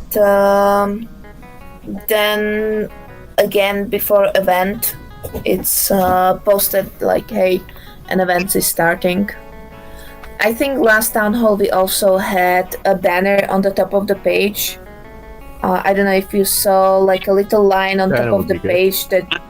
I just really started getting into mine because of Roger, because which by the way, if you can ever, I know it's like your time thingy, but just like his streams are so good and informative because he does like history, his conspiracy, and he does strange things, which usually turns into conspiracy. So it's really a good thing. So that's the only reason like I really started getting into it, and then I started like following more people and realizing how many like-minded people are present. So I probably just missed it. So now that I know what to look for, which thank you, I'll be able to be more attentive. So thank you. That notification on the Minds at Minds is kind of hit and miss. Sometimes I get it, and other times it doesn't. Like it doesn't show up on my feeds at all. And when I go to it, I notice that there's a lot of posts that I missed. So I don't know what's happening there, but it doesn't show up on my feed as often. Like I've considered there was a bit of a logical issue with putting notifications in the news feeds, because if you somebody who's subscribed to quite a number of members, that notification could be hidden, buried way down in the list of other posts. Yeah. Well, which is why that banner that Bashi is mentioning will definitely be useful. Yeah, I didn't. Like I said, I didn't know. Are there other besides the 4 times a year? And then this thing that Roger does, which is extremely useful. But like, are there other events besides that you can kind of like share with the community, get to know the community, or are those like really the main one? Well, we have the live streams we are starting on at Minds, and also it's not live streams, but we have a lot of information material on at Info. That's where also you can find recordings from the town hall meetings. At least the latest few, I think we started recording them around a year ago and posting them there. Those town halls too, man. Is there a way you guys can get those out to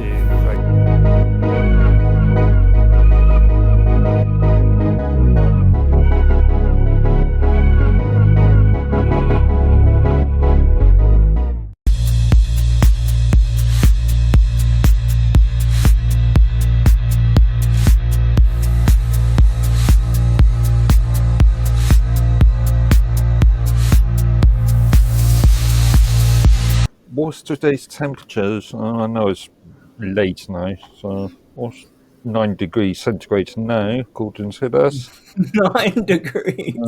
But yeah, it was about a cold day here is like 25. 13 to 14 degrees centigrade. Yeah, that's fucking cold, brass. Yeah, it's warmish. It's not cold. It's pump it up. You know, more global warming, I say. It's freaking cold.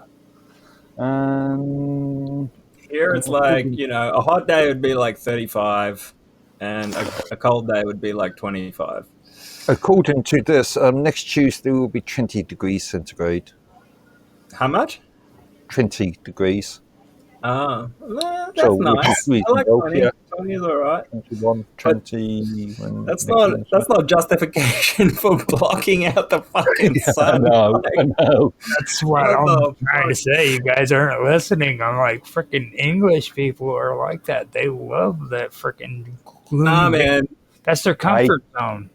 This isn't the English people. This is Bill Gates and his crazy fucking globalist agenda. Like, this is like they've been whispering about that for years now. I remember seeing articles about that like 2-3 years ago, and now they're finally fucking doing it. Dude, I bet they won't stop there either. If they get away with it, you can blame Gates for a lot of things, okay? But like in this situation, you got to understand what English people are. They are freaking weirdos, dude. Okay. I just saw a picture of King Charles, and he looked like a blood-drinking vampire, man. Straight up. Exactly. That's my whole point. Yeah. Okay. Yeah. And I remember, he's all monarch as well. Well, what? I mean, yeah. Well, not by choice. How many? We're an occupied nation. How many English people are pissed off because the sun's out and it's shining? It's warm. The thing with English people is they love to complain, and if they don't have anything to complain about, they get miserable. You know. And whether it's talking about whether it's sort of opening sort of sentences. Yeah. Well, I mean, you go out, you say hello to your next door neighbour. Nice weather we're having today. It always starts like that. That's crazy. Now they always. Did you say lovely weather? Yeah, nice, but lovely, bad, crap weather. Yeah, that's right. Don't you think, especially Londoners, they love complaining more than they like saying things are good? Well, to be fair, things are bad, but yeah. That's why Londoners don't talk to each other. When you said that they feel miserable if they're not complaining, I'm like, no, if they stop complaining, they would actually be positive and happy and in a good mood. But I'm always in a good mood. They've never tried it, so they don't even know. Right? Aren't I usually positive?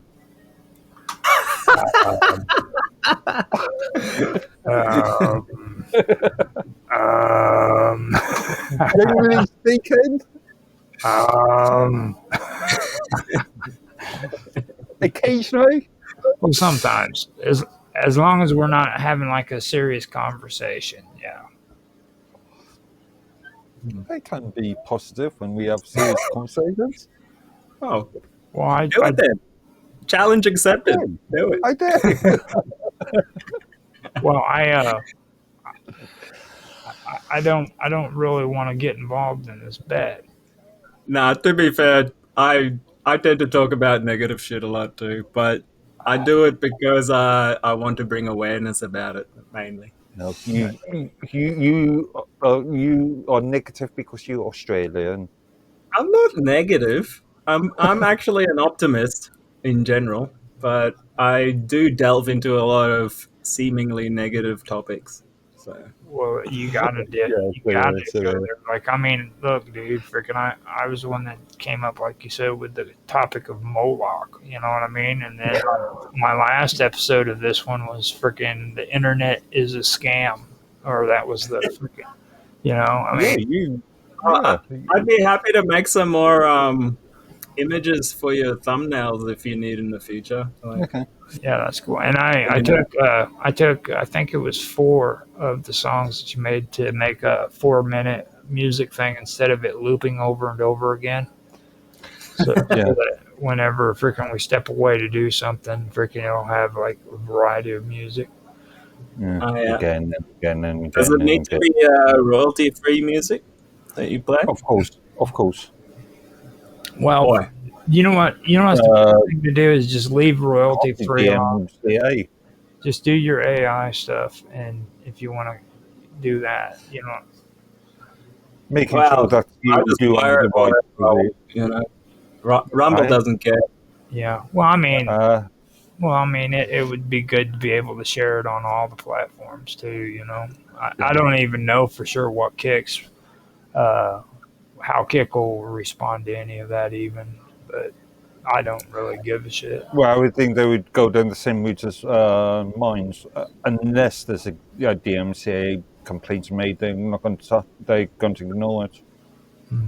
It's a grey area. 'Cause I made a cover of a song and I changed the lyrics, but the melody is pretty much the same. Maybe with a bit more dubsteppy bass, but that's a new song, right?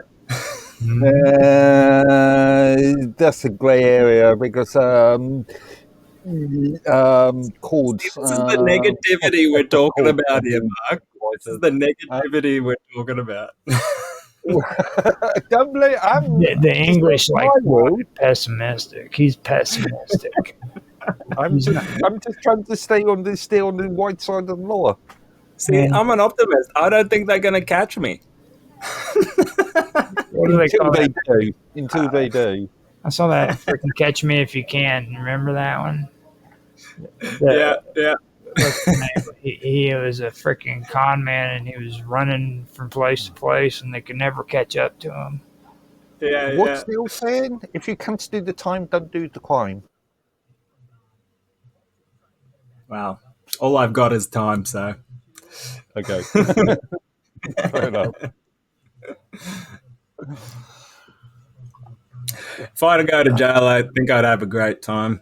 I would just relax and read and chill and meditate. Well, I could say something about I won't even go down that route. Don't go to jail. I'm just thinking soap in the shower. No, I'm not going to jail. They'll never catch me. Now we have we have some issues that I got to clear up real quick before I start because my Blender, okay, I'm doing renders and stuff, and like I'm really low on gigabytes, so everything wants to slow down. So I'm in the process. RAM or memory. Memory. I got 2 terabytes of memory, and I'm down to like. Are you rendering right now? Oh, you mean storage? Not memory, storage. That's what I'm saying. Yeah. Yeah, because memory could mean either or. Memory is RAM, yeah. Oh no, memory could be storage, couldn't it? Because I suppose, yeah. Always memory, yeah. So yeah, he's confusing us with. You guys are. I'm trying to get freaking the Blender to stop, but it's because right now I was just in the middle of editing. You only stuck on one. You've only got one machine to play around with, huh? So. Yeah, well, it's all right. I can multitask on this one, which is. How much RAM have you got? 2 terabytes. 16 terabytes or 16 gigabytes. Jeez, that's rough, man. You should get a bit more RAM.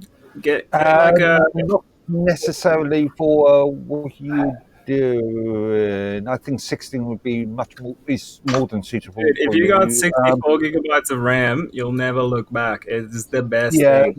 Not for that purpose. It's a bit of a race. I've got a machine here that I've got 64 megs in, but I'm used out as a virtual machine, so I split up machines, split up the RAM for the use of the machine.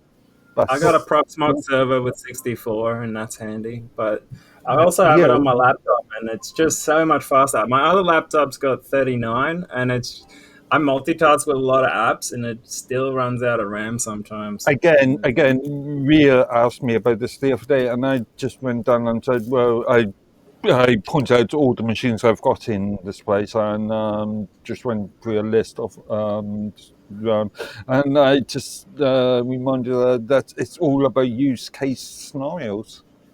Depending on your use case. I mean, if you're just looking at a browser and using Microsoft Word and looking at Facebook, you don't need 64 gigs of RAM. Yeah. The more the merrier. I would have Oh no, 128. no, no, no, no, no, no, no, no, no, no, no, no, no. I Oh, I being so back in pessimistic. my retail technical days, when I was in technical support for retail, I used to get lots of kids coming, oh, I want the biggest and fastest machine. And then when you ask them about what they are using it for, you realise that they're only going to use the machine for half the abilities Yeah, they but we're can. not kids, Mark. We're power users. Yeah. Well, I mean, Yeah. he's talking about gamers and stuff in particular. Yeah. They like Oh, to. yeah. Well, you need a good graphics card for that, for sure. But, It depends on what games you play. I play a lot of point-and-click adventures. I don't need a good graphics card. Well, For point-and-click. now you're getting into a touchy subject because, like, you're old, dude. Okay, I'm old. And we're talking about 16-year-old kids. Okay, these kids freaking play games that aren't like just, you know what I mean? Like the games they play are pretty sophisticated. yeah, and the To be graphics are pretty power hungry. But I've just started modifying. I don't even play games, and I need like a shit ton of RAM just to run, my chat apps, a couple of browsers with a bunch of tabs, my coding Optimize stuff. your machine. Yeah, no. That suggests to me that you've got a very unoptimized configuration. Well, right now I'm using 29 gigabytes of RAM just idling. Yeah. Oh, that definitely tells me you got a very unoptimized machine. Well, I am on Kali Linux. It's probably not as irrelevant. We move out for the services that you're using. System in it. It's the browsers, man. My browsers take a freak ton of RAM for some reason. Normally I'm around 9 gig, of RAM usage if I shut all most of my apps down. Going to Firefox and Chromium browsers are especially Rumble. I find if I'm on a 24-hour stream on Rumble, it goes up to like 1 to 2, sometimes 3 gigabytes, depending how long I've been running it for. And as far as I could see, a lot of the browsers issues not really RAM related, it's more CPU issues. I mean, take mine as an example. I've had this GitLab ticket open for 4 years now in relation, when you, especially if you use Firefox and you scrolling through a load of news feeds on mine, and you have this pop-up saying your browser slowed down. I did a lot of experiments using many different configurations, using 3-4 different machines a couple of years ago, and looking at the sort of performance to stability sort of thing when using mines. And I've got an entire report on the GitLab ticket. There's times where it tells me that the internet was disconnected on mine, and freaking I'm like, dude, are you serious? It's like, because it's not disconnected, but that's what it reads on the platform. It'll give me a notification saying check your internet. I noticed that on Abyss Cafe. There's quite often a weird little pop coming up saying something on the similar sort of thing.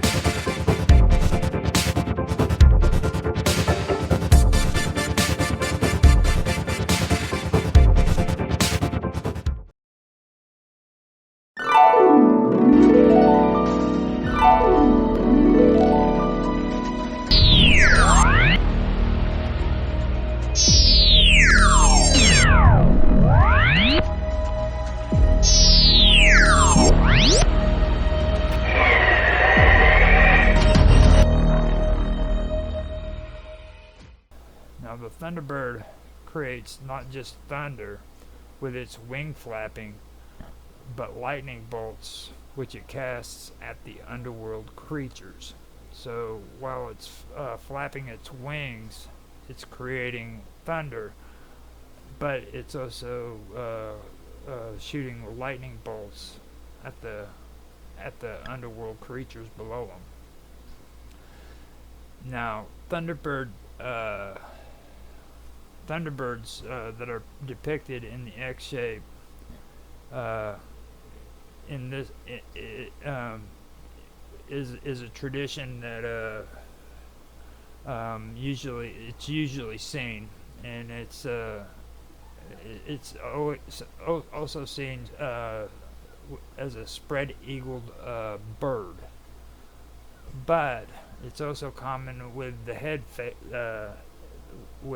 facing forward, and this presenting an X-shaped appearance overall, basically. So the head's facing forward, and it's a spread-eagled bird.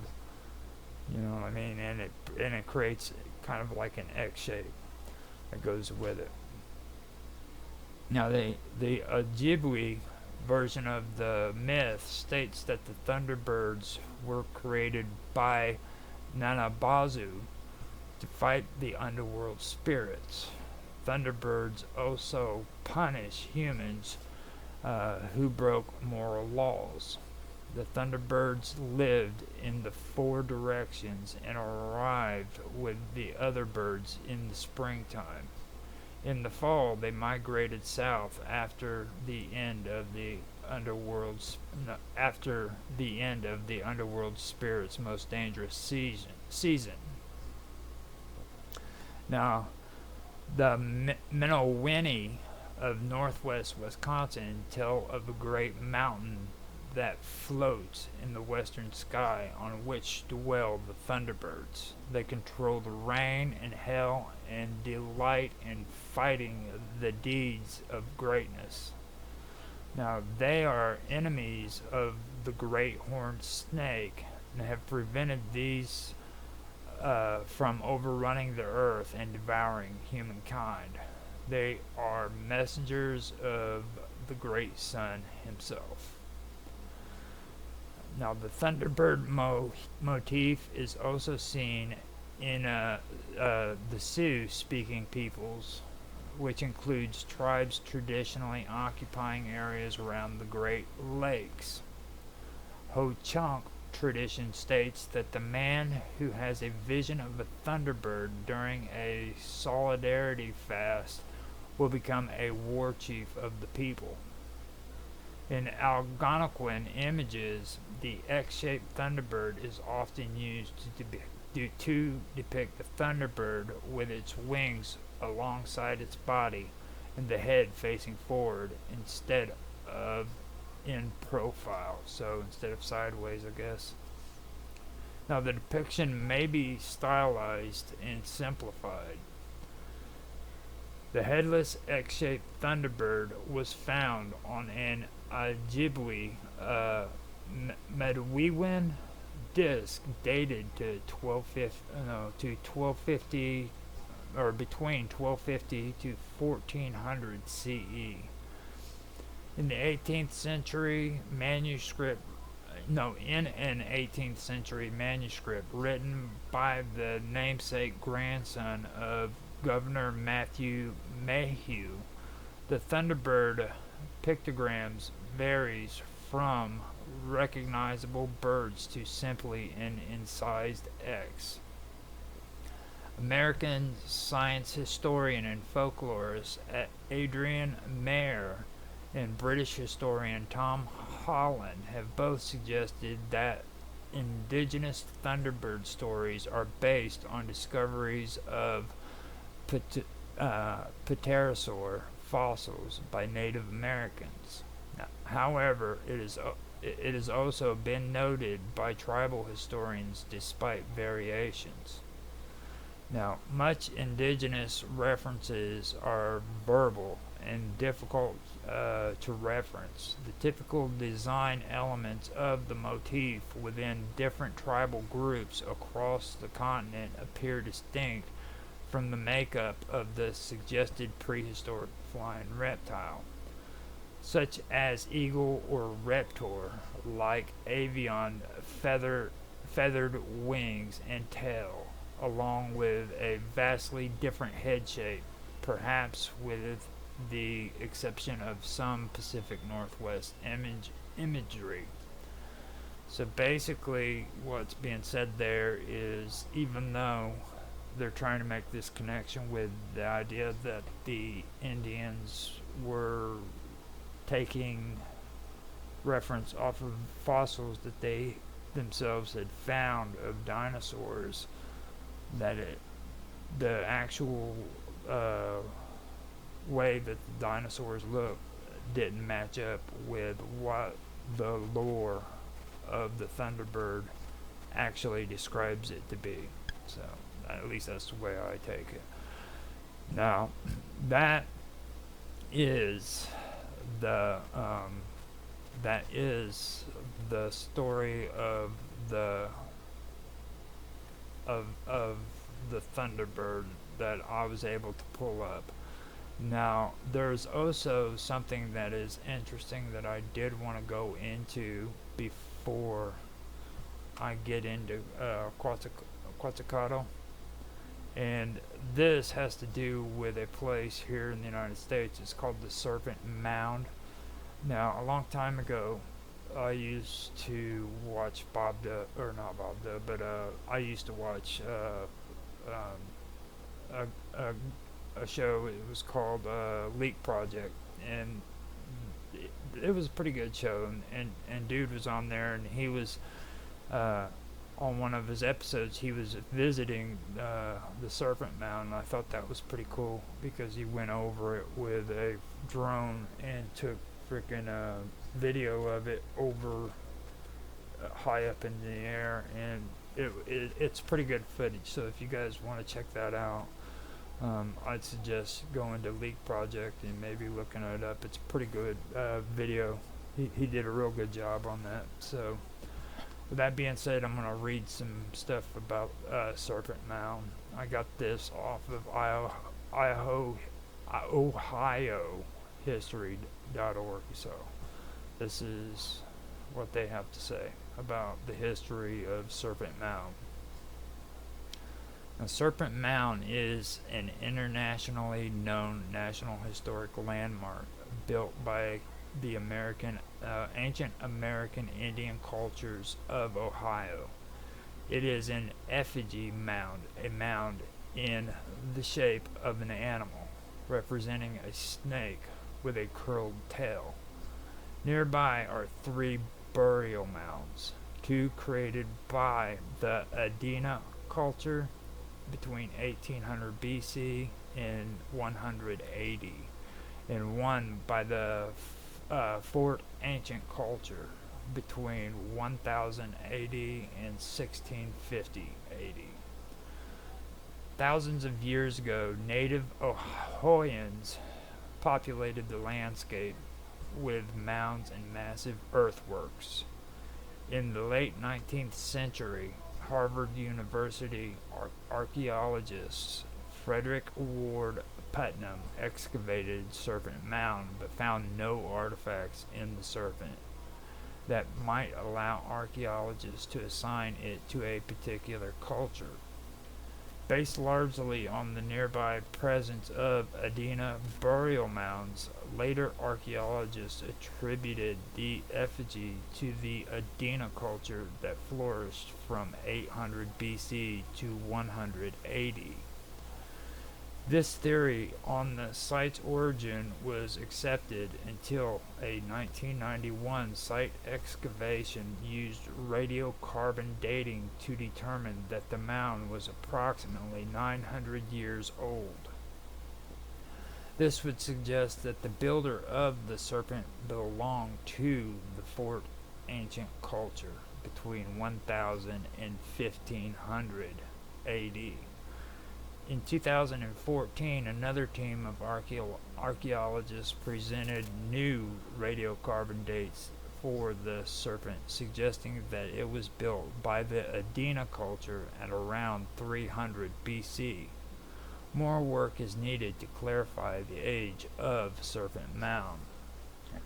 The significance of Serpent Mound and other ancient Ohio earthworks has generated international attention. In 2008, Serpent Mound and 8 other Ohio American Indian earthworks were selected by the United States Department of the Interior for inclusion on the United States tentative list of sites to be submitted to the United Nations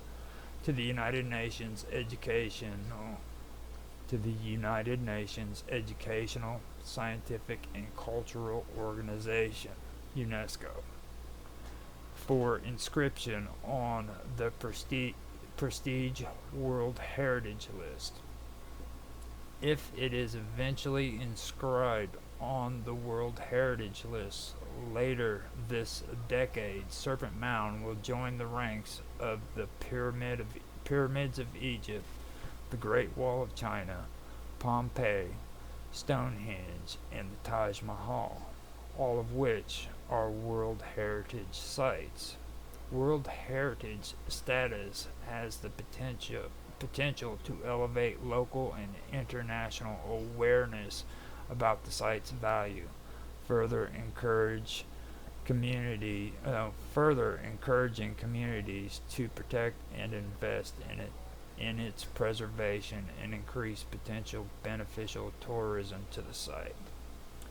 So the rest of it goes on to say pets are welcome, and the Serpent Mounds is managed by the Ohio History Connection. So that is a very interesting story right there when it comes to Serpent Mound, because this is a huge, huge mound in the shape of the serpent in Ohio that is, I mean, it's just completely amazing to look at and to read about. And this goes back to what I was talking about with the connection between the eagle, or the bird, and the serpent. And this is scattered all across America and into Canada, and it goes from there to Mexico as well with the Aztecs. We were just talking about that with this is Dory D. Me and Bob Dub were just the other day whenever I was on one of their streams, and I think it's pretty cool, how that's all connected with even the Aztecs, with the eagle at least. And then you go even farther with the episodes that we've done recently, where we go back all the way to the Sumerians, and we discuss, the bird reptile connection and the symbolism and how it's still here today with us in today's world. So I think that's pretty cool. Now, let's see here. Now that we are done with that, I think we should go on to Quetzalcoatl, and I will end the stream after that. So we have Quetzalcoatl, and he's a deity in the Aztec culture and literature. Among the Aztec, he was related to wind, Venus, sun, merchants, arts.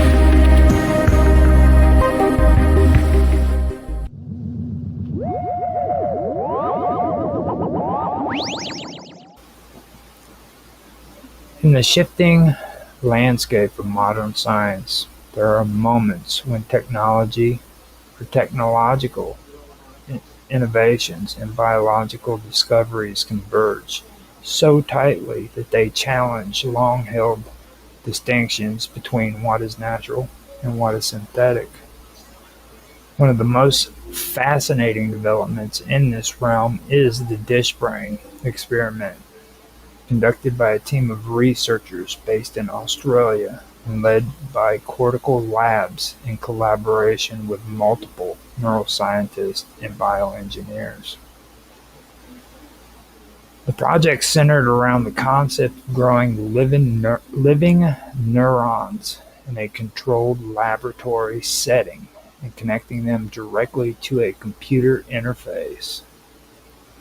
These neurons were then given a task to complete, playing a simple video game, using nothing but their inherent biological abilities to process signals, respond to stimuli, and adapt over time. What resulted was not only a new type of biological experiment, but a redefinition of what it means to learn, to process information, and perhaps, at some distant horizon, to think. The origin of the DishBrain project can be traced to long-standing scientific interest in the behavior of neurons when removed from the body and placed in laboratory cultures. It had already been demonstrated for decades that neurons could be sustained in dishes for extended periods, and that these neurons would naturally form synaptic connections, building networks similar to those found in the brain. However, these cultures were typically used to study biochemical interactions or effects of drugs, not to perform interactive tasks. The dish-brain experiment took this concept much further by embedding these neurons into a closed-loop system where they could receive real-time feedback from a virtual environment and adjust their behavior accordingly. The system worked by growing hundreds of thousands of neurons in a flat dish layered with microelectrodes. These electrodes served as both sensors and transmitters. On the one hand, they captured electrical signals emitted by the neurons as they fired. On the other hand, they sent electrical impulses back to the neurons in a controlled and patterned manner. This bidirectional communication formed the foundation of the experiment. The neural network in the dish was not merely being monitored, it was being trained, nudged, and responded to by a digital system. The interface created a dynamic environment in which the neurons could exhibit plasticity, the ability to rewire and adjust their connections based on input. To give the neurons a task, the researchers turned to a simplified version of the video game Pong.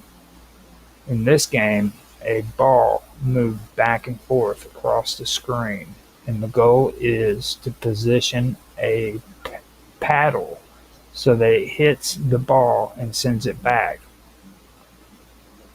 The neurons in the dish were connected to the virtual paddle.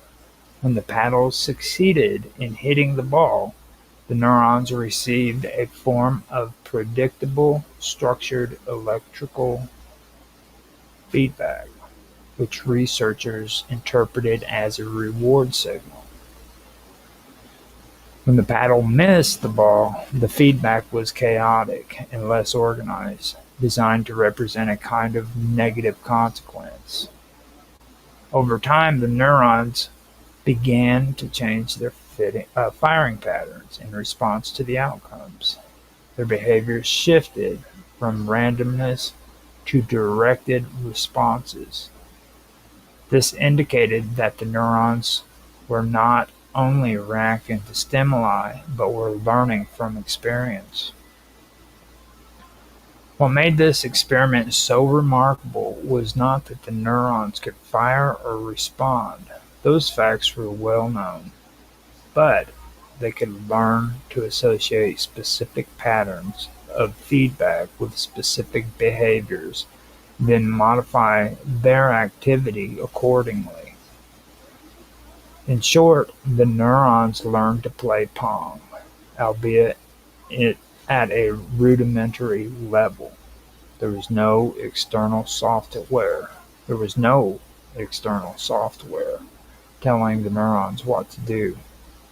The system was not being controlled by artificial intelligence or pre-programmed algorithms. Instead, the learning emerged from the neurons themselves as they formed new synaptic connections, adjusting their excitability and refined their collective behavior to optimize their response to stimuli.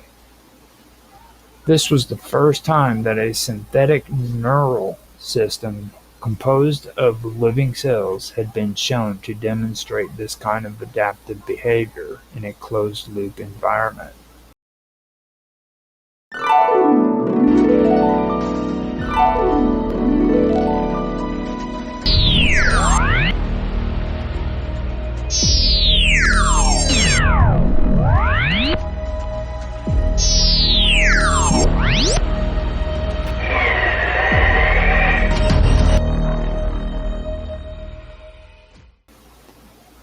From a scientific standpoint, the indicators were enormous. First, the experiment demonstrated that the capacity for learning does not require the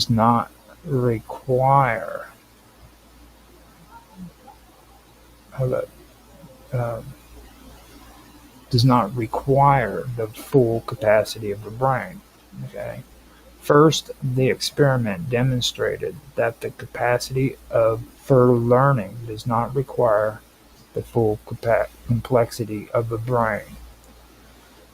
Even a network of 100,000 neurons, when given the right interaction and feedback structure, could demonstrate measurable learning. This challenged existing models of cognition and forced researchers to reconsider the fundamental elements required for intelligent behavior. Second, it provided a new model system for studying neurological diseases, brain development, and synaptic plasticity in a controlled environment. Rather than relying solely on animals or computer stimulations, scientists could now observe and manipulate a living, learning neural system in real time.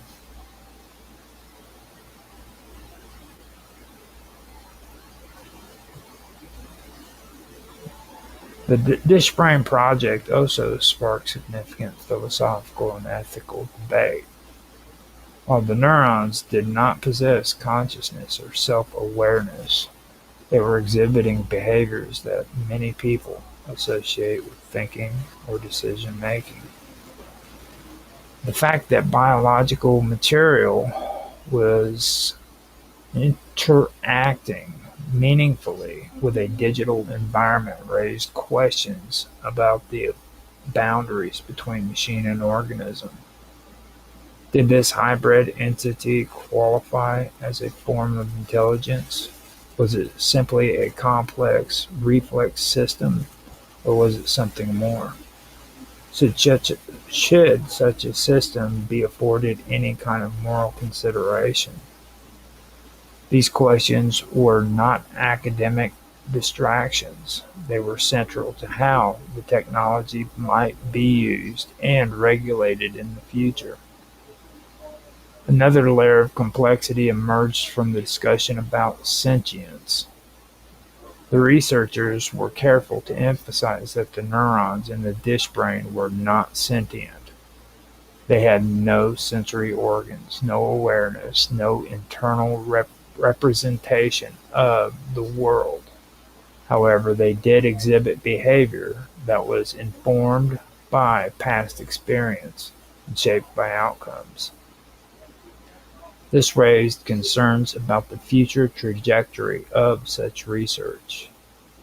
If neural networks could continue to be scaled up, become more interconnected, or be augmented with memory, would they begin to cross a threshold where subjective experience or suffering became possible? These are not easy questions, but the DishBrain project made it clear that they would soon become necessary to confront. Technically, the experiment provided important insights into how the engineer bidirectional interfaces between organic and digital systems.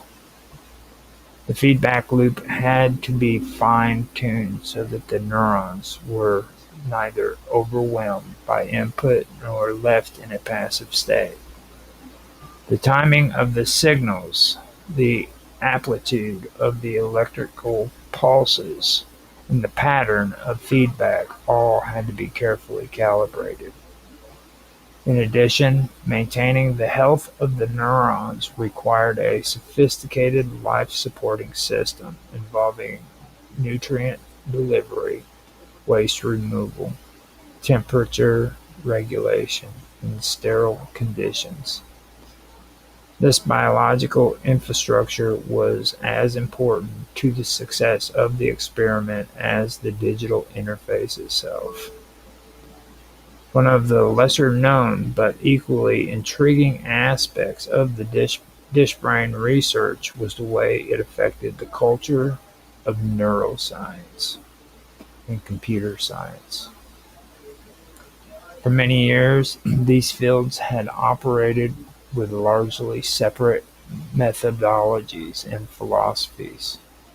Neuroscience focused on understanding the brain as a biological organ, while computer science developed models of computation based on logical and mathematical rules. The DishBrain experiment forced a convergence. It became impossible to talk about neural networks in purely biological or computational terms. The term was both alive and programmed, both organic and engineered. This created a new interdisciplinary space where biology, engineering, philosophy, and ethics could no longer afford to remain isolated. In terms of public perception, the DishBrain captured the imagination of many outside the scientific community. It resonated with deep cultural ideas about artificial life, machine intelligence, and the blending of human and machine.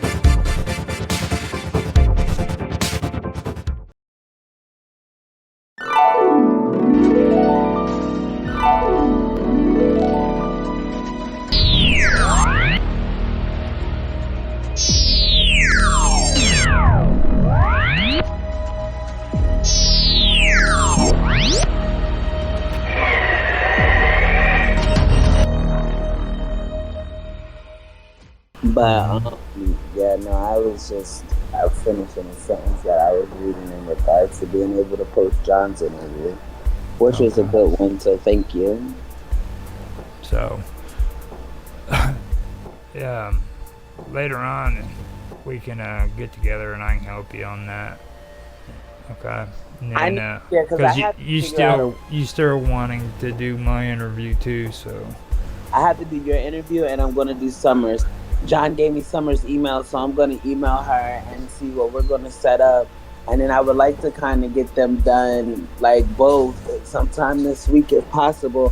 But I'd like to figure out a way for me to do recording, because like today I screen recorded, and it screen recorded the whole entire time. I can see it on my screen that's recording, and then there's no screen record when I get done. So thankfully, John offered to record for me, but it bothers me because there was stuff that was on my camera that's not on John's, and that kind of disturbs me because like I was looking for those things to kind of like how if you see a ghost or something on one picture. Yeah. What the hell? It did it to me again. Boy, she's gonna be mad at me. Or if it's going to be a different time.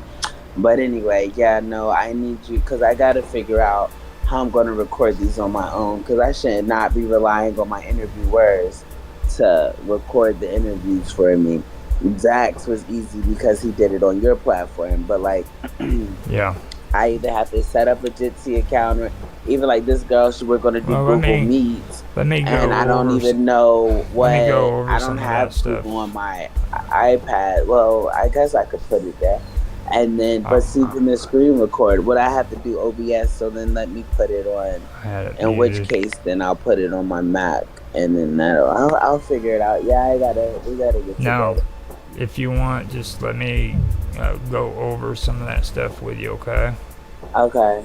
And we can kind of get you, because see, with your videos, it's repetition. You have to get used to doing the same thing over and over again and memorizing it. You know what I mean? So every time you do something, you got to get a routine down to where you can get it done, get it quick. The only thing that you have to do differently is usually the audio. Okay. Yeah, I got screwed on my audio last time. I had really, really good content, and it timed out at the exact time I wanted it to. 428, which we know that's Yahweh, and there's no audio. But I didn't change anything in my settings for there to be no audio. And then all my other videos had audio. You and I tested all of that. I left it the exact same, exited out of the program, and then I did my, like I said, it was 428, so it meant something. Never trust your audio. Never. I don't even know how to test it, so I that's what I'm saying. We'll go over on that, and I'll show you. Okay. Okay, it sounds good. We'll go over that, and I'll get you to where it's taken care of.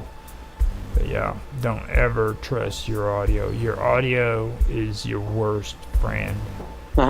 It's gonna screw you in the end. Every time, dude. I mean, sounds like a man. No, I'm just joking.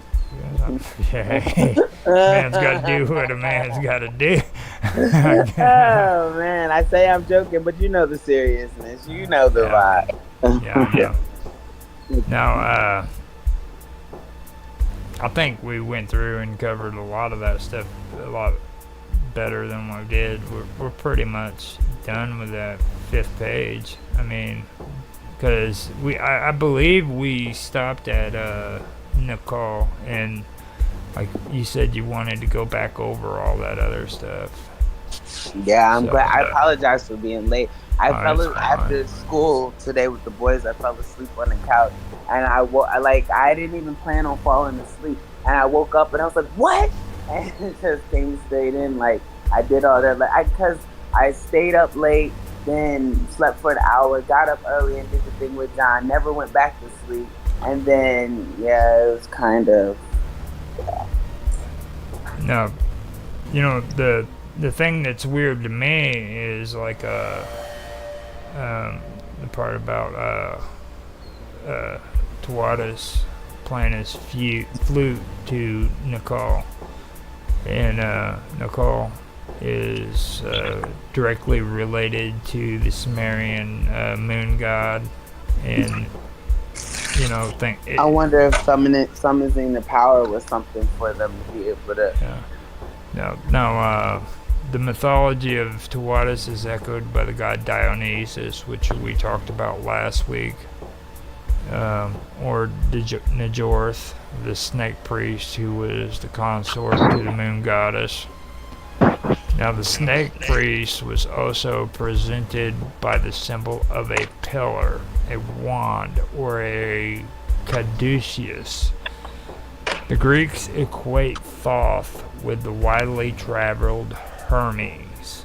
According to the Egyptian tradition, Osiris traveled the world with Thoth. Asclepius, alternatively known as Eshmun, is responsible for carrying on the teachings of Tawatis on snake priesthood under the protection umbrella of Hindu culture.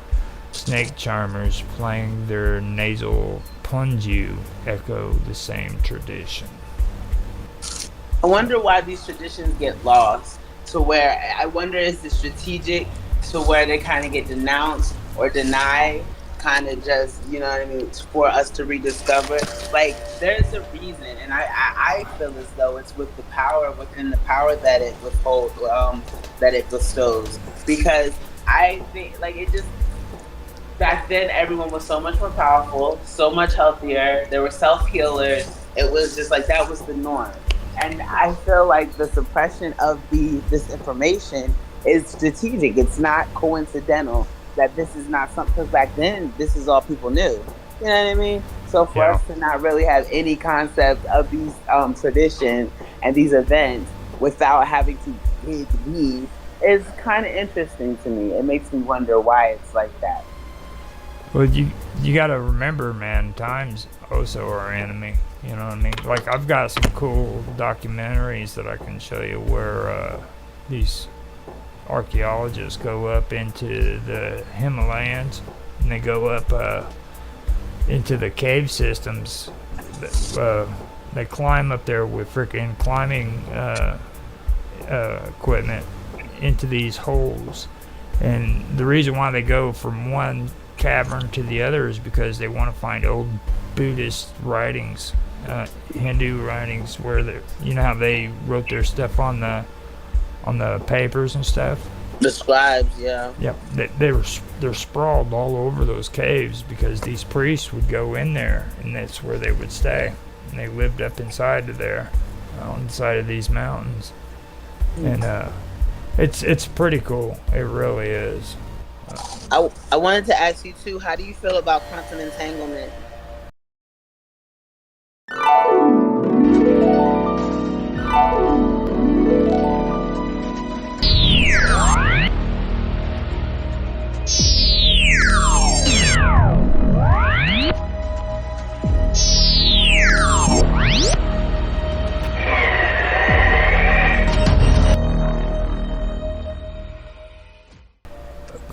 Quanta what? Quantum physics, quantum entanglement.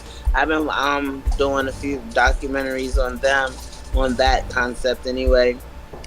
And I was just wondering, are you familiar? And if so, how do you feel about it? Because you know Einstein denounced it, even though it's since been proven. Well, I mean, if Einstein denounced it, I mean, shit. It's since been proven, though. Like, Ball has come forth, you know, just even with the Copenhagen effect, that kind of was the catalyst to draw towards it being proven, not necessarily proven, but being more highly developed. I was just wondering if you knew much about it, because it sounded like something that would be good for a strength and stuff. Well, you know, I mean, the thing of it is it's like it has to do with like the quantum state, you know what I mean? Yeah, and it has to do with particles so fast that we're able to penetrate through object. Because at the smallest, yeah.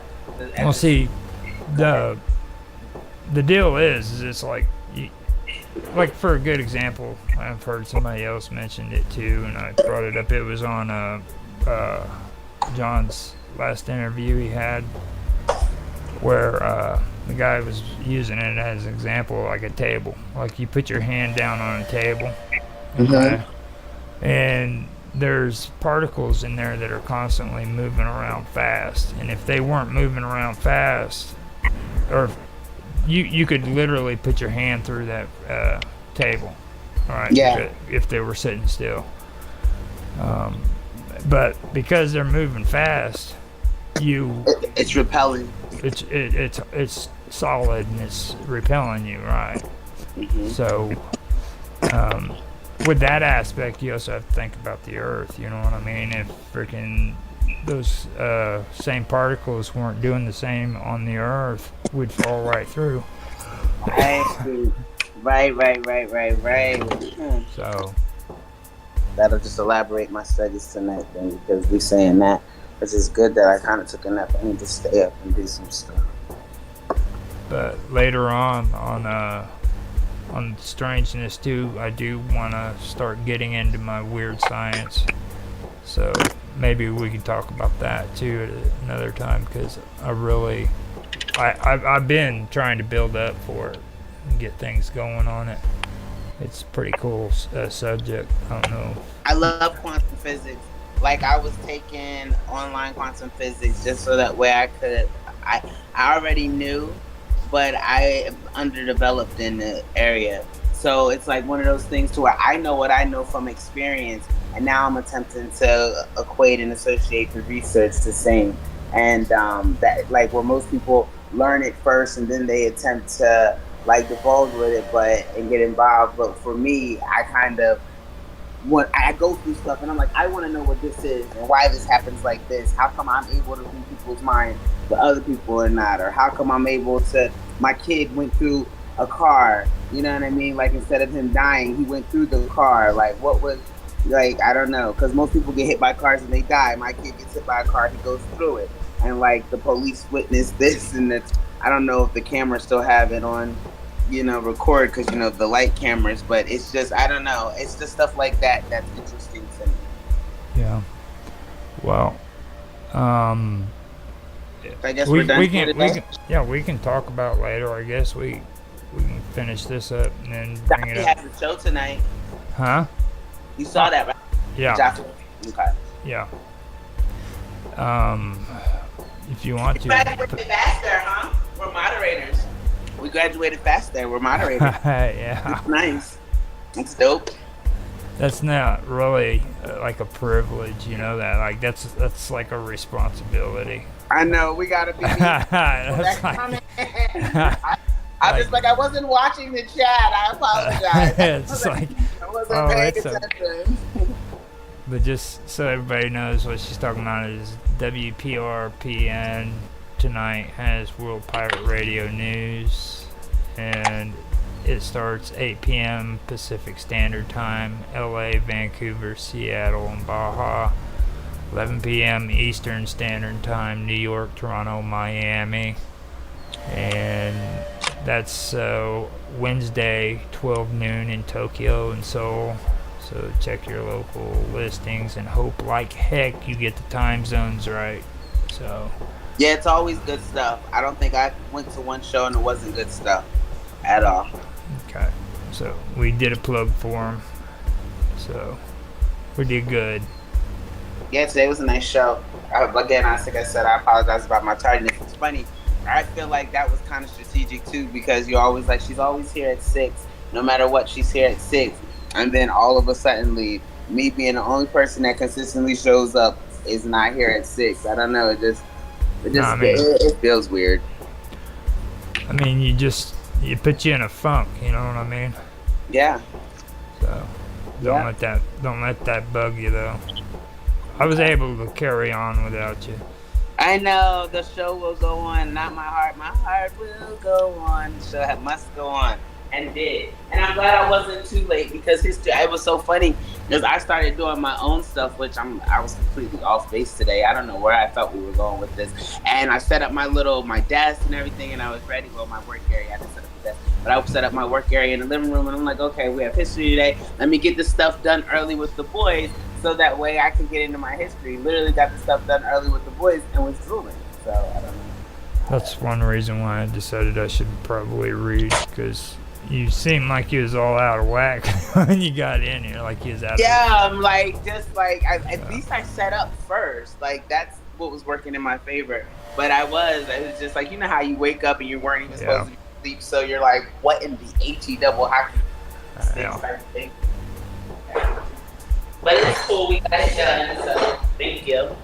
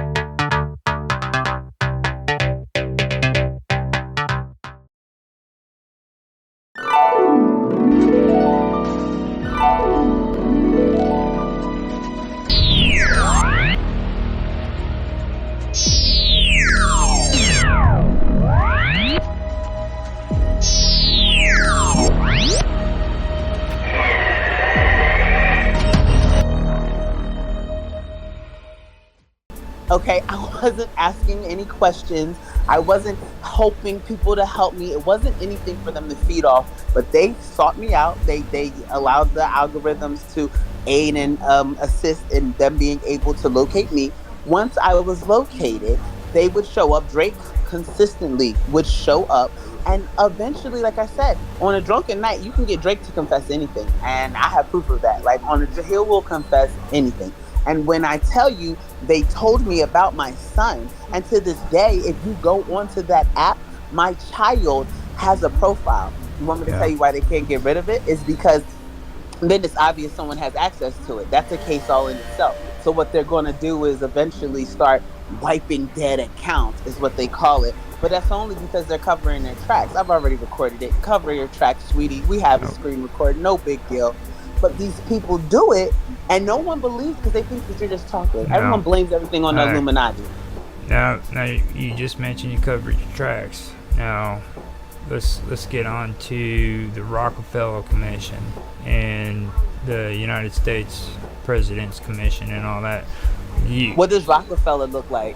Do you like, you know what I mean? Yeah. Like, but he's one of the richest people in the world. Exactly. Now, kind of go into that so that you can kind of expand on that, because you got a reaction when you read that.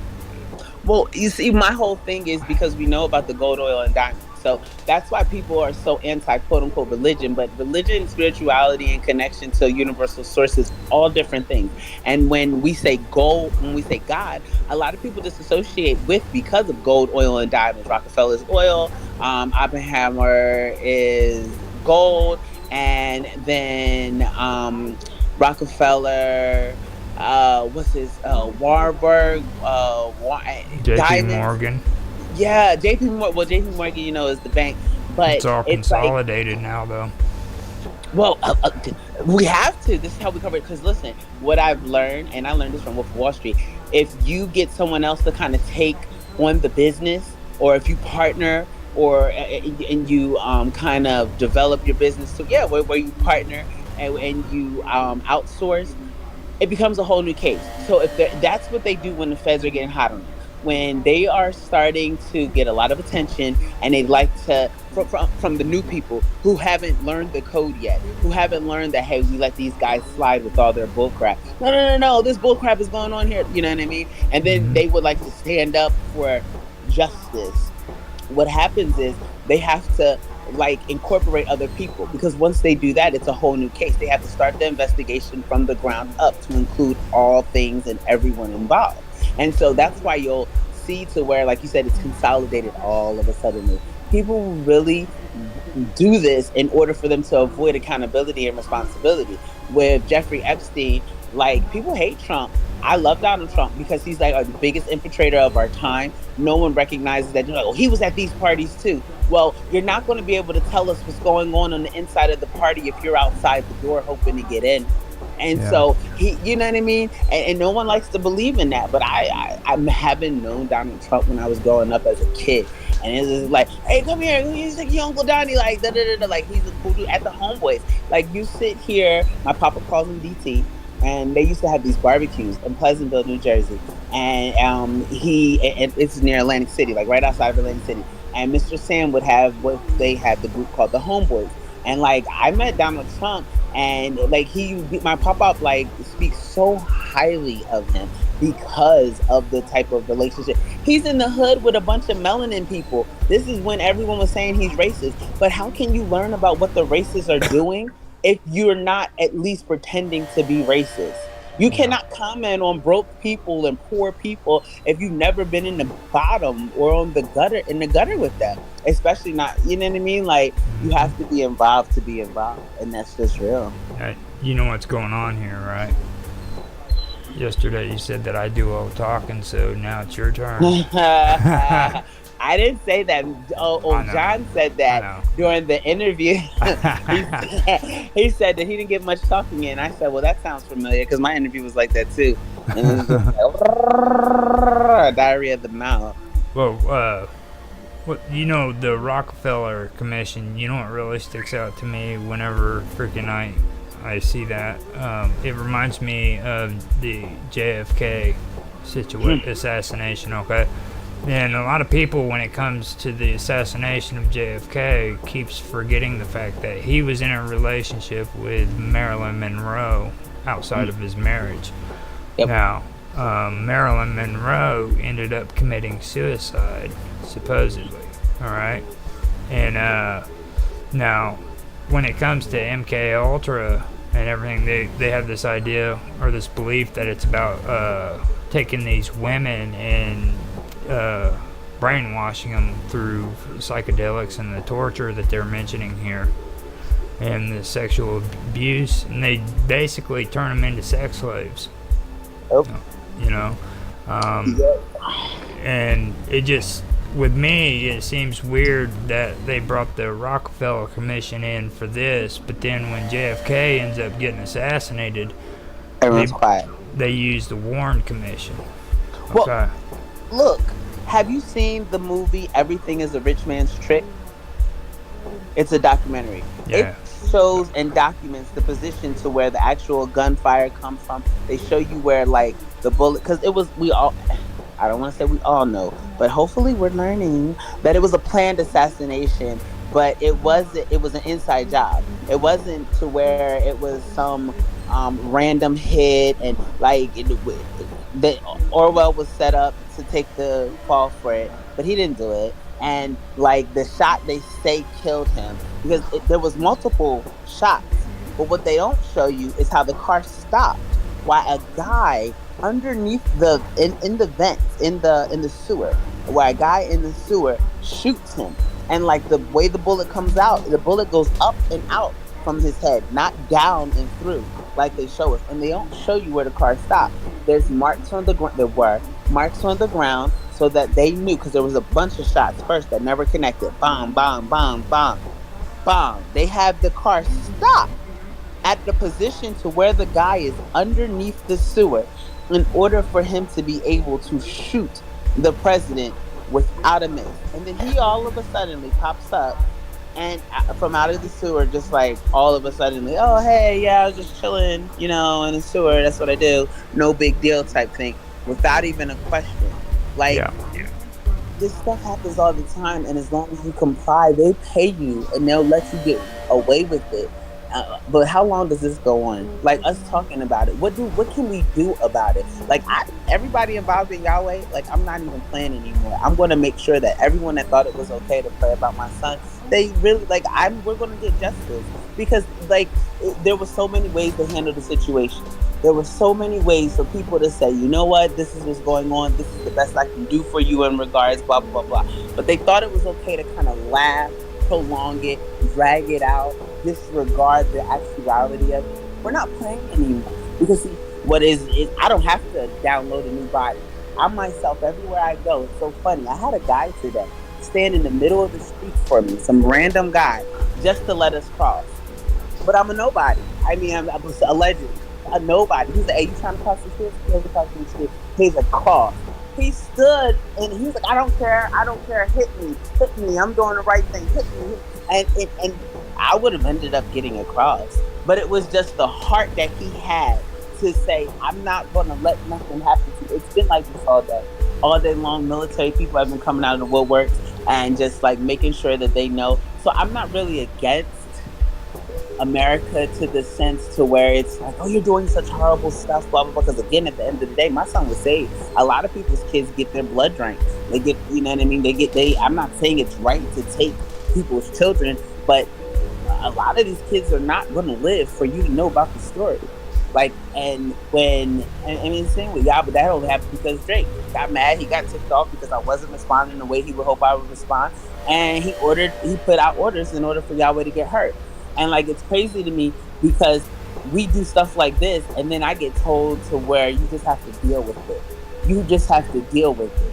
I don't feel like that's fair. I don't feel like we're supposed to kind of just write off these things that are happening around us. I don't feel like we're supposed to disassociate. Like, Rockefeller has his hand in absolutely everything, but we'll make it seem like it's no big deal because Jay-Z, he raps about Rockefeller all the time. Like, do we think it's a coincidence that this young man from the hood, like, you're from Queens, like, what is this, like, how does Rockefeller even come to your radar without Rockefeller bringing you to his first? I don't know where he went, but... Oh, you muted your thing. Do you know you're muted?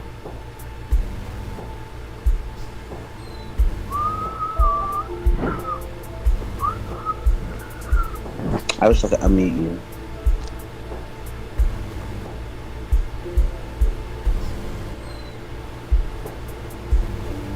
It says I can kick you out. It's funny. But anyway, truth be told, the government enlists people of a lower standard, of poor vernacular, like, you have nothing, you are nothing, and you'll be willing to do whatever we tell you to do. And so those are the people that they recruit. The people that always dreamed about being rich and, oh, I always saw myself in the big screen and the big lights.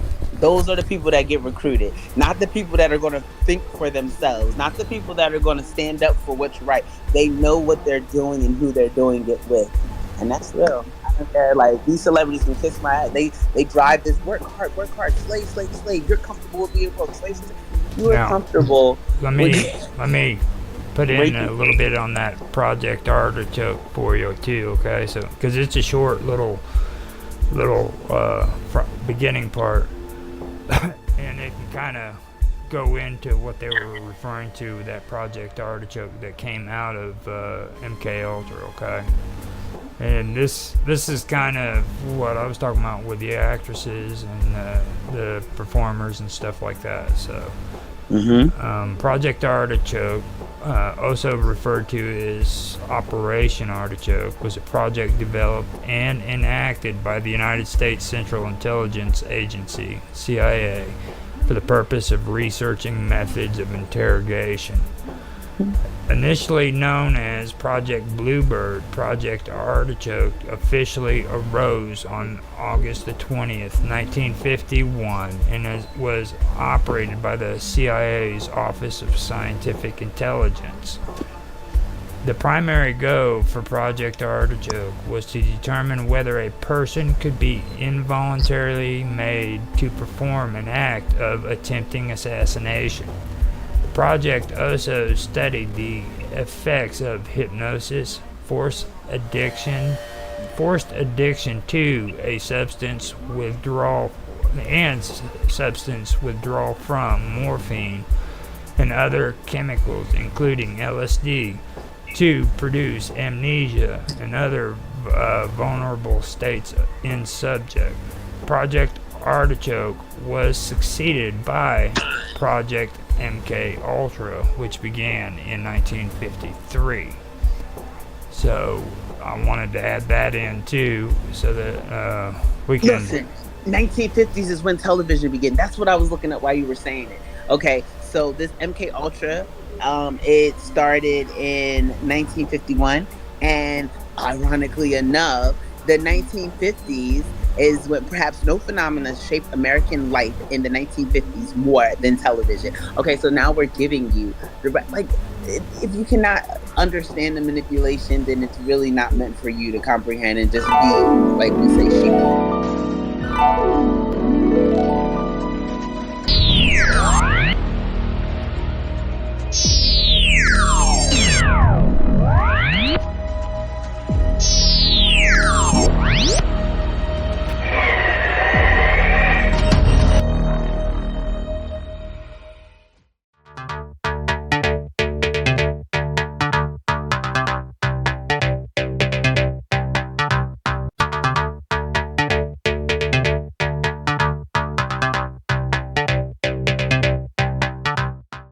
Okay, everybody, I am back. I am first going to test out my audio, and then I will get right into the stream. I know that I had a comment in the comment saying that I was taking too much time on the beginning of the streams, and then I should go right into the topic. So I'm going to work on that. But one thing I do have to say is I cannot give up on the audio test. That's something that is very important for me. Just so you guys know, you can't rely on the internet when it comes to good audio. You could mess up, make a huge mistake, go through and do an entire episode and your audio is not working. So I've learned that it's best to go through and check the audio, make sure everything's up to par before you start it. I apologize for having to do that, but that's just the way it is. Other than that, though, I am going to go ahead and get into the topics. I tested the audio. Everything is working well on Rumble, YouTube, Twitch, X, and DLive, as well as Kick. So we are up and running. Today, we are starting out with, or we're going further where I left off. So with conspiracy. That's what today's episode is going to be on.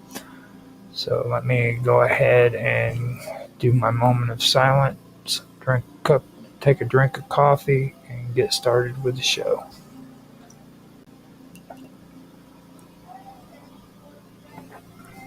All right. Hello, everybody, and welcome back to another episode of Conspiracy here on the Wonderful World of Weirdness and Strange Stories. My two channels, one is on the Wonderful World of Weirdness is on Rumble as well as on YouTube, and Strange Stories is on YouTube as well as on Minds.com. Now, if you want to watch this episode too, other than them having their own channels, you can find them on Twitch, but those do not have a recorded copy. The only time you can watch those is while they are being streamed. So that has to be watched live. Other than that, you can check us out on X. We do live stream on X as well. That would be in my account, Roger Hanson at ROGLOL1973. On Twitch, I'm known as Infamous1969. And you can also get the live stream on Kick with my account there, which is Roger_Hanson. And I believe that's the same as that's also the same on DLive as well. So those are the platforms that you can find our streams on. Now, with that being said, today I'm going to go further in where I was before. Last week I was talking about the rat lines and the Nazis, the conspiracy, how they may have escaped out of Nazi Germany. I'm not going to make any assumptions. That's the story. That's the way it is. You draw your own conclusions. Now, I want to focus again on another person who was involved in the JFK investigation concerning his assassination. That would be Alan Dulles. Now, he is probably one of the most interesting people when it comes to the topics that we've been getting into. He was on the Warren Commission, but he also has a shadowy background, and a lot of that has to do with MK Ultra. Now, a lot of people hear MK Ultra and they think conspiracy theory and it never happened, and that's not the case. So, with that being said, I'm going to start the reading, and I'm going to let you know that everything I am saying here is not conjecture. Okay, this is stuff that has been documented, that's well known. All you have to do is research. Go on Google it, find out for yourself. You know what I mean? It's better that you find out for yourself so that you know rather than me tell you, even though I am telling you the story, you know. So with that being said, here we go.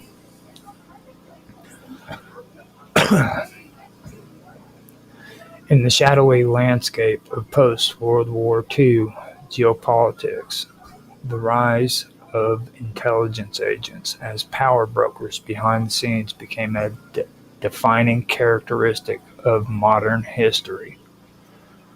Among these, the Central Intelligence Agency, the CIA, of the United States stood at the forefront of an ideological and scientific crusade to control not only information and politics, but also the human mind itself. Central to this movement was Alan Welsh Dulles, who served as the first civilian director of Central Intelligence and oversaw the agency during one of its most formative and secretive periods. Under Dulles, the CIA initiated Project MK Ultra, a highly classified program aimed at developing techniques for mind control and behavioral modification. The program, along with other clandestine operations, reveals a deep and disturbing fascination with psychological manipulation, covert warfare, and the shaping of reality for both enemies and allies alike. Alan Dulles was a man deeply embedded in elite American power structures, educated at Princeton and a veteran of diplomatic and intelligence work. Dulles represented the archetype of the American Cold War strategist. He viewed the conflict between the United States and the Soviet Union not merely as a geopolitical struggle, but as a war for the soul of humanity. In this ideological battlefield, conventional military forces would not be sufficient. psychological warfare, disinformation, sabotage, and manipulation by both foreign populations. No, of both foreign populations and domestic sentiment became essential tools of statecraft.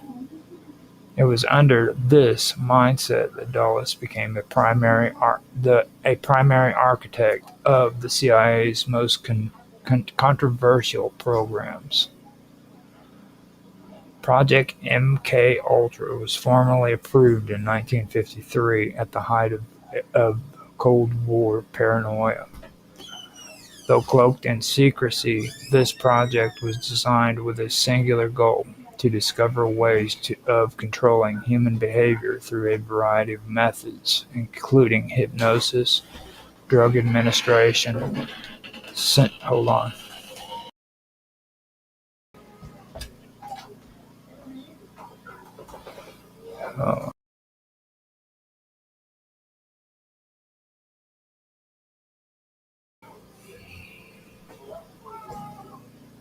Project MKUltra was formally approved in 1953 at the height of the Cold War paranoia.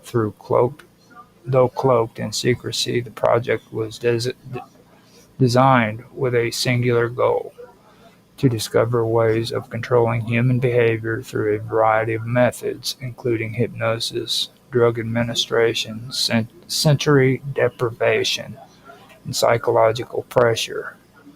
Its name would not become public knowledge until the mid-1970s, when congressional investigations began to peel back the layers of CIA abuses.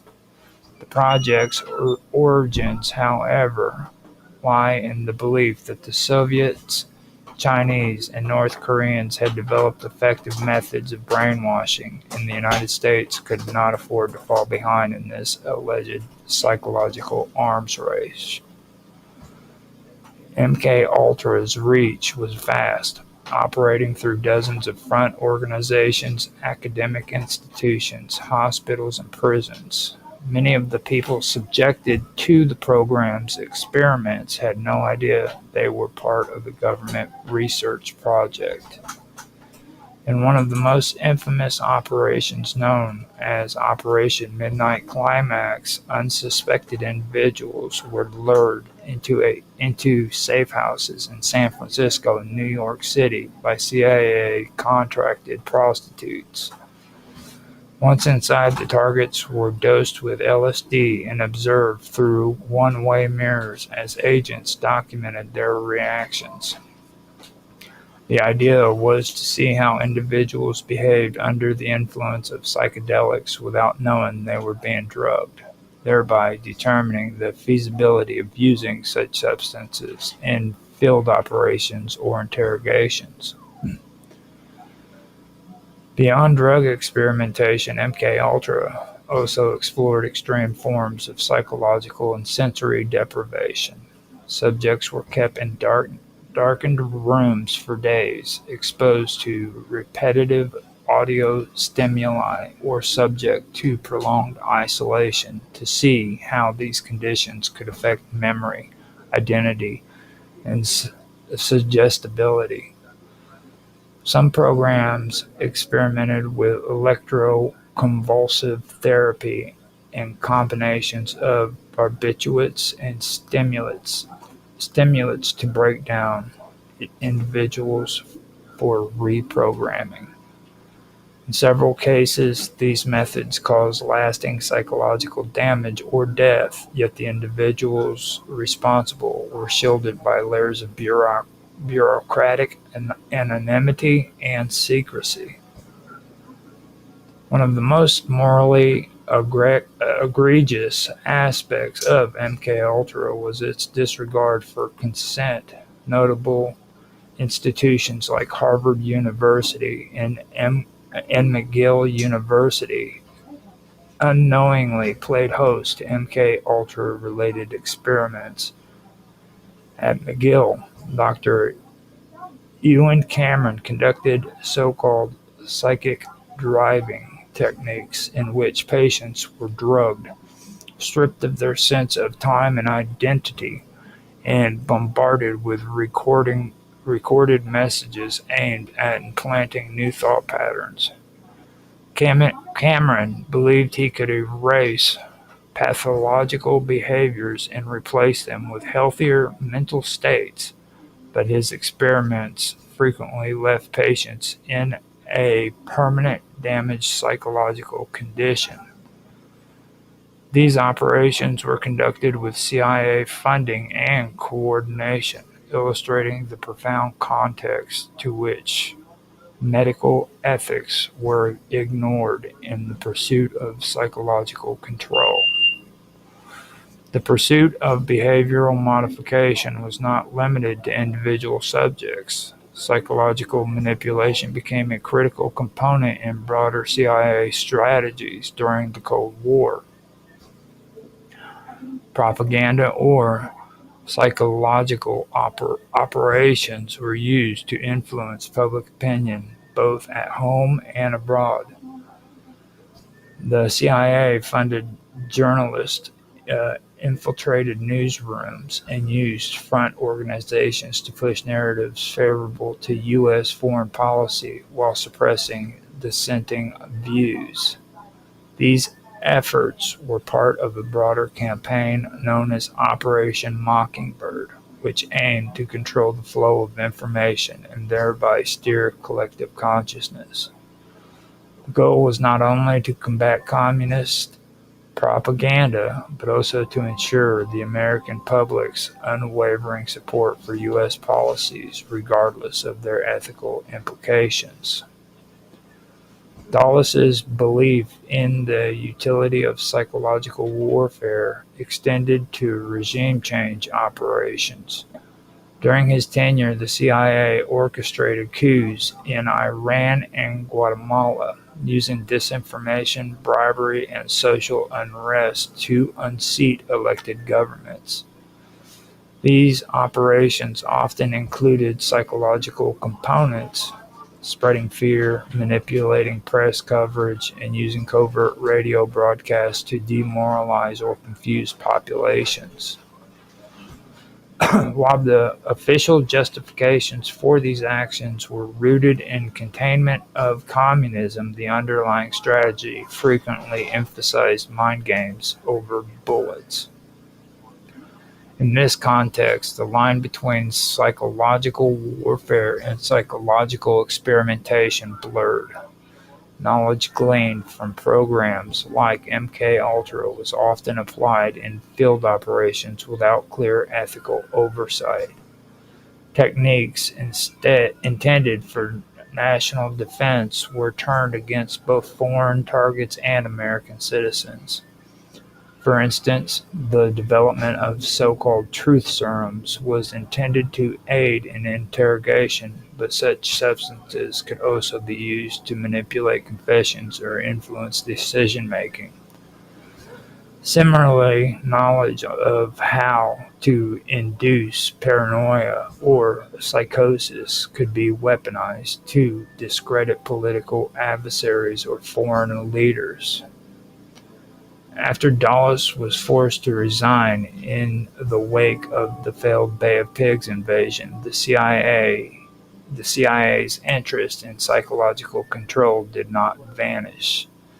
Though MKUltra was officially terminated in the early 1970s, it had already spawned a host of sub-projects and successor programs that continued under different names and auspices. The revelations of the Church Committee in 1975 brought some public awareness to the abuses committed under MKUltra, but much of the documentation had already been destroyed under the orders of CIA Director Richard Helms.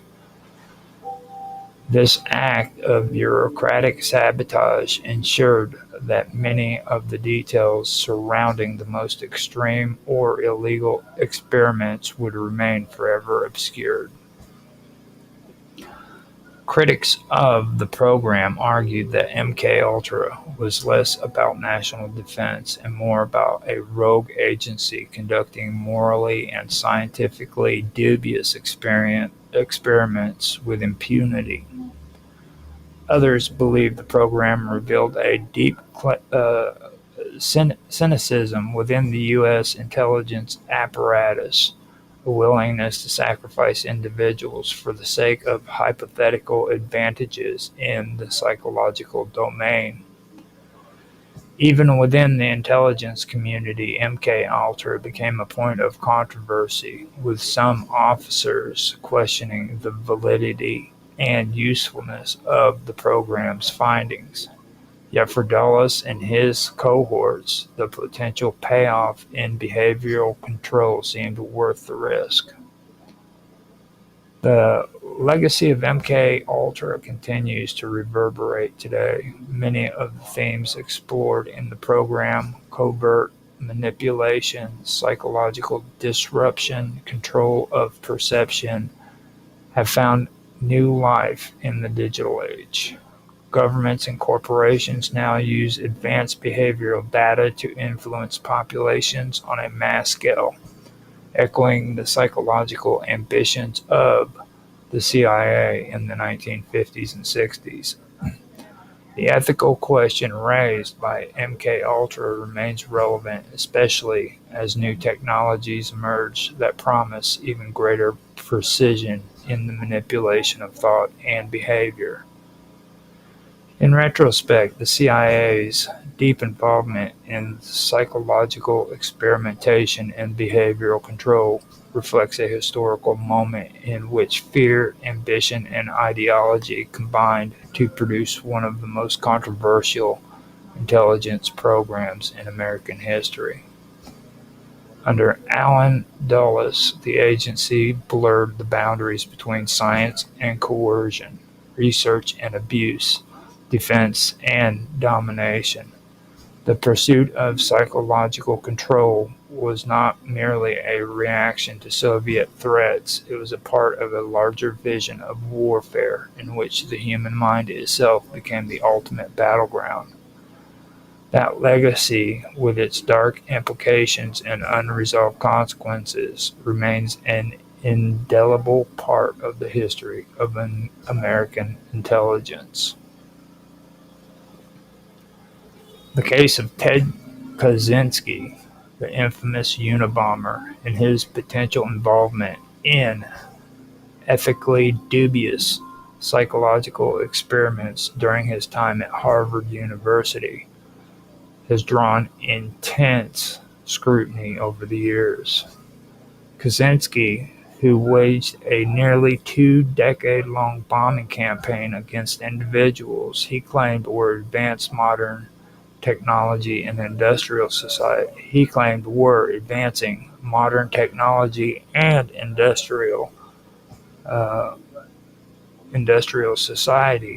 at the cost of human freedom, was eventually arrested in 1996. After his identity was revealed, an obscure detail from his past emerged. His participation in a psychological study while attending Harvard, which some investigators have suggested may have had ties to the CIA's controversial MK Ultra program. Kaczynski entered Harvard University in 1958 at the age of 16, an unusually young age for a college freshman. By the time he was 17, he had become involved in a study led by Harvard psychologist Dr. Henry A. Murray. Murray was a former OSS, which is Office of Strategic Services officer during World War II, and he had experience developing interrogation techniques for military and intelligence purposes.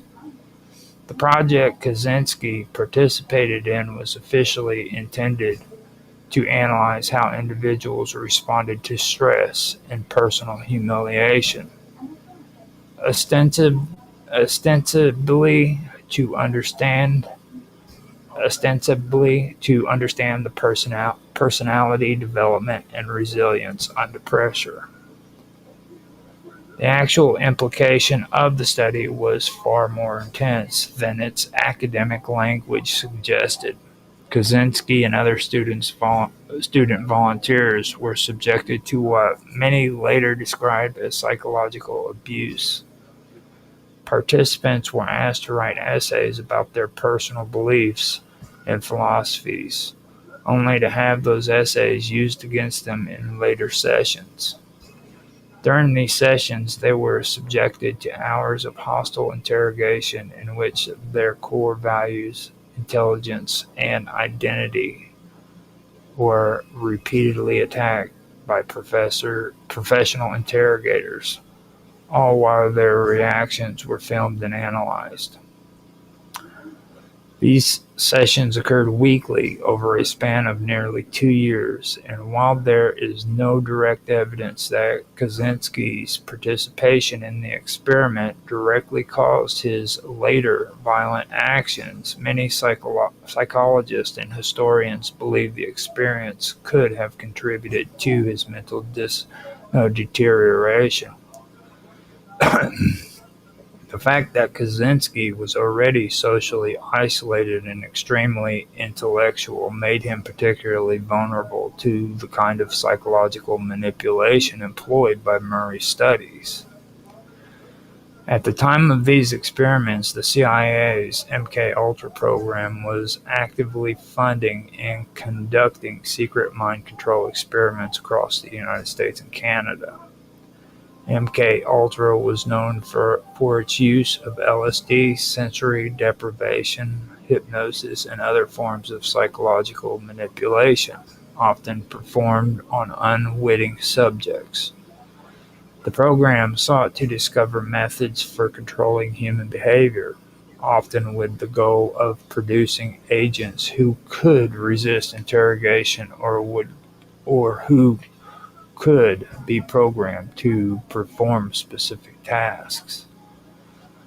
Although there is no definitive evidence proving that Murray's experiments was a direct part of MKUltra, there are a number of factors that suggest at least a thematic or philosophical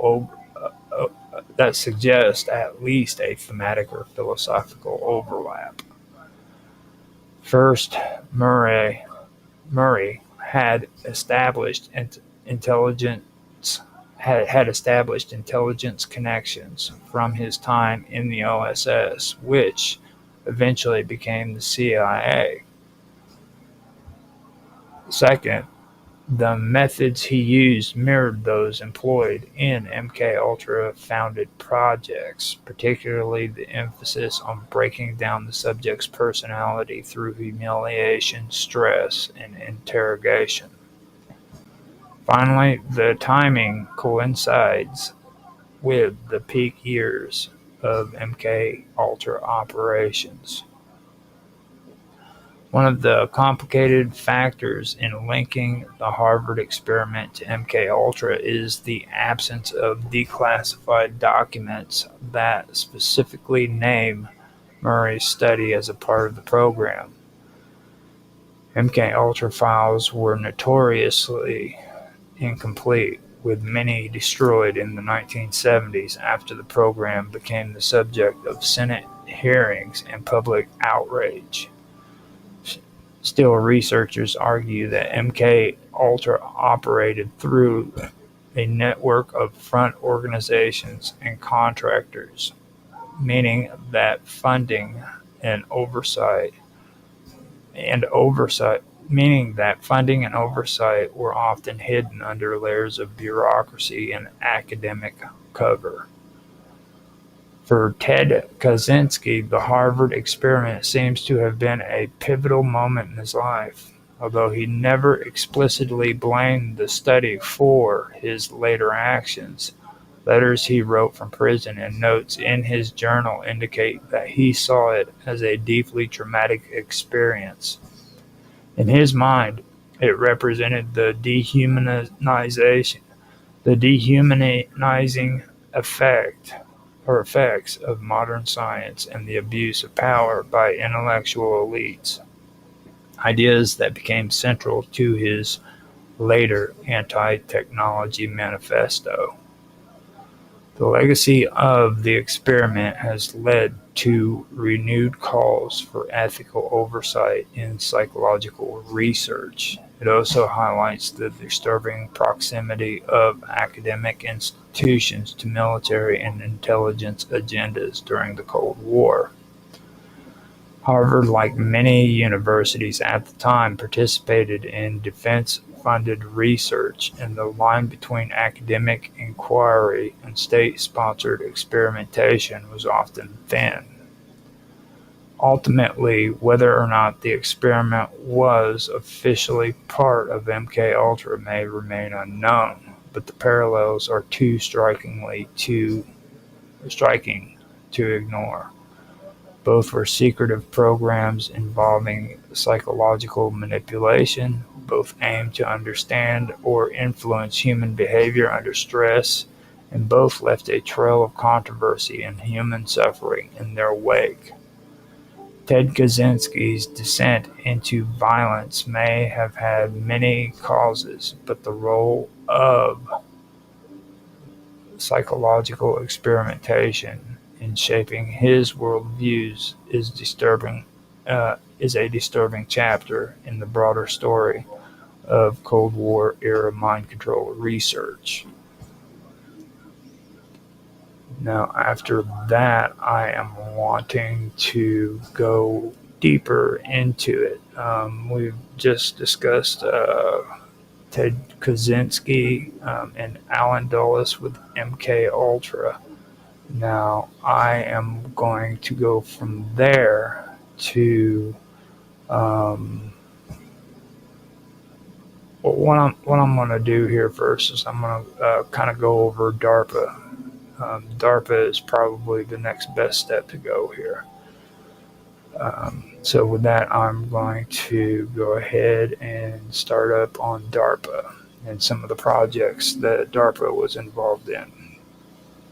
Now, Project MK was a lesser-known offshoot of the more famous MKUltra, part of the CIA's broader attempts to explore unconventional and controversial psychological manipulation tactics during the Cold War. The project was primarily focused on the use of occult and paranormal phenomena for intelligence and military purposes, investigating various esoteric practices to see if they could be integrated into psychological operations and warfare. It is believed that MK often was operational in the late 1960s and early 1970s, with efforts to incorporate parapsychology, occult rituals, and mind control techniques from both scientific and metaphysical perspectives. The project was part of the larger MKUltra initiative that sought to experiment with mind control, behavior manipulation, and other psychological techniques to gain a strategic edge over adversaries. However, unlike MKUltra's focus on drugs, hypnosis, and sensory deprivation, MK often was interested in phenomena that were outside the conventional scientific realm. Researchers in MK often explored the potential use of occult rituals, psychic abilities, and other unproven methods to gather intelligence or influence foreign governments.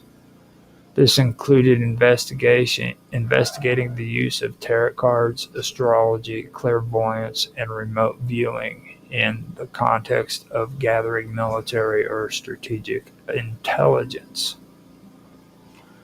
Although the full scope of MK often remains shrouded in secrecy, the project's efforts to interrogate the paranormal,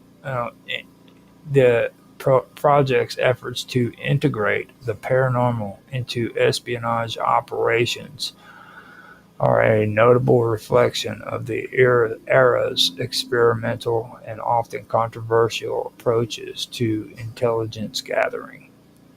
The CIA was interested in every conceivable method of gaining an advantage during the Cold War, and MK Austin's investigation into the supernatural underscores the extremes to which the U.S. government was willing to go in its search for intelligence tools.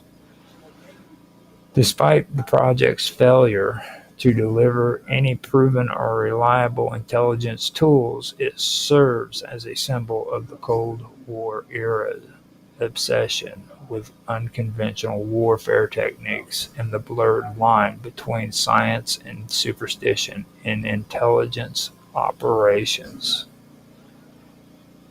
MK Search was another CIA program that operated within the broader MK Ultra framework, designed to study chemical and biological agents for use in warfare and intelligence operations. While MK Ultra focused on drugs, hypnosis, and psychological manipulation, MK Search aimed to develop new and more potent means of control using toxic substances, biological agents, and other chemical weapons. This program represented the intersection of psychological and physiological warfare, as it sought to develop methods for incapacitating or controlling enemy forces in covert and highly effective ways. MK Search ran experiments on a range of substances, including various nerve agencies, psychochemicals, and incapacitating agents that could potentially be used for espionage, assassination, or covert operations. The project explored how chemical agents could be delivered to targets without detection, and how they could be used to manipulate or incapacitate individuals in a variety of covert missions. As with other MK Ultra programs, many of the tests were conducted on unwitting subjects, including civilians and military personnel, often with little regard for their safety or well-being. MK Search was part of the U.S. government's broader interest in chemical warfare and biological warfare during the Cold War. While chemical weapons were banned under various international treaties, these projects operated in a gray area, with the government exploring the potential military advantages of such agents despite the ethical and legal implications. The program's research contributed to the development of chemical agents used in later military operations, and served as a stark reminder of the darker side of the Cold War arms race, where the boundaries of ethics and legality were often tested in the pursuit of national security. After that, there's Total Information Awareness, which is TIA, and that was a controversial and ambitious surveillance program initiated by the U.S. government in the early 2000s, aimed at collecting vast amounts of data on individuals to detect potential threats to national security. The program was created by the Information Awareness Office, which was part of the Defense Advanced Research Project Agency, DARPA, and it sought to analyze and process information from various sources, including financial records, communications, and travel data, to identify potential terrorist threats before they could materialize. The main goal of TIA was to build a comprehensive database that could be used to track individuals' activities and uncover patterns indicative of terrorist activity. This included the use of data mining techniques, which would scan large amounts of data for irregularities, and the application of predictive analytics to forecast potential threats. The program was designed to help authorities preemptively identify and neutralize security risks, making it a key part of the U.S. government's post 9/11 efforts to improve national security. However, TIA faced significant backlash due to its scope and the potential for violations of privacy and civil liberties. Critics argued that the program was a form of mass surveillance that could allow the government to monitor citizens without their knowledge or consent. Concerns were raised about the possibility of the government's overreaching in its pursuit of national security and whether the data collected could be misused or abused. As a result, TIA was eventually defunded by Congress in 2003, but its legacy continues to influence the way governments around the world use technology for surveillance and counter-terrorist operations. Next is the LifeLog project, which was initiated by DARPA in 2003, and it was an ambitious attempt to build a detailed database of individuals' lives through the collection of personal data. The project aimed to create a comprehensive digital record of a person's activity, thoughts, and interactions, capturing everything from daily routines to conversations, interactions with others, and even emotional states. This information would be gathered through the use of sensors, cameras, GPS devices, and other tracking technologies with the goal of building a vast interconnected web of personal data. While the LifeLog project was initially conceived as a way to help individuals organize their own lives and create a personal digital archive, it was soon viewed as a potential tool for surveillance and intelligence gathering. The idea was to track individuals in real time and use the data to analyze their behavior, identify trends, and predict future actions. This concept foreshadowed the development of modern social media platforms and the increasing use of data analytics to profile individuals based on their own online and offline activities. In 2004, the lifelong project was abruptly canceled, coinciding with the rise of Facebook, MySpace, and other social media platforms. Although the lifelong project was terminated, many of its ideas and technologies found their way into these commercial platforms, where they continue to be used to track and analyze user behavior. The LifeLog project represents an early example of how digital surveillance and data collection could be used not just for military or intelligence purposes, but also for social and economic manipulation in the digital age. Silent Talk was a covert program explored by various U.S. intelligence agencies, including the CIA, during the Cold War, which focused on researching remote communication techniques. This project sought to investigate the potential for transmitting thoughts or communications without the use of speech or external devices, a form of thought transmission that would provide intelligence operatives with the ability to communicate covertly without being detected by adversaries.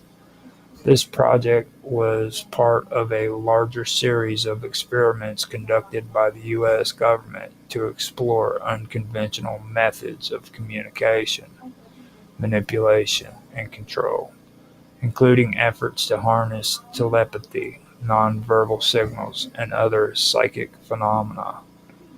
The aim of Silent Talk was that to develop a form of silent communication that could be used in sensitive operations, enabling spies and intelligence officers to pass information to one another without making a sound or using any visible gestures. Although the project did not yield definitive results or usable technology, it reflects the broader fascination with the potential for advanced and untraceable communication techniques. The U.S. government's interest in this area was influenced by the growing field of parapsychology during the mid-20th century, where claims of psychic abilities like telepathy and clairvoyance were being investigated as possible military tools. Despite the lack of concrete success, silent talk represents an example of the CIA's willingness to experiment with the limits of science, technology, and the mind during the Cold War. The project remains an obscure and largely unacknowledged part of the broader pattern of unconventional and secretive government research into espionage, psychological warfare, and intelligence gathering. The program's existence was primarily kept under wraps, and much of what was pursued remained speculative, as declassified documents on the subject provide little tangible evidence of its outcome. However, it underscores the continual exploration of unconventional methods during this period, which set the stage for future advances in non-traditional military and intelligence techniques. Project Iceworm was a top-secret U.S. military project, primarily run by the Army Corps of Engineers in cooperation with the CIA, which aimed to build a network of underground missile bases beneath the ice sheets of Greenland during the Cold War. The primary goal of Iceworm was to create a network of nuclear missile sites capable of launching intercontinental ballistic missiles, ICBMs, directly into Soviet territory. The project's name was derived from the conditions under which it was to be carried out, deep within the ice sheets, using the natural features of the environment to house and protect missile silos. The secret nature of Iceworm was such that its existence was only revealed to the public many years later, following the Cold War. The project was conceived during the early 1960s as a countermeasure to Soviet nuclear capabilities, particularly to deter potential nuclear strikes on U.S. soil. The idea behind Project Iceworm was that the missile sites would be hidden beneath thick ice, making them impervious to Soviet detection and attack, and ensuring a robust deterrent capability. The project involved extensive engineering challenges, including the construction of tunnels deep beneath Greenland's ice sheet, a task that posed both significant logistical and technical hurdles. However, the project was abandoned in the 1970s after it became clear that the environment and technical difficulties of such an undertaking were unsurmountable. Iceworm was officially deemed a failure due to its high costs, the unstable nature of the ice, and the relationship that the sites and the realization that the sites were not as secure as originally believed. Despite this, it was a major Cold War era initiative reflecting the increasing militarization of the Arctic and the strategic importance of the strategic importance the U.S. placed on maintaining a powerful nuclear deterrent against the Soviet Union. Project Iceworm is an example of the Cold War. Is an example of the bold, sometimes reckless military ambitions of the Cold War era, when technology and secrecy were leveraged to achieve geopolitical objectives. The Insect Allies Program, initiated by DARPA, Defense Advanced Research Project Agency, is an example of the U.S. government's experimentation with genetic engineering in the context of biological warfare and agricultural manipulation. The program, which began in the 2010s, was designed to explore the use of insects such as beetles, aphids, and whiteflies as vectors for genetic modification. The purpose of the program was to determine if these insects could be used to deliver genetically engineered viruses to crops, altering their DNA to confer resistance to disease, pests, or environmental stressors, or to make them more productive.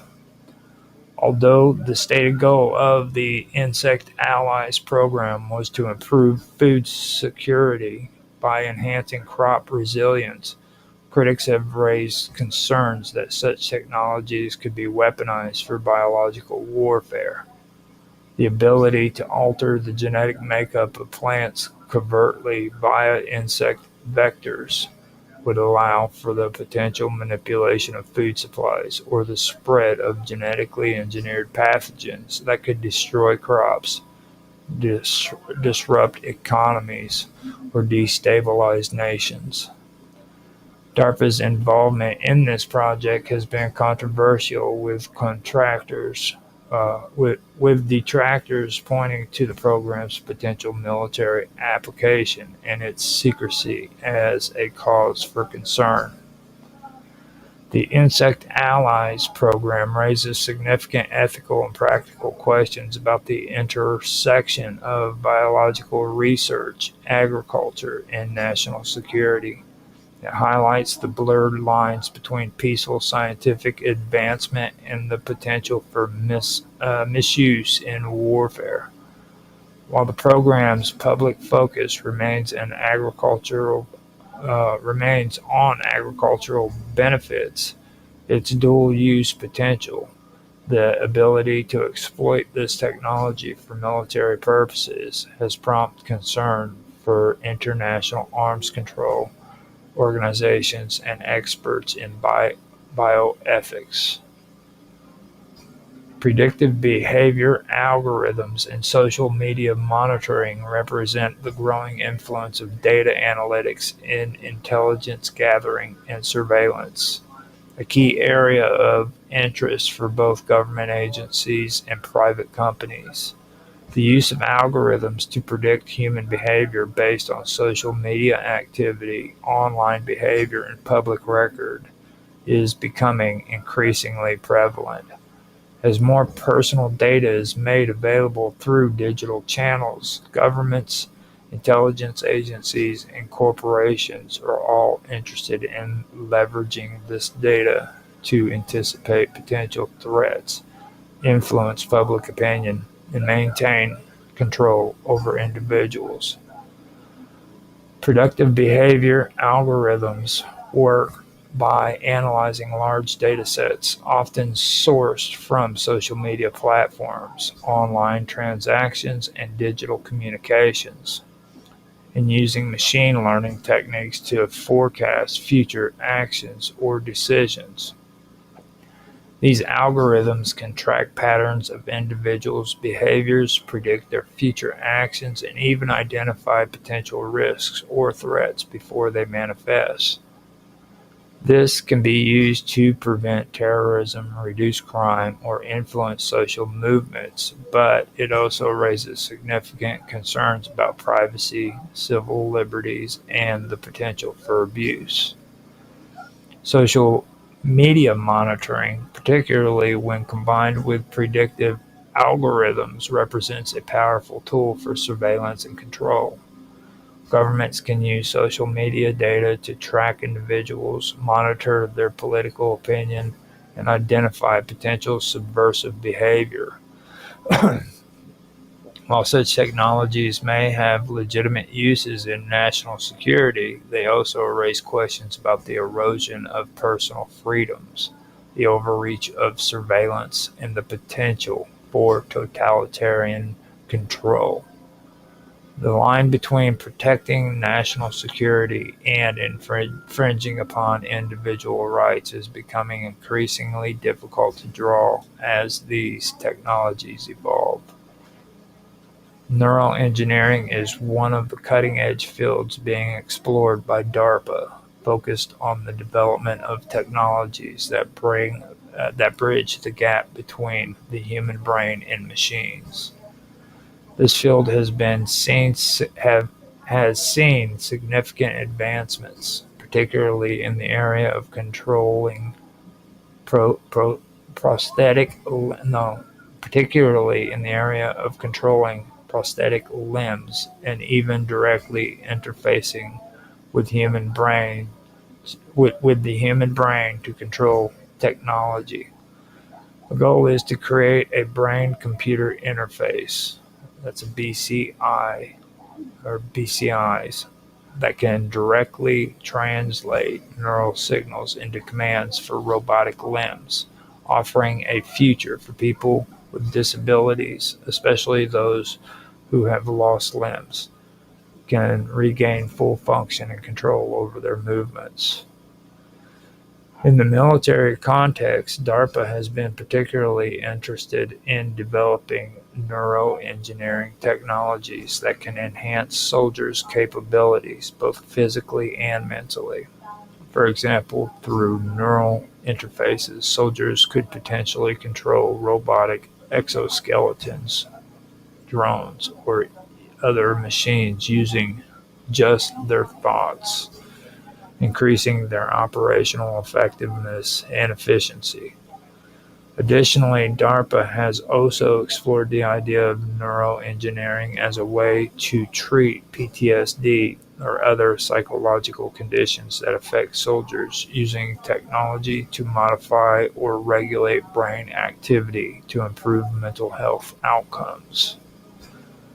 On the other hand, this technology raises concerns about privacy, autonomy, and the potential for manipulation.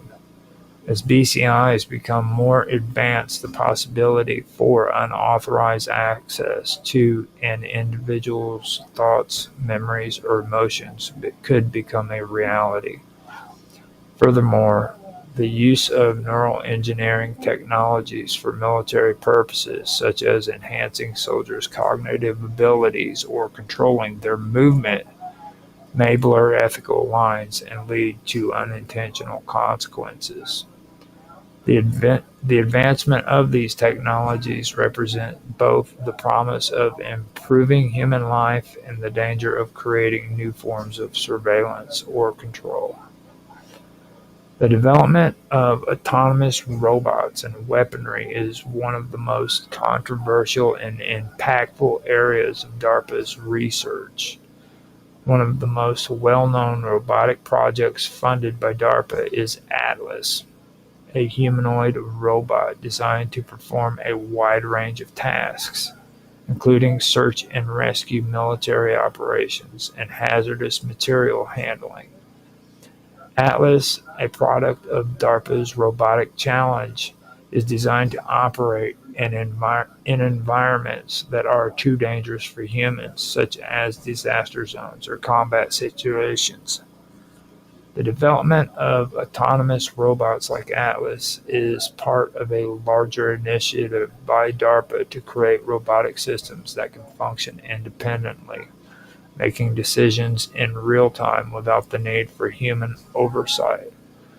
While robots like Atlas are still primarily focused on non-lethal missions, the increasing development of autonomous weaponry has raised significant ethical and strategic concerns. The idea of machine making life or death decisions on the battlefield without direct human control introduces the possibility of unintended escalation, mistakes, or misuse.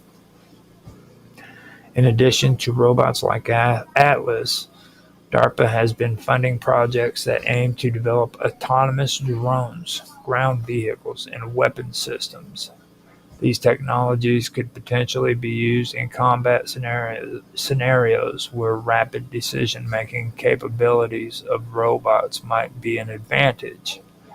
However, the risks of autonomous weaponry have been highlighted by ethicists and human rights groups who argue that machines should not have the ability to decide who lives or who dies in war.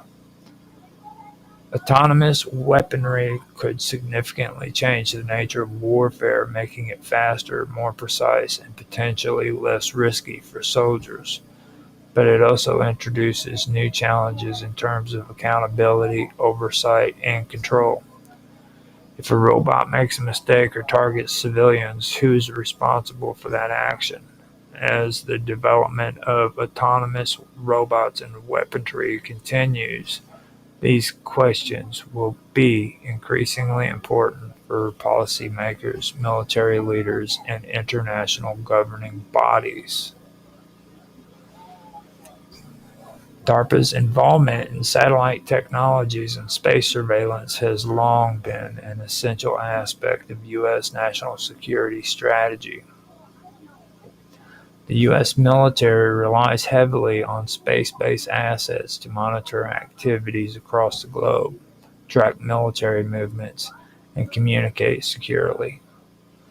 DARPA's role in the development of space technology has been instrumental, particularly in the context of surveillance satellites, reconnaissance, and early warning systems.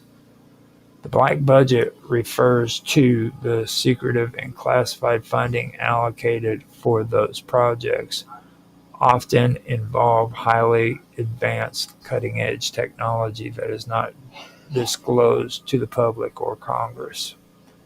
Many of these satellite programs funded by DARPA under the Black Budget are designed to gather intelligence, monitor foreign missile launches, and provide strategic advantages in warfare. Some of these programs are so secret that they remain undisclosed for years or decades after their completion. The U.S. government has also used space-based systems to intercept communications, track the movements of adversaries, and monitor global environmental changes. As the world's reliance on space-based assets grows, the importance of DARPA's space program has become increasingly clear. Space surveillance systems have also been vital for ensuring the security of U.S. military operations. With the rise of space as a domain of warfare, ensuring that military satellites and assets are protected from potential adversaries has become top priority. DARPA's research into satellite technology has led to the development of advanced tracking systems that can detect enemy satellites, monitor for potential threats, and ensure that U.S. assets remain secure.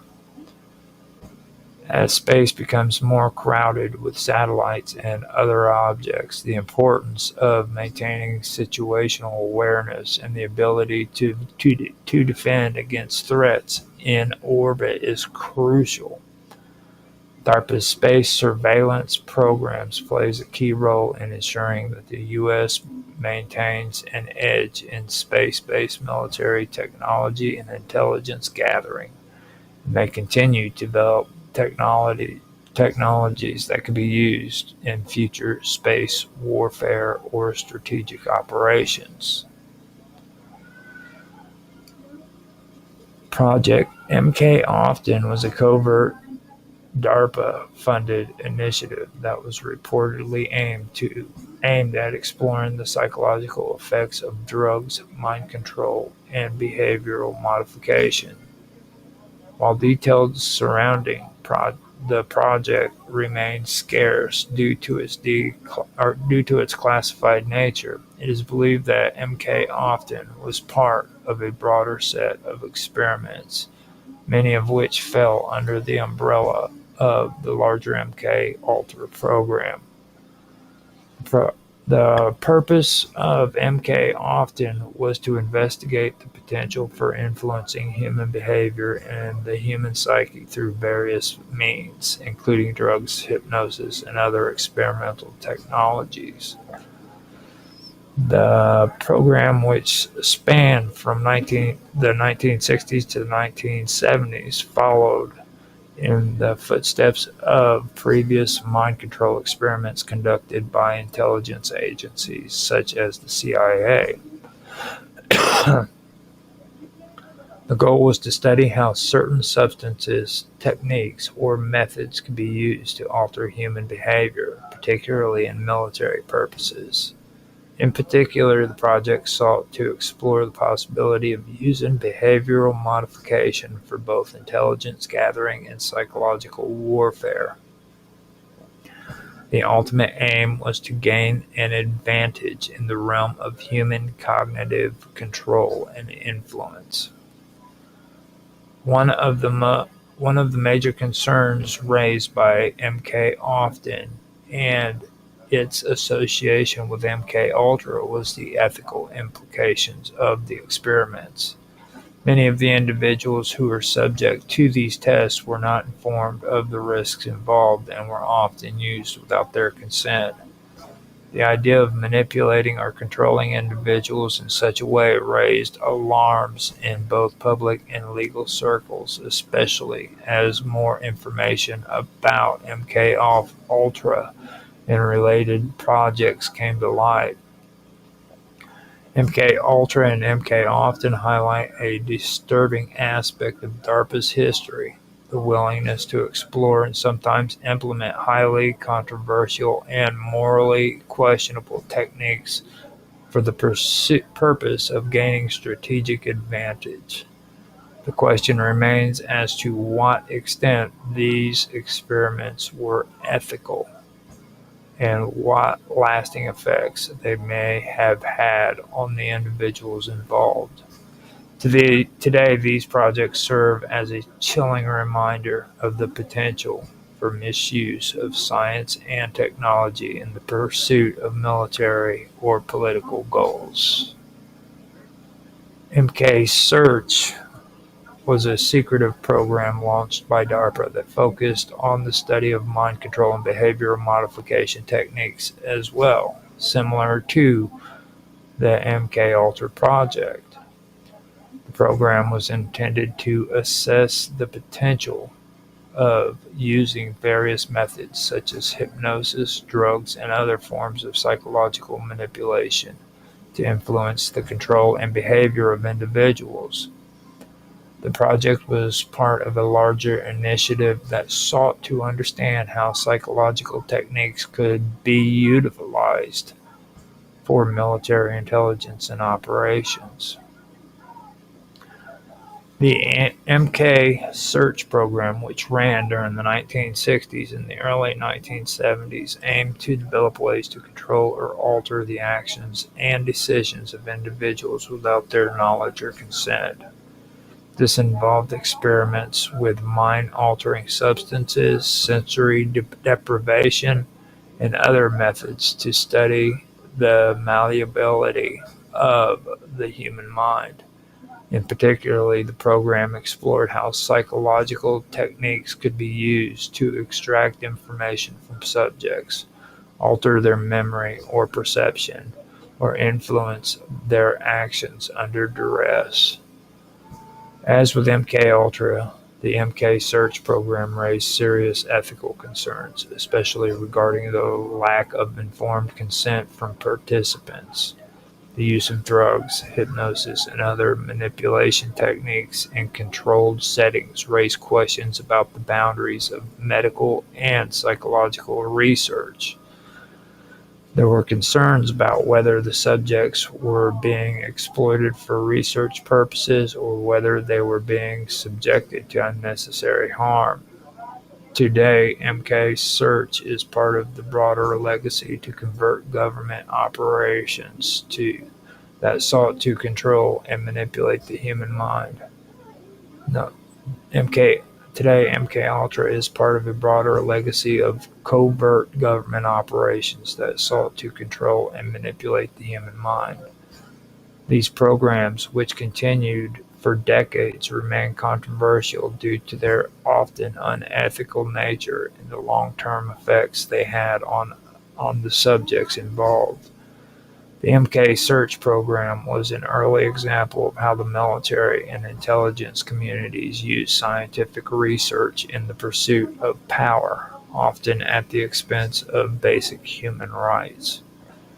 The Total Information Awareness (TIA) program, initiated by DARPA in 2002, was one of the most ambitious surveillance projects ever conceived by the U.S. government.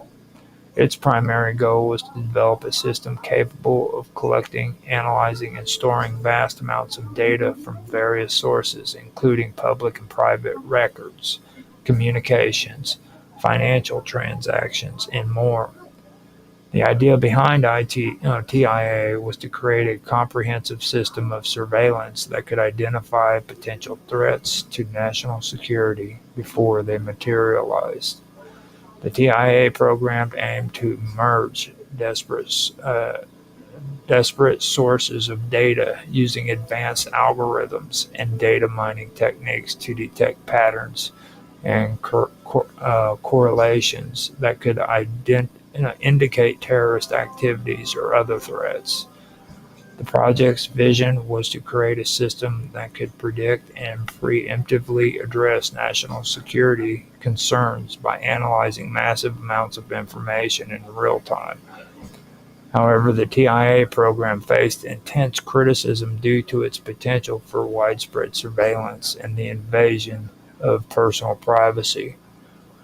Privacy advocates and civil liberties groups raised concern about the collection of sensitive information without oversight or regulation, arguing that such a system could lead to the erosion of fundamental freedoms.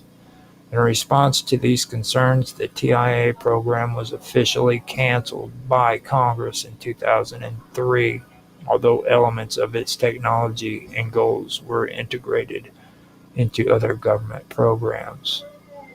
Despite its cancellation, the TIA program remains a point of contention in discussion about government surveillance and privacy. Technology developed during the program was seen as a precursor to the kind of mass data collection and analysis that would later become more prevalent in the age of big data and advanced analytics. It was a clear reflection of the growing influence of surveillance technologies in the post-9/11 era and the increasing tendency of governments to use technology in the name of national security. The LifeLog project developed by DARPA was an ambitious attempt to create a detailed and continuous record of an individual's life. The idea was to use advanced technology to capture everything a person did, thought, or experienced throughout their day. The project aimed to track personal information, including interactions with others, physical movement, and even internal thoughts and feelings, in order to create a comprehensive digital profile of each individual. LifeLong was originally intended as a tool for personal development and enhanced decision making. By collecting vast amounts of personal data, the system would theoretically be able to help individuals make better choices based on their past behavior and experiences. The project was particularly focused on creating a digital memory for individuals, essentially recording and storing everything they experienced in a way that would allow for easy retrieval and analysis. However, concerns of privacy and potential for abuse quickly emerged. The idea of having every aspect of one's life recorded and analyzed by a machine raised significant ethical issues. Critics argued that the LifeLog project had the potential to create a dystopian future where personal freedoms were violated and individuals' every move and thought were monitored by the state. The program was officially canceled in 2004, but the ideas and technologies it sought to develop have been the subject of renewed interest in recent years as advances in personal data collection and tracking technologies continue to grow.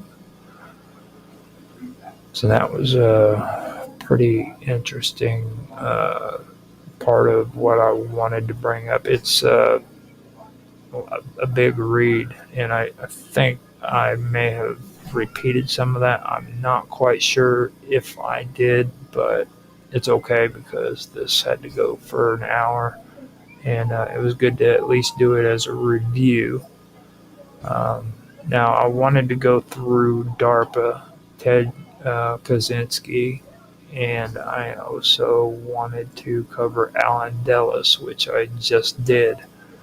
But now I also want to go through two more programs, or three actually, that I want to work on. I'm going to come back. I'm going to go back over in more depth Operation Mockingbird. And then there was also Project Agile and Project Bluebird, which are two programs that were within DARPA that I really want to go over in more detail. All the ones that I just read were ones that were barely ever heard about. But they did exist. Some of them were really far out there. You can still hear a lot about it from people when they discuss this topic. A lot of them don't really know the actual naming of them, but they all know that it originally came out of ideas from MK Ultra. You know what I mean? So that is what I wanted to do today. I'll come back and I'll do those too. I've got more things that I want to cover as well, other than MK Ultra and Dulles. So there's going to be more in store than just that, because this is a huge topic that I've been talking about. I want to start talking about Operation Paperclip, the Bikini Atoll. Also, I'm wanting to get into NUMIC and the U.S.-Israel nuclear agreement that they had going on too. That'll bring me into the topic of Karen Silkworth and Vanunu.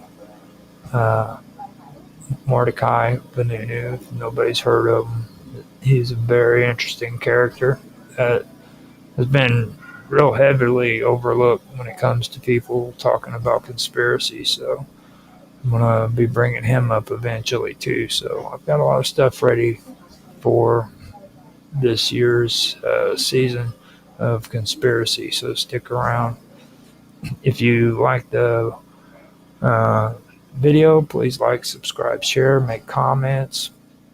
Feel free to make comments. Don't worry about it. Just don't be a dick about things. If you got feedback, just give some feedback. And I mean, if you have critical feedback, whatever, constructive criticisms, do that too. Just kind of be respectful. I always say we all don't have to agree on everything. Just learn how to respect one another's points of view, things of that nature. And if you do make a comment, I will respond. That's one thing that I really love doing, is having conversations. So thank you guys for watching. I hope you have a good day, good morning, good evening, whichever time of the day it is for you. And with that, I am going to end the stream. Thanks for watching.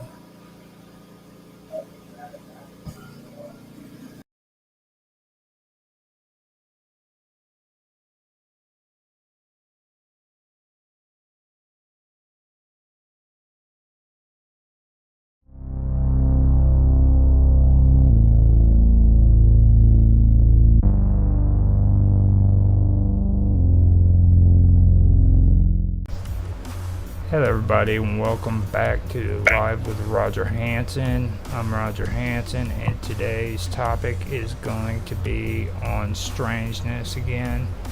With me is my co-host Karma Love. So you want to say hi? Hi everyone. Hello. Now, Karma and me discussed it, and today we are going to do a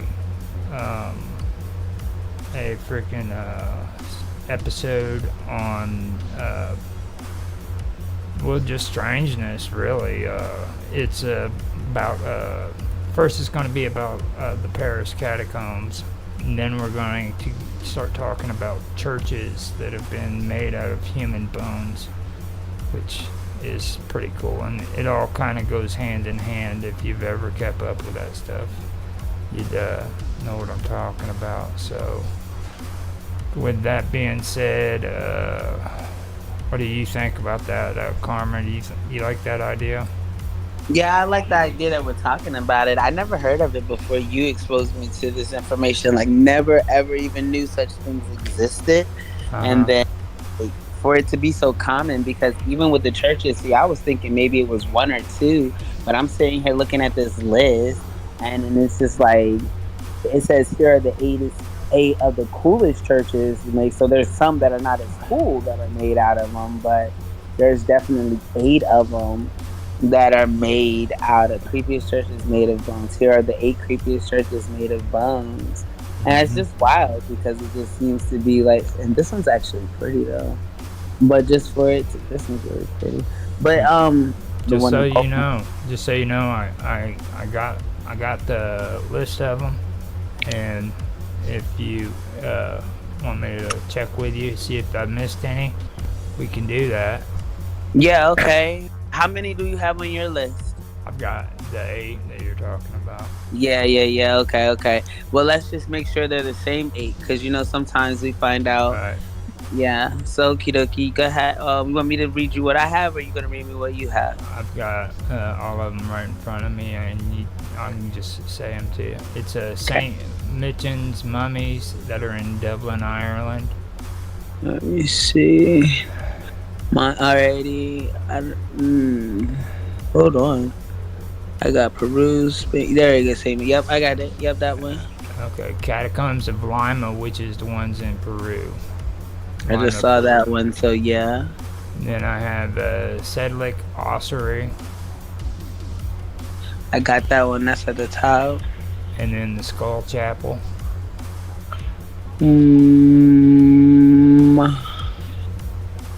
Yep. In Poland.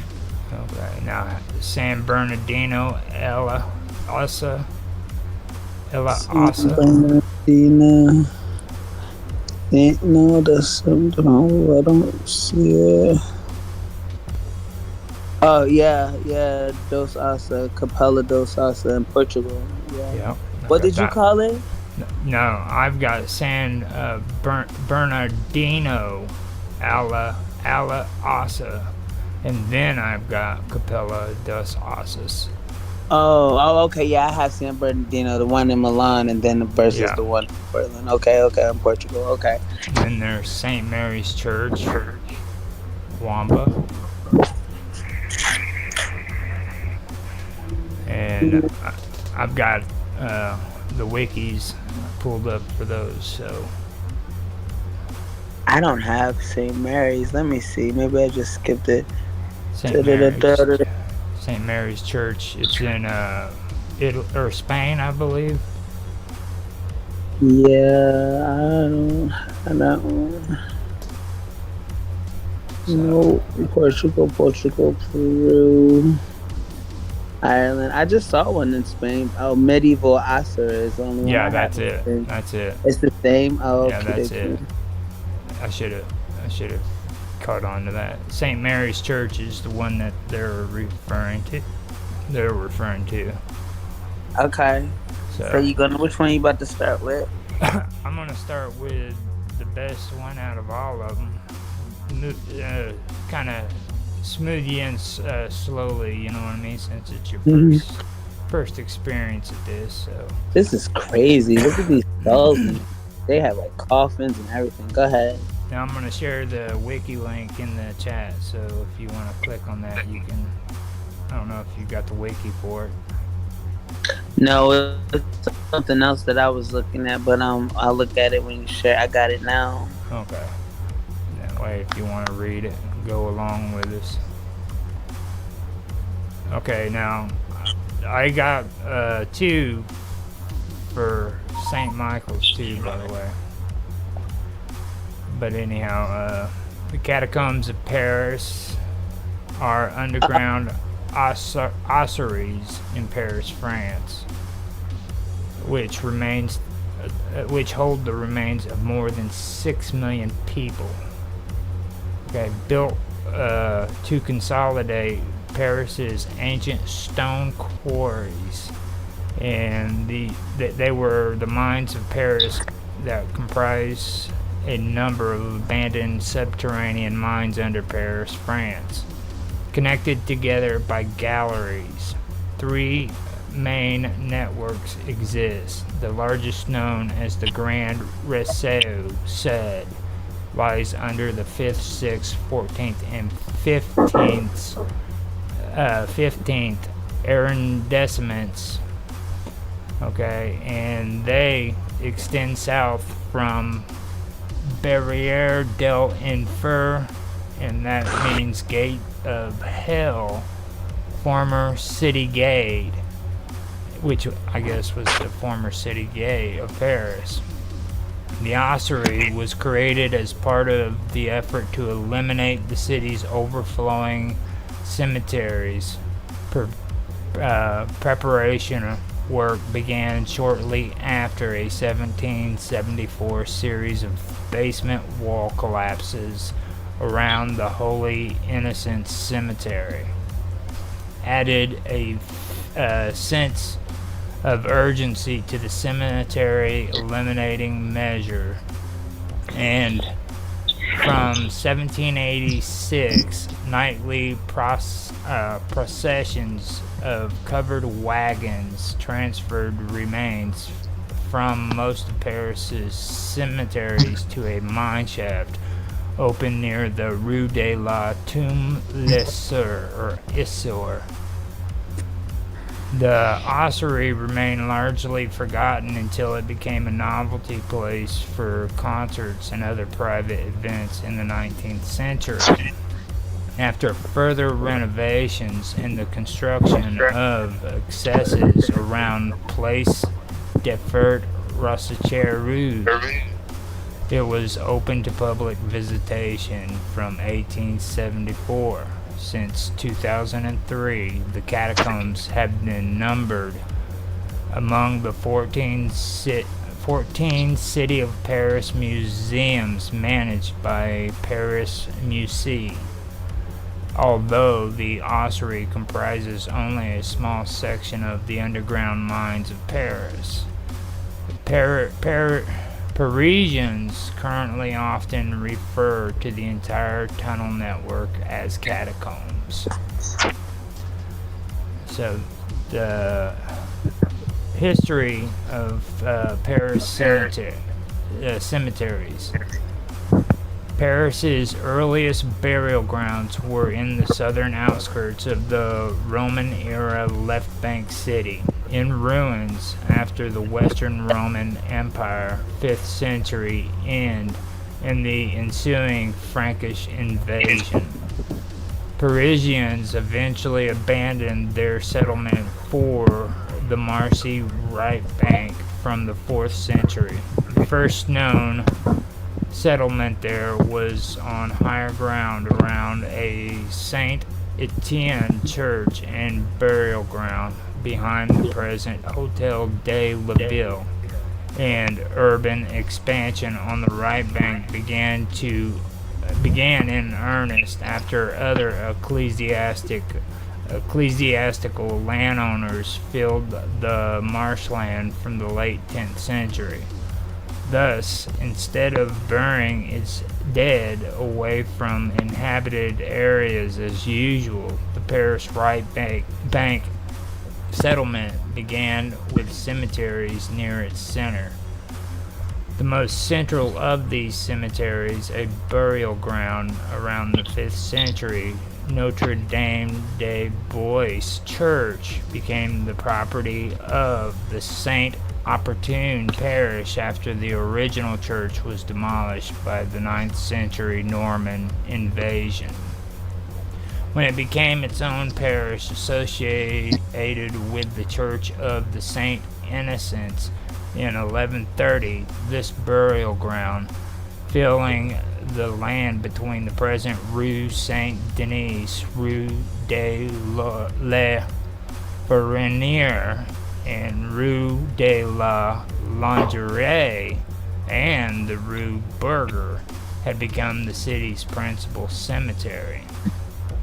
By the end of the same century, Saint Innocents was neighbor to the principal Parisian marketplace, Les Halles, and around already filled to overflowing. To make room for more burial, the long dead were exhumed from their bones packed into the roof and walls of Chanier galleries built inside the cemetery walls.